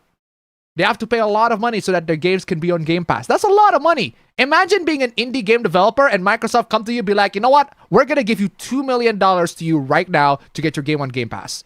That's fucking crazy. What a massive deal. A great deal for the developer, for indie games at least. But for AAA games, $50 million per game. Up to $50 million per game. And you wonder why. Like, Microsoft reportedly spent $80 billion for Game Pass. It kind of works. It works in a sense that there are a lot of people signing up and they got games basically for rent. But it does not work for Microsoft. In the context of Microsoft, Microsoft is losing a lot of money. They absolutely are losing a lot of money.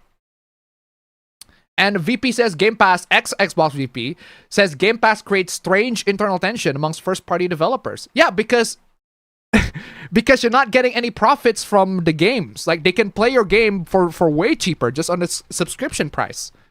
They cannot play the games. They can play all these AAA games on a subscription price. They just basically rent them on Game Pass. But you don't get to, what do you call it? You get to rent them on Game Pass, but you don't get to own it. Well, but then again, if you buy a digital game, you don't get to own it anyway, so you might as well just have a Game Pass, right? Since you're not owning the games anyway. Crazy. This news is from last year. Former Xbox executives warned that subscription models like Xbox Game Pass create internal tension by undervaluing games. This was from last year. And we know that this is already bad even before last year. Even when Game Pass was like announced.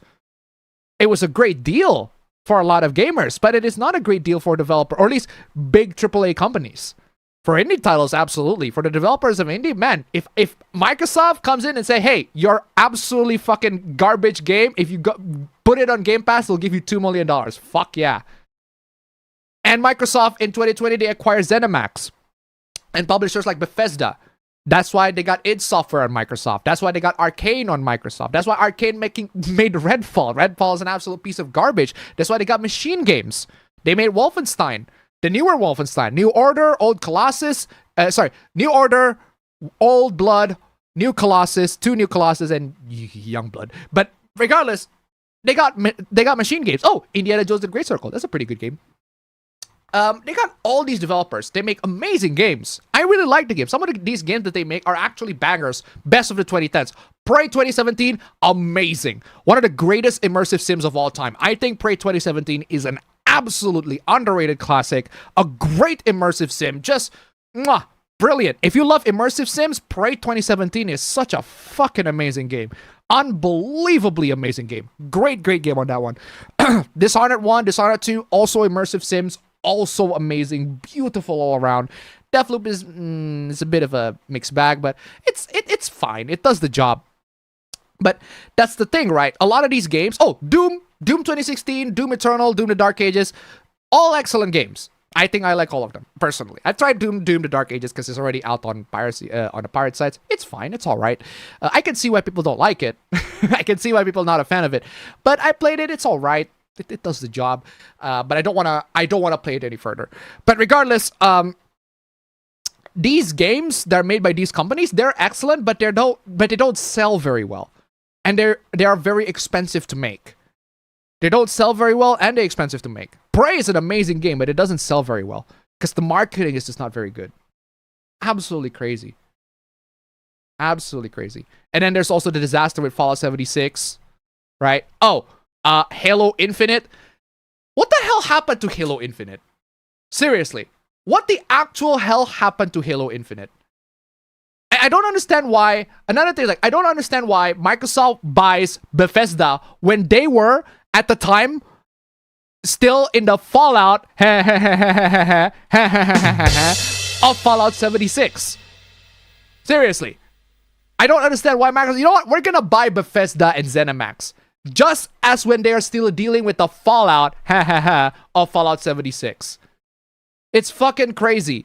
I can't believe that the people at Microsoft think, you know what? This Bethesda game company that has been absolutely dealing a lot of backlash of Fallout 76. Yeah, we're gonna buy that company. Why the fuck not? Why the fuck not, right? In release, Fallout 76 was a disaster. It's an absolute fucking disaster on release. It's okay now. It's fine. Alright. Even right now. But on release, it was a fucking disaster. Just an absolutely disaster all around. Crazy. But Doom 2016, Dishonored 2, Prey, Wolfenstein: The New Order, Indiana Jones, Great Circle, amazing games. Redfall's fucking trash though. Halo Infinite, what the fuck happened to Halo Infinite?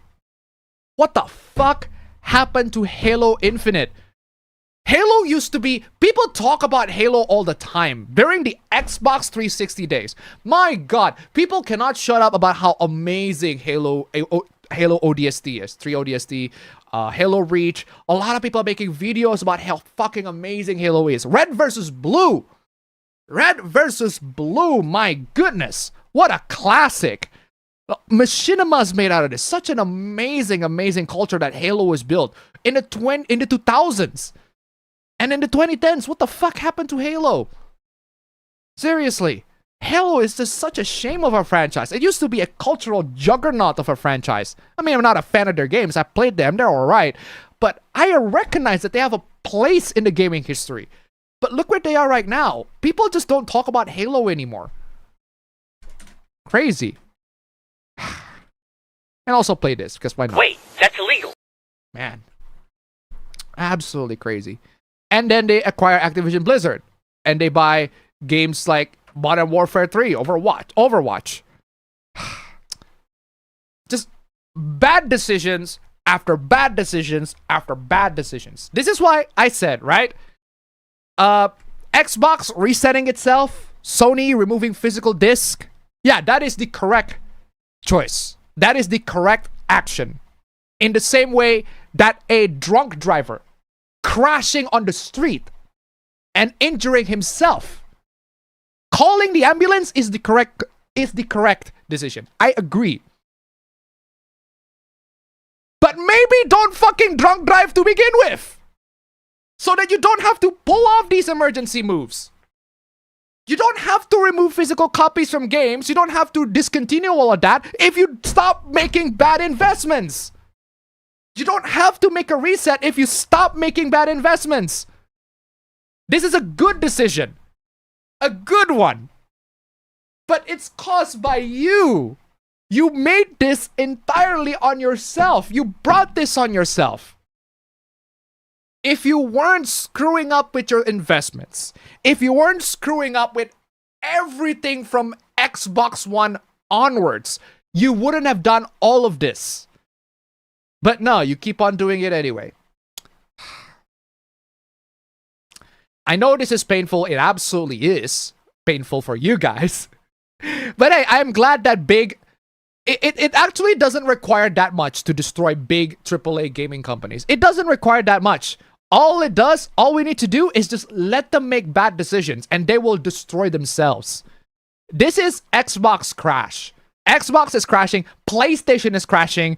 We are actually witnessing the crash of the two biggest console manufacturers in the West. We are witnessing their crash right here and right now.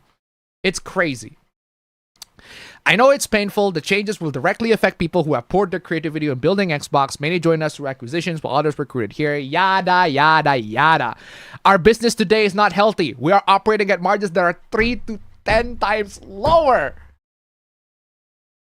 Xbox is operating at incredibly low profit margins. I have a feeling that PlayStation is also suffering from the same thing. That's why they decided to discontinue physical sales. They want to grasp as much profit margins as they can because they are desperate, because it is an emergency move. They are bleeding cash. If they're not bleeding cash, they wouldn't have done all of this. If they're not suffering, if they are not failing, they would have not done all of this. Any of these things, they wouldn't have done it. We entered Gen 9 with a smaller install base and a higher cost structure. Gee, you think? Honestly, if you ask me, if PlayStation... the correct choice of action, for me at least, Xbox is to just completely ditch the Xbox exclusivity and just go to PC. Because that's the safer, like, cost-effective way to do that. But maybe that's just me. The Microsoft, improve Windows, improve Xbox as a gaming ecosystem. Xbox might as well be just a gaming ecosystem right now. Microsoft's gaming ecosystem. Windows' gaming ecosystem, not necessarily an exclusive platform. I want it to be an exclusive platform, but can you guys afford to do that? Can you guys afford to make new consoles in the future? Is that even possible? Can you guys even do that? I don't think you can, considering how desperate you are begging for cash right now. Crazy. I don't want them to go to only PC. But can they afford consoles? Can they afford to make new consoles at this point if this amount of restructuring? I don't think so. It's crossing fingers that they can, because we need competition. We need Sony to be able to have a competition against it. At this point, if Xbox is not willing to compete, they haven't been willing to compete for a long ass time now, but if Xbox is not willing to compete, then guess what? Sony's gonna fail. We entered Gen 9 with a smaller install base and a higher cost structure. Poof. I don't think Microsoft can afford it. They cannot. They just need to make the right decisions. Oof. I wish they can make the right decisions. We'll have to see how that goes. To grow, we bet on Game Pass. Clearly not. Clearly not working. Multi-platform, also not working. And a broader portfolio of content. Broader portfolio of content? No, you don't. No, you don't. Excuse me. No, you fucking don't. Stop lying. What do you mean? Shut up. Broader portfolio of content. No, you laid off those broader portfolio of content, dude. You laid them off. How the fuck are you going to provide a broader portfolio of content if you just completely laid them off? What's wrong with you? While those businesses have created meaningful value, they did not grow in the pace we expected. As that happened, our core business weakened, and we added more teams, more investment, and more time, hoping for a better outcome. Again, this is the right step. This is the right step after the many mistakes that they made. This is the right step that they do to reset everything, start from scratch, and actually start making good decisions from now on. Can they make good decisions in the future? I don't know. We'll have to see how that goes. But I'm not having a lot of faith in it. And now the industry is facing the most severe hardware crisis in history. Well, that's not their fault. Not their fault. I don't blame Microsoft. I don't blame Sony on that one. Actually, no, I do blame Microsoft. Never mind. I do blame Microsoft. They do contribute to this fucking AI garbage. They are the biggest perpetrator of that. Not Sony, though. I don't recall Sony investing a lot in AI. But Microsoft, for sure. I blame it on them. Maybe don't invest so much on AI, Microsoft, and you wouldn't have had your Xbox division failing like this. Unbelievable. We must reset Xbox. Reset your whole fucking division, honestly. First, we will reset our content portfolio. Since 2018, we have aggressively expanded our studio portfolio with the number of games created each month across the industry now outpaces the last 10 years combined. Yeah, maybe you should not be making games with a lot of budget. You should be making fewer games with smaller budgets that are actually fun. You don't need to spend hundreds of millions of dollars on games. You don't need to spend billions of dollars to acquire companies that are already struggling at making games. Unfucking believable. And I have to listen to my phone's broken speaker. I can't get used to that. I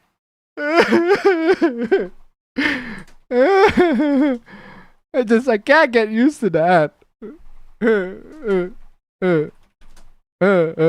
I can't get used to that.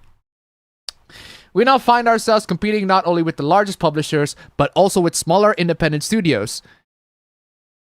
This is why you shouldn't be laying off those developers. Whatever. It is neither possible nor desirable to own every great independent... What do you mean own every great...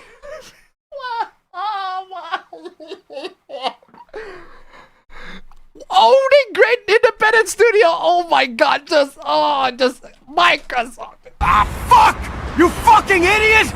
I can't believe you! What the fuck is the matter with you? Oh my god, and you wonder why you are failing. Owning independent studio, that's not what you should do. You should be making games, not owning studios. Microsoft just, oh my...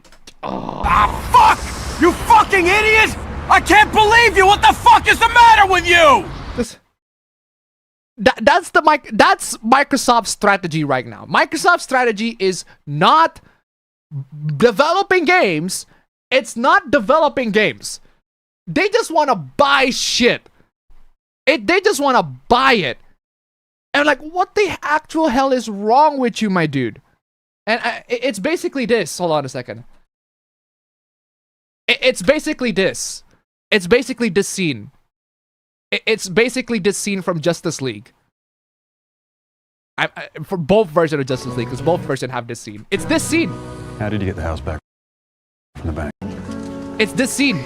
It's literally this. How did you get the house back from the bank? I bought the bank.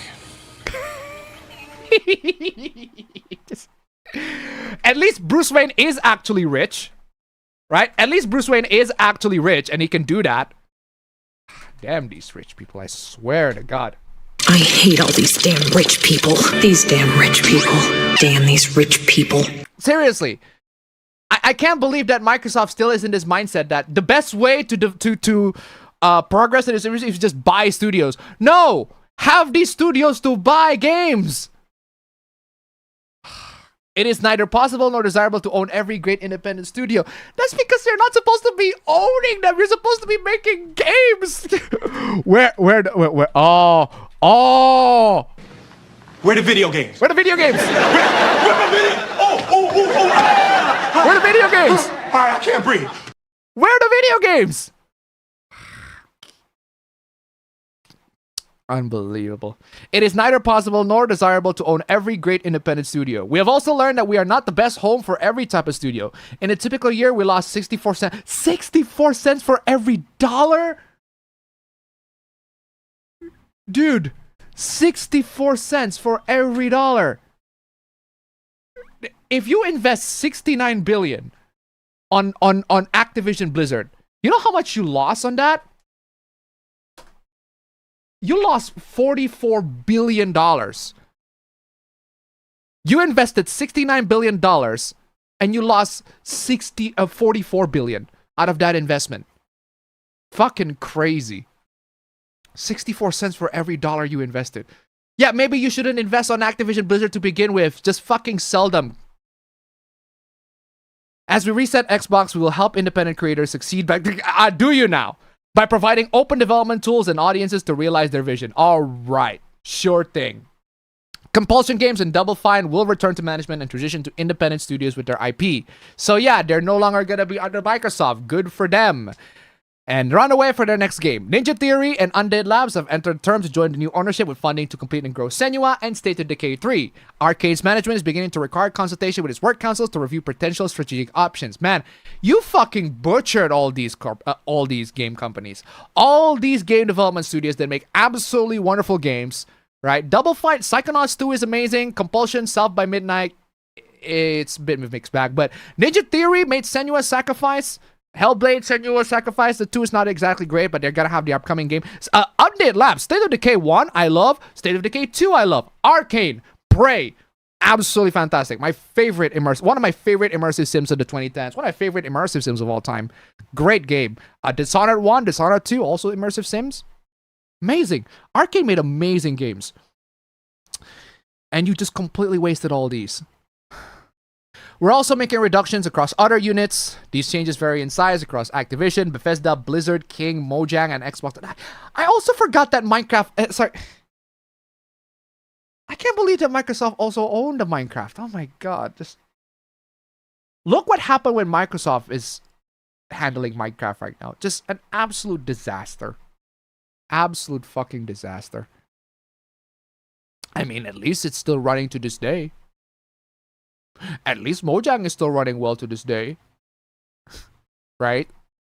None of our first-party public announced games or projects are being cancelled. Oh, good for you. Mojang and King will now report directly to me. These studios have increasingly become platforms. Wait, what? These two studios have increasingly become, major platforms and are largest by monthly active players.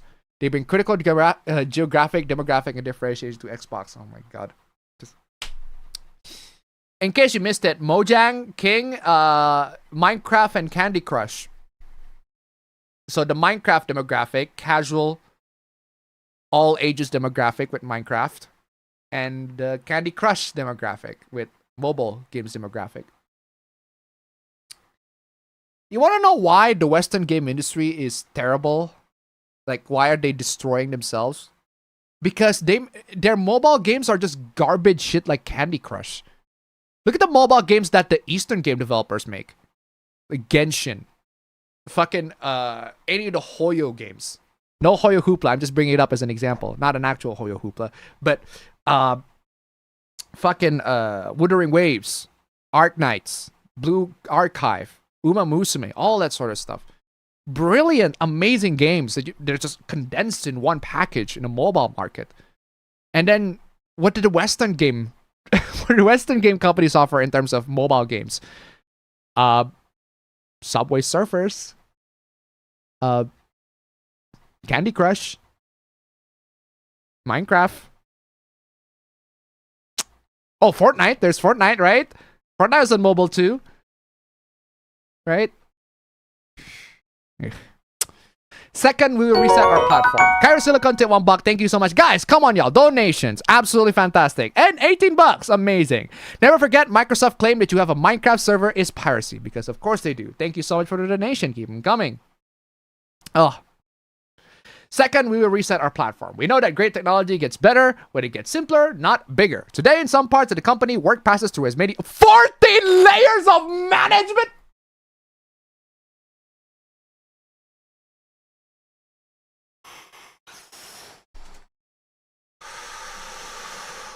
Oh my goodness. Ah, fuck! You fucking idiot! I can't believe you! What the fuck is the matter with you?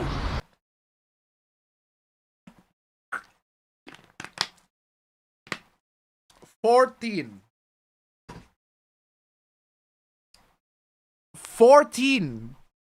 layers of management.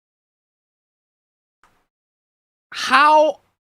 And you wonder why the platform is failing, right? And you wonder why the platform is failing. And you wonder why nothing gets done. The reason why nothing gets done is you got 14 layers of management. Hey, I want to develop this game. Sure, I will contact Manager 1. Hey, Manager 1, is this game amazing? Oh, sure, I'll contact Manager 2 and see if Manager 2 is okay. Hey, Manager 2, is this game great? Of course. Manager 3, is this game great? No, this game is not great. Exit. And you wonder why we don't get green lights of games from Xbox. It's because there are so many fucking filters in this. 14 layers of management. Our platform teams are 40% larger than they were at the start of this generation. You know what this reminds me of, guys? You know what this reminds me of? You know what this reminds me of? It reminds me of this. It reminds me of this fucking awesome movie. If you guys have not seen Office Space, man, you should see Office Space. Office Space is a fucking awesome film. Office Space is such an awesome film. Brilliant, brilliant film. It's basically this. It's basically this, but in Xbox, right? Don't care? It's a problem of motivation, all right? Oh, hold on. Now, Volume's a bit too low. Let me bump that shit up. It's crazy. I work my ass off and Initech ships a few extra units. I don't see another dime. Where's the motivation? So where's the motivation? And here's something else, Bob. Here's something else. Check this out. I have 8 different bosses right now. I beg your pardon? 8 bosses. 8? 8, Bob. So that means that when I make a mistake, I have 8 different people coming by to tell me about it. Real. That's exactly what it is. Kaya Silicon Tiwambak, and I thought the Soviet Union is a bureaucratic nightmare. Well, to be fair, UK already beaten them in that. Thank you so much for the donation. Keep them coming. Oh, man. Yes, Minister. What an amazing, amazing show. Aged incredibly well even to this day. And also a spiritual successor, the thick of it. But seriously. Thank you so much for the donation. Keep them coming. But yeah, that's what I'm trying to say, guys. Oh my God. Guys, we are at $20. $20 out of 30. You know how much percent is that? You know how much percent is that? You know how much percent is $20 out of 30? How much percent is that? Why the hell would you want to display that?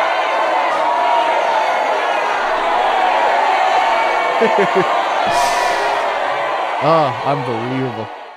Hey, regardless, thank you so much, guys. If we can make it get out of this 67L. StreamElements, link down below. Anyway, where was I? That complexity has slowed decisions, blurred accountability, and made it harder to deliver to players. Absolutely crazy. Absolutely crazy. We will reduce management layers to no more than 5 and where possible 3. That's still already a lot. But at least it's not 14. At least it's not over 10. We will deliver success through a flatter organization that is built around makers, individual contributors focused on building, player coaches, leaders who remain deeply involved in the work while developing their teams, and directly responsible individuals who own key decisions and outcomes. Good for you, Microsoft. I am glad that you're able to make all these promises. Whether you're going to fulfill all these promises, that's a different matter entirely. As Xbox grew our headcount, we became more fragmented. Teams, studios, and functions often operate independently, and it became harder to work towards a shared goal, making the right trade-offs and get things done. We are establishing a Chief Operating Officer. Amazing. With end-to-end profit and loss responsibility across content, hardware, platform, and services. Helen Chang has been promoted to this role and will report directly to me. Good for her. Good for all of you. Get this fucking shit sorted, Xbox, for the love of God. Seriously. Unbelievable. Okay. Moving on from Xbox Ls, we go to PlayStation Ls. Seriously. Look at this. Insider sale. Actual verified information. President and CEO of Sony sells 225,000 worth of shares of Sony. How the fuck does that happen? When did that happen? It happened apparently this month. Sold 225,000 shares of the company for a 4,725,000. Oh my God. I hate all these damn rich people. These damn rich people. Damn these rich people. Easy 4 million on that one, right? Easy 4 million on that one. Easy money! Easy 4 million on that one. 4.7 million. Unfucking believable. We received data on the trade from a recent SEC filing. All of these are public, considering that Sony is a public company. You see all this. This was a scale of approximately 56.5% of their shares. Oh my God. Of this class of the stock. Oh my God. 56. Oh my God. Oh my God. It's this. This. An absolute fucking crazy. Just an absolute crash Hold on, not just that crash. Where's the car flip? Where did the car flip? It's this. You want to see what happened? This is what happened. I still have no idea how the hell that guy is able to. How the hell can you make that car to turn around like that? And how the hell can you get launched like that at a ragdoll? This is Sony right now. Just hold on. This is the Sony CEO. This is the Sony CEO witnessing the fucking atrocity. I was like, nah, fuck that. I ain't going that one. And they're just running away. And then this is Sony.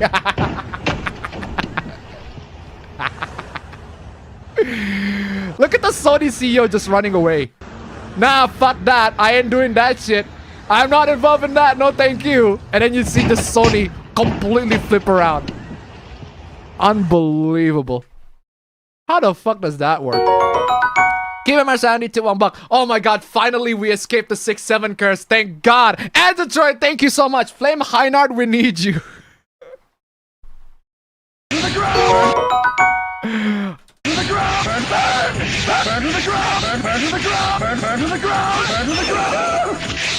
Burn to the ground indeed. Thank you so much for the donation. Keep them coming.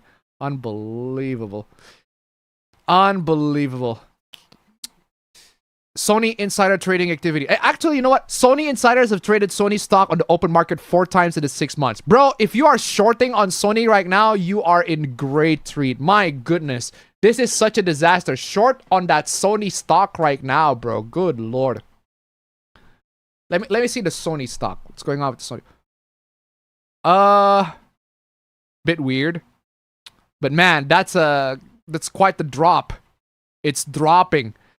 In the context of this today, we're not seeing that much a change in 1 day. In 5 days, it's basically the same as 5 days 5 days ago. In the context of a month, it's better than last month. In the context of 6 months, it's a drop.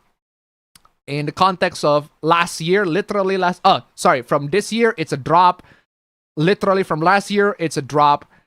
And from 5 years, it's actually an increase in 5 years. So good for you, Sony. Good for you. But it is definitely just going up and down, up and down, up and down.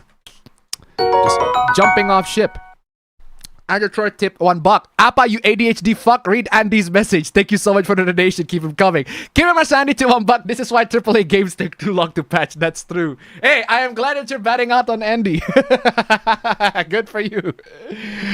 Thank you so much, Detroit, for batting him out. Keep him coming. Amazing.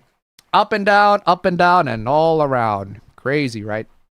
And also, he's not the only person that sold the shares. Kenichiro Yoshida sold 400,000 shares for an estimated 9 million. Oh my goodness. I hate all these damn rich people. These damn rich people. Damn these rich people.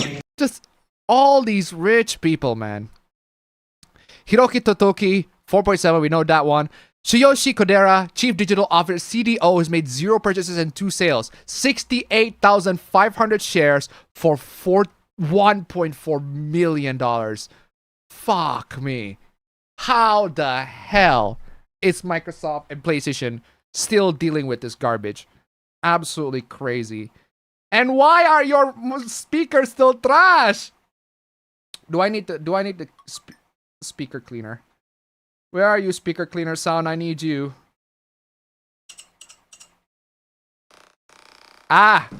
Music to my ears. Oh, you can't pick it up. Amazing. I thought you could pick it up. Oh, wait. I think you can. Music to my ears. Anyway. I'm gonna move. I'm gonna get the phone speaker away. But regardless. Moving on from all of that.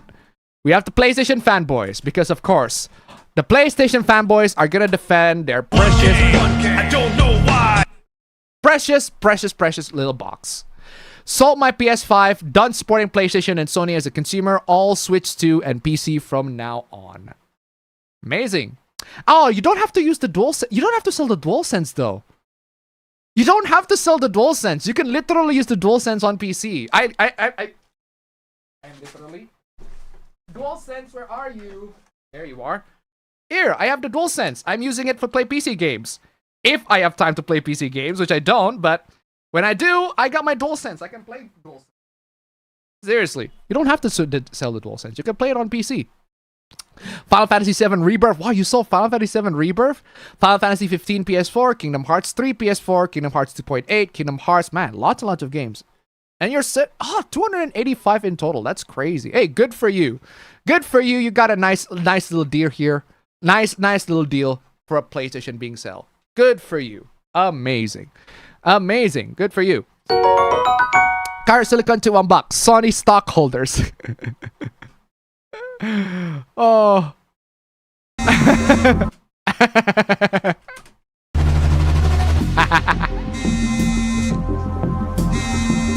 Yes. Il bought. He bought. Thank you so much for the donation. Keep them coming. Amazing. Sells PlayStation cause it only does digital. Still play on Steam. Not stream. Steam. Thank you so much for the donation. Keep them coming. But seriously, Steam sells PlayStation causes only does digital. Still play on Steam. That's not the only reason why you sell a PlayStation. It's not just because it's all digital, because you don't actually own the games on PlayStation. Now, granted, you don't actually own the games on Steam either, but you can crack it. Ugh. If I'm gonna play digital, I'm gonna play PC. Not sure what's confusing about that. Seriously. And stop with the PC mods argument. Why would we stop with PC mods argument? PC mods are awesome. Consoles get jailbroken. Oh, consoles get jailbroken. Yeah. Do you know how easy it is to jailbreak a console? Do you know how easy it is for a normal person to jailbreak a console? Just saying.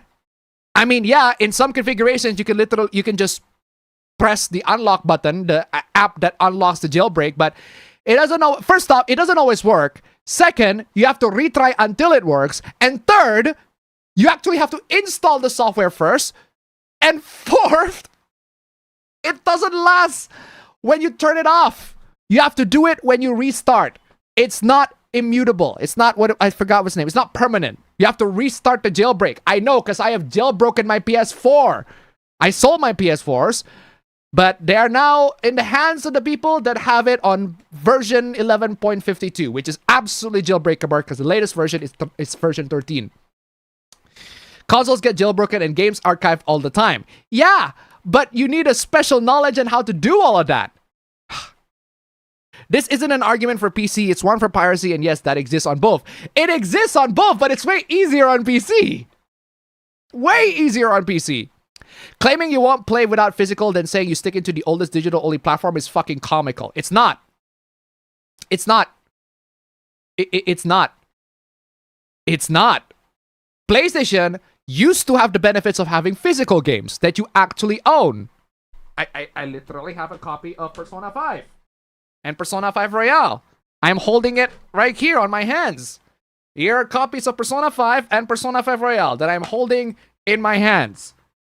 That's the beauty of PlayStation and console games. You get to hold the copies of your games in your hands. You don't have that luxury on PC. But since PlayStation is going to ditch physical copies anyway, you might as well just go to PC if you're going to everything digital.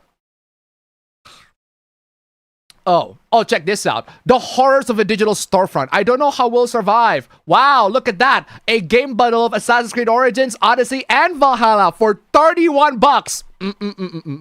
Nope. Nope. Nope.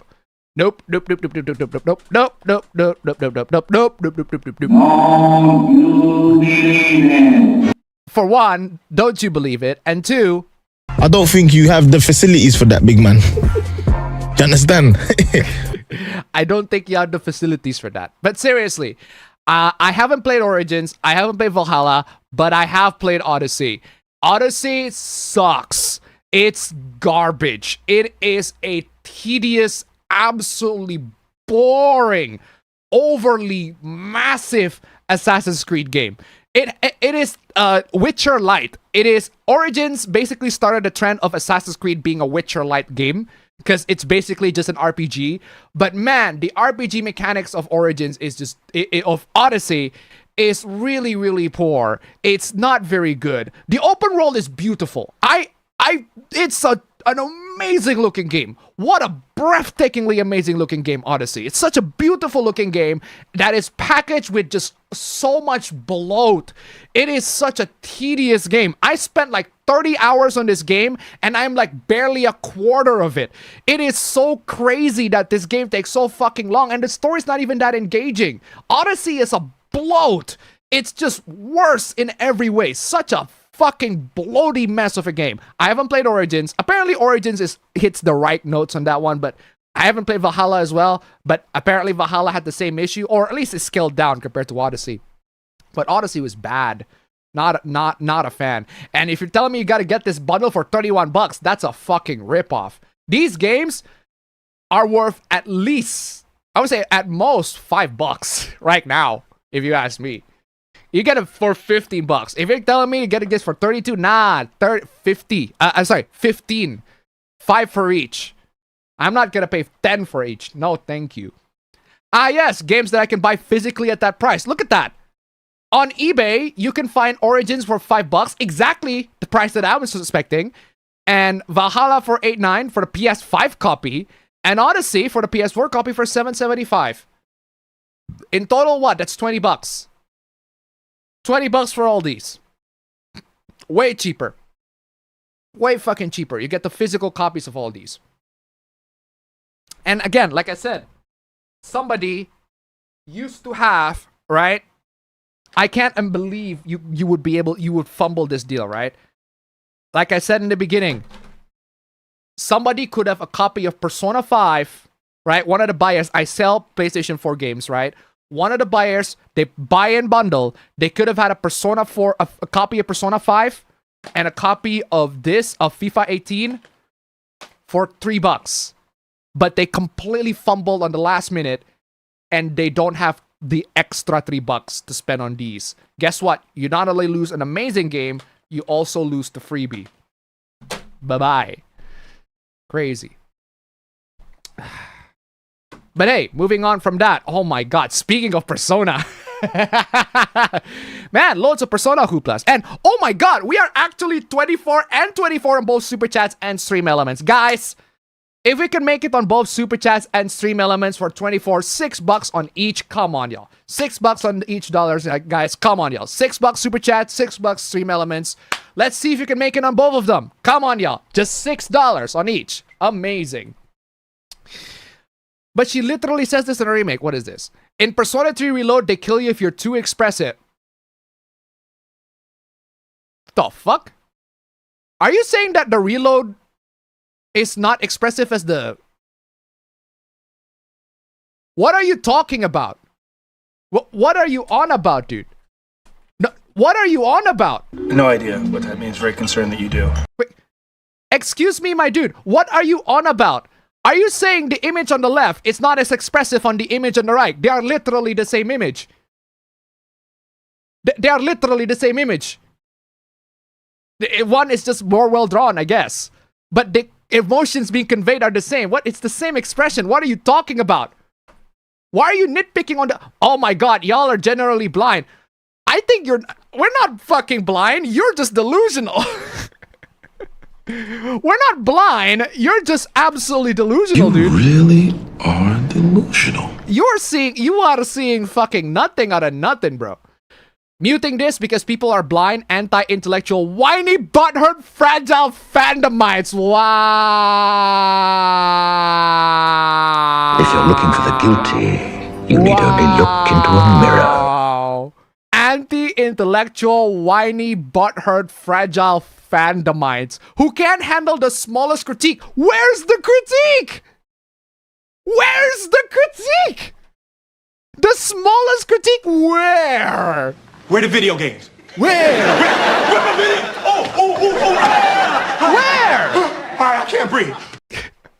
Where's the critique, my dude? If you're gonna offer a critique of Reload, I'm all ears, but I don't see nothing. I don't see nothing here. Who can't handle the smallest critique? There are no critiques. There's none. You provided no commentary whatsoever. No valuable commentary at that. but also have no regard for details in art. Do you? That implies that you have regard for details in art. That implies that you are able to see things that everybody else can't. Nah, you're just delusional, my dude.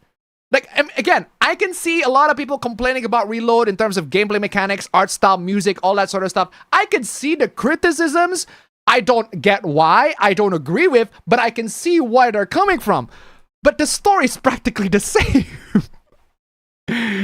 So, everyone's saying it's the same expression. Can you not see in the original that she has a slight frown? Huh?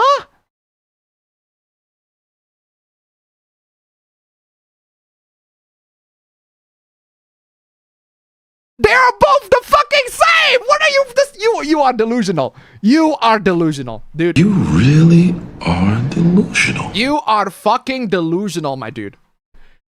Can you also see she has a slight frown? I didn't see nothing. Her eyebrows are also not the default expression. Oh no, the eyebrows. While the Reload one is literally the complete neutral expression. What? It's such a minuscule fucking change. It barely... This is such crazy. It's these small details that these people call having no importance. Because it doesn't! You really are delusional. It's these small details that these people call having no importance. It literally does not. It literally has no importance. If you're gonna hate on Persona 3 Reload, bro, you can hate on Persona 3 Reload all you like, but at least hate it for a perfectly understandable reason. But good fucking lord. I like it when Persona fans individually cherry-pick any and every minute detail that they're able to rag on. This is a completely irrelevant fucking detail. Unbelievable. It gives me hope that every Persona fan will one day snap out of their Stockholm Syndrome and realize that the games fucking blow. I don't agree with that, but okay. I'm not a fan of Persona 3. Persona 3, I like Persona 3. It's good, but it's not my favorite Persona. But seriously, if you hate Persona so much, why do you care then? People, when they like something, they can discuss its elements, and the sprite is one of the presents throughout the whole game, but apparently it's nitpicking. Because it is nitpicking! You are just delusional. If you think that's not nitpicking, then you are delusional, my dude. In the original, she was frowning, her mouth was half open, and her eyes not as fully open. In remake, she just looks neutral.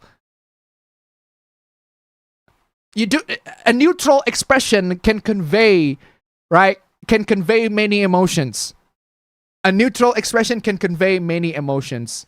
It's just the default expression. This is so fucking stupid. Ugh. I'm moving on. Okay, let's talk about something that's not gaming related. Let's talk about relationship hooplas.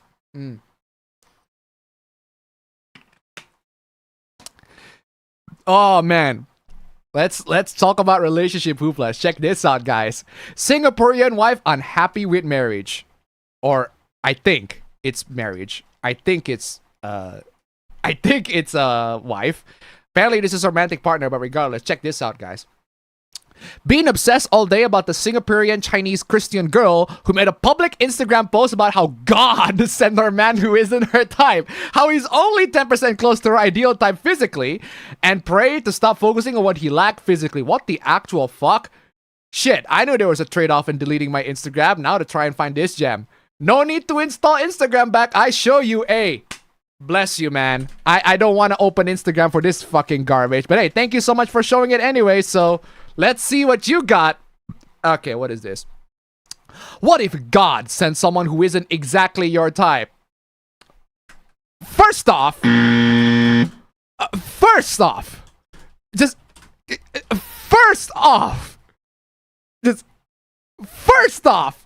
like a soul who doesn't know Jesus floating without purpose. Second, I will send you to Jesus. And third, if Jesus can't save these hoes, why are you trying? What make you think you greater than Jesus, nigga? What if God sent someone who isn't your type? God doesn't send people to you. God is not a fucking delivery express, man. What is wrong with you? God is not fucking FedEx that send packages for you. That's not how God works. I will send you to Jesus. I'm not even religious, but my goodness, like this, she thinks that God is an express fucking delivery gift package. Oh, it just sends human beings specifically catered to you. What is wrong with you, lady? Lady. Come on, lady. What is wrong with you? What if God sent someone who isn't exactly your type? What if you, lady, get your head up your ass? Seriously. God doesn't send people for you. They just exist. You chose. Unbelievable. Jeremiah 29:1 AMP. For I know the plans and thoughts I have for you, says the Lord. Plans for peace and well-being and not for disaster, to give you a future and hope. Oh, good for you, lady. You know your Christian Bibles. I don't know Christian Bibles. I'm not Christian. Although some of my family are Christian. But still, the hardest part about dating him, he wasn't fully my type. Lady, why the flying hell would you want to say this in fucking public, lady? Why the flying hell you want to do that? Or so I thought, at least at the start. Oh, great clarification there. In my list, he only checked one physical trait box. He has a fit body. Other than that, he is completely unattractive. You just called your husband ugly to everybody. Did you not realize that, lady? Did you not realize that? You just called your husband ugly? Or physically unattractive? Yeah, physically unattractive. In other words, you call your husband ugly. In social media. Crazy. Many said character is harder to find at good looks. Well, yeah, character is harder to find at good looks. There are so many women that look extremely hot until they speak. Until they talk. Until they act. And I was like, the hotness is completely gone. It's like, oh, she looks attractive at first, but then she actually behaves and like, she's no longer attractive anymore. Looks change, characters last. Oh, really? Deep down in my heart, I knew that was true. But honestly, I couldn't look past the physical attraction. Lady, how about you be flippin' grateful? Be fucking grateful that you got a guy that appreciates you for who you are. Even if he doesn't look the most physically fucking attractive. But hey, you know what, guys? You know what this means? Actually, you know what? Because this is her, and this is the guy. Like, the guy looks fine. He actually looks like one of my college friends. He genuinely looks like one of my college friends. One of my college buddies that we talk about PC gaming. We talk about gaming a lot. He genuinely looks like one of my college buddies. But seriously, he looks all right. He looks fine. But apparently, he doesn't look too attractive for you. Like, what do you want? You want some fucking supermodel? You want a K-pop star? Lady, what is wrong with you? So I further sought wise counsel. You further sought wise counsel? What are you talking about? What do you mean wise counsel? Oh, I seek the wise counsel of Gandalf the fucking Grey. What is what? What? Some wise words from my married friends. Wow. So, you also told your friends that your husband is ugly.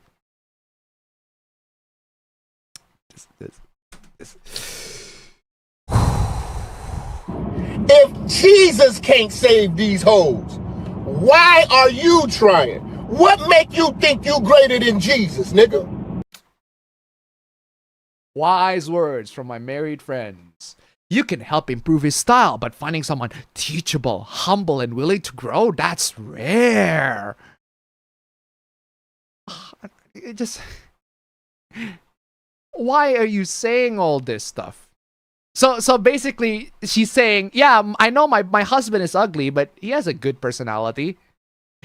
You know, the funny thing is, right, if she says all this in social media, you know what I'm gonna do? You know what I'm gonna do? I'm gonna flex. Guess what? My wife thinks I'm ugly, and I still got her anyway. What's your fucking excuse? Wow, what do you say after that? Brutal, savage, wrecked, absolutely taken down. Seriously, I can't. Well, I just give a brutal savage wreck on myself. Seriously, but yeah, maybe you should not have been doing all of this, lady. Just saying. Still, I struggled. I wondered, am I being too materialistic? Yes. Didn't God promise someone who fits my ideals? No. Pretty simple. You are being materialistic. And no, God did not promise not just you, but anybody. Seriously. Seriously. It took months for me to surrender this to God. Being humble to say, God, I'll let you handle it because you know best.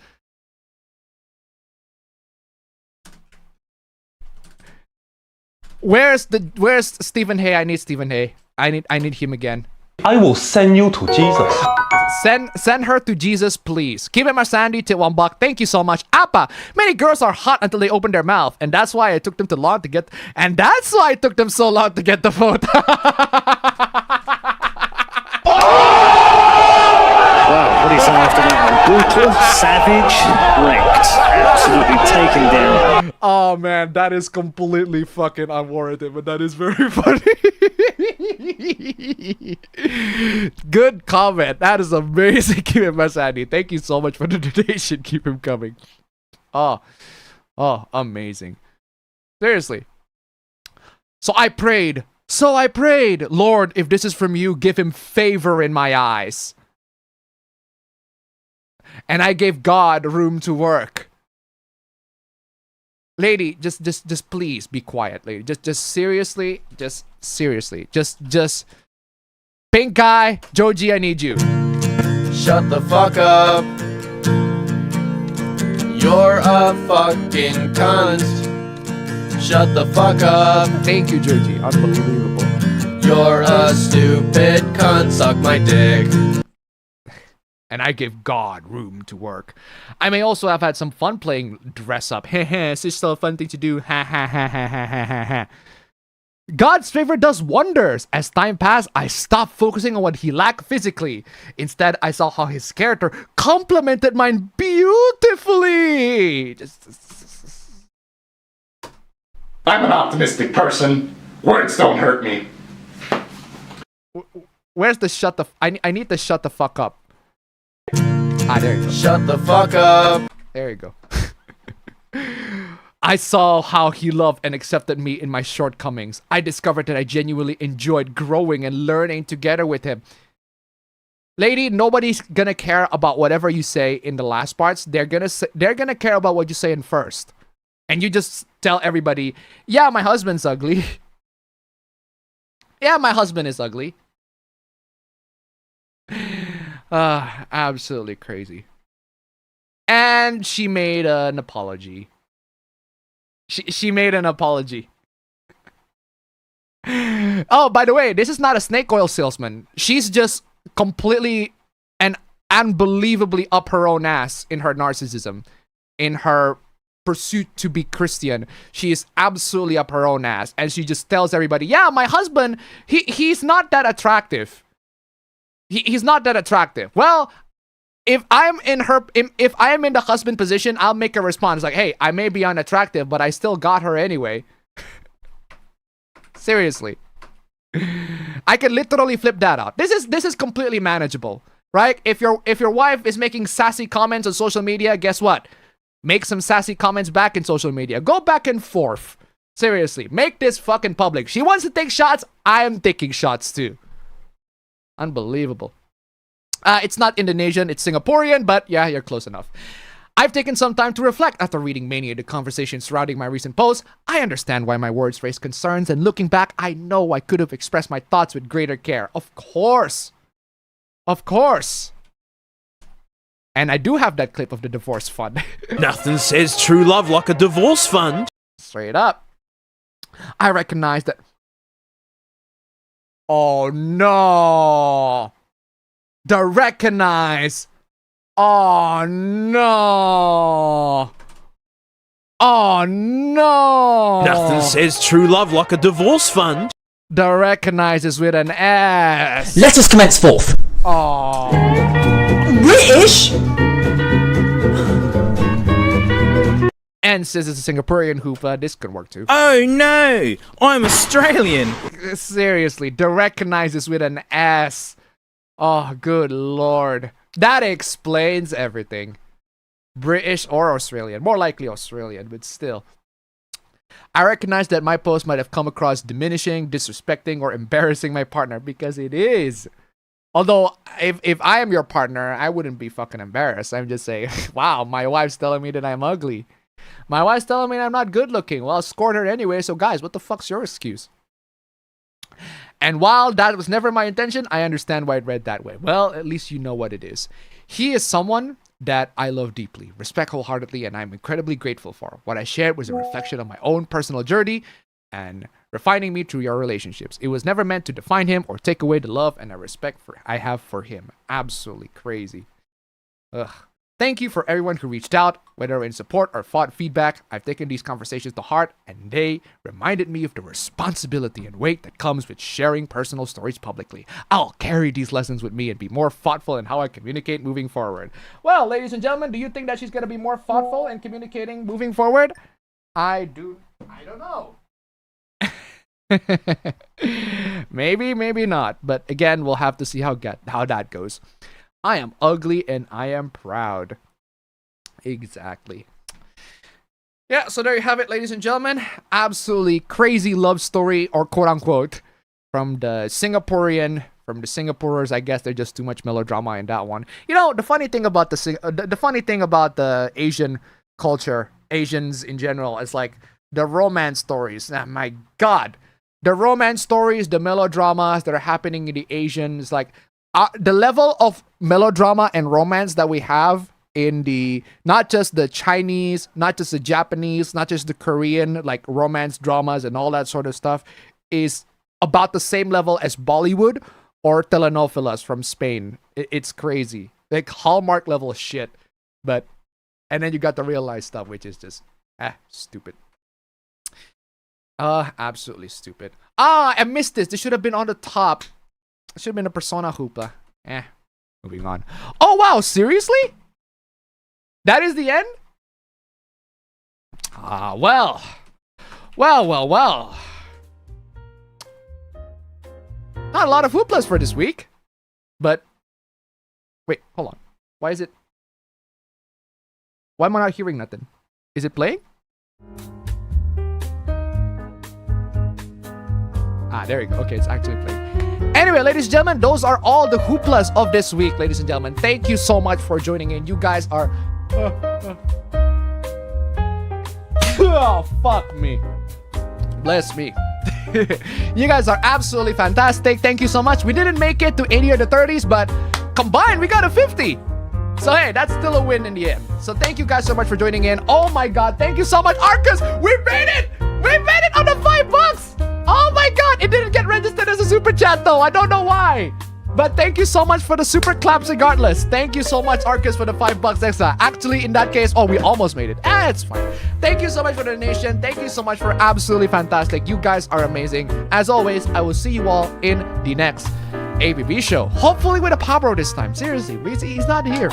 Got loads and loads of hooplas that involve him, but he's not here. Take care.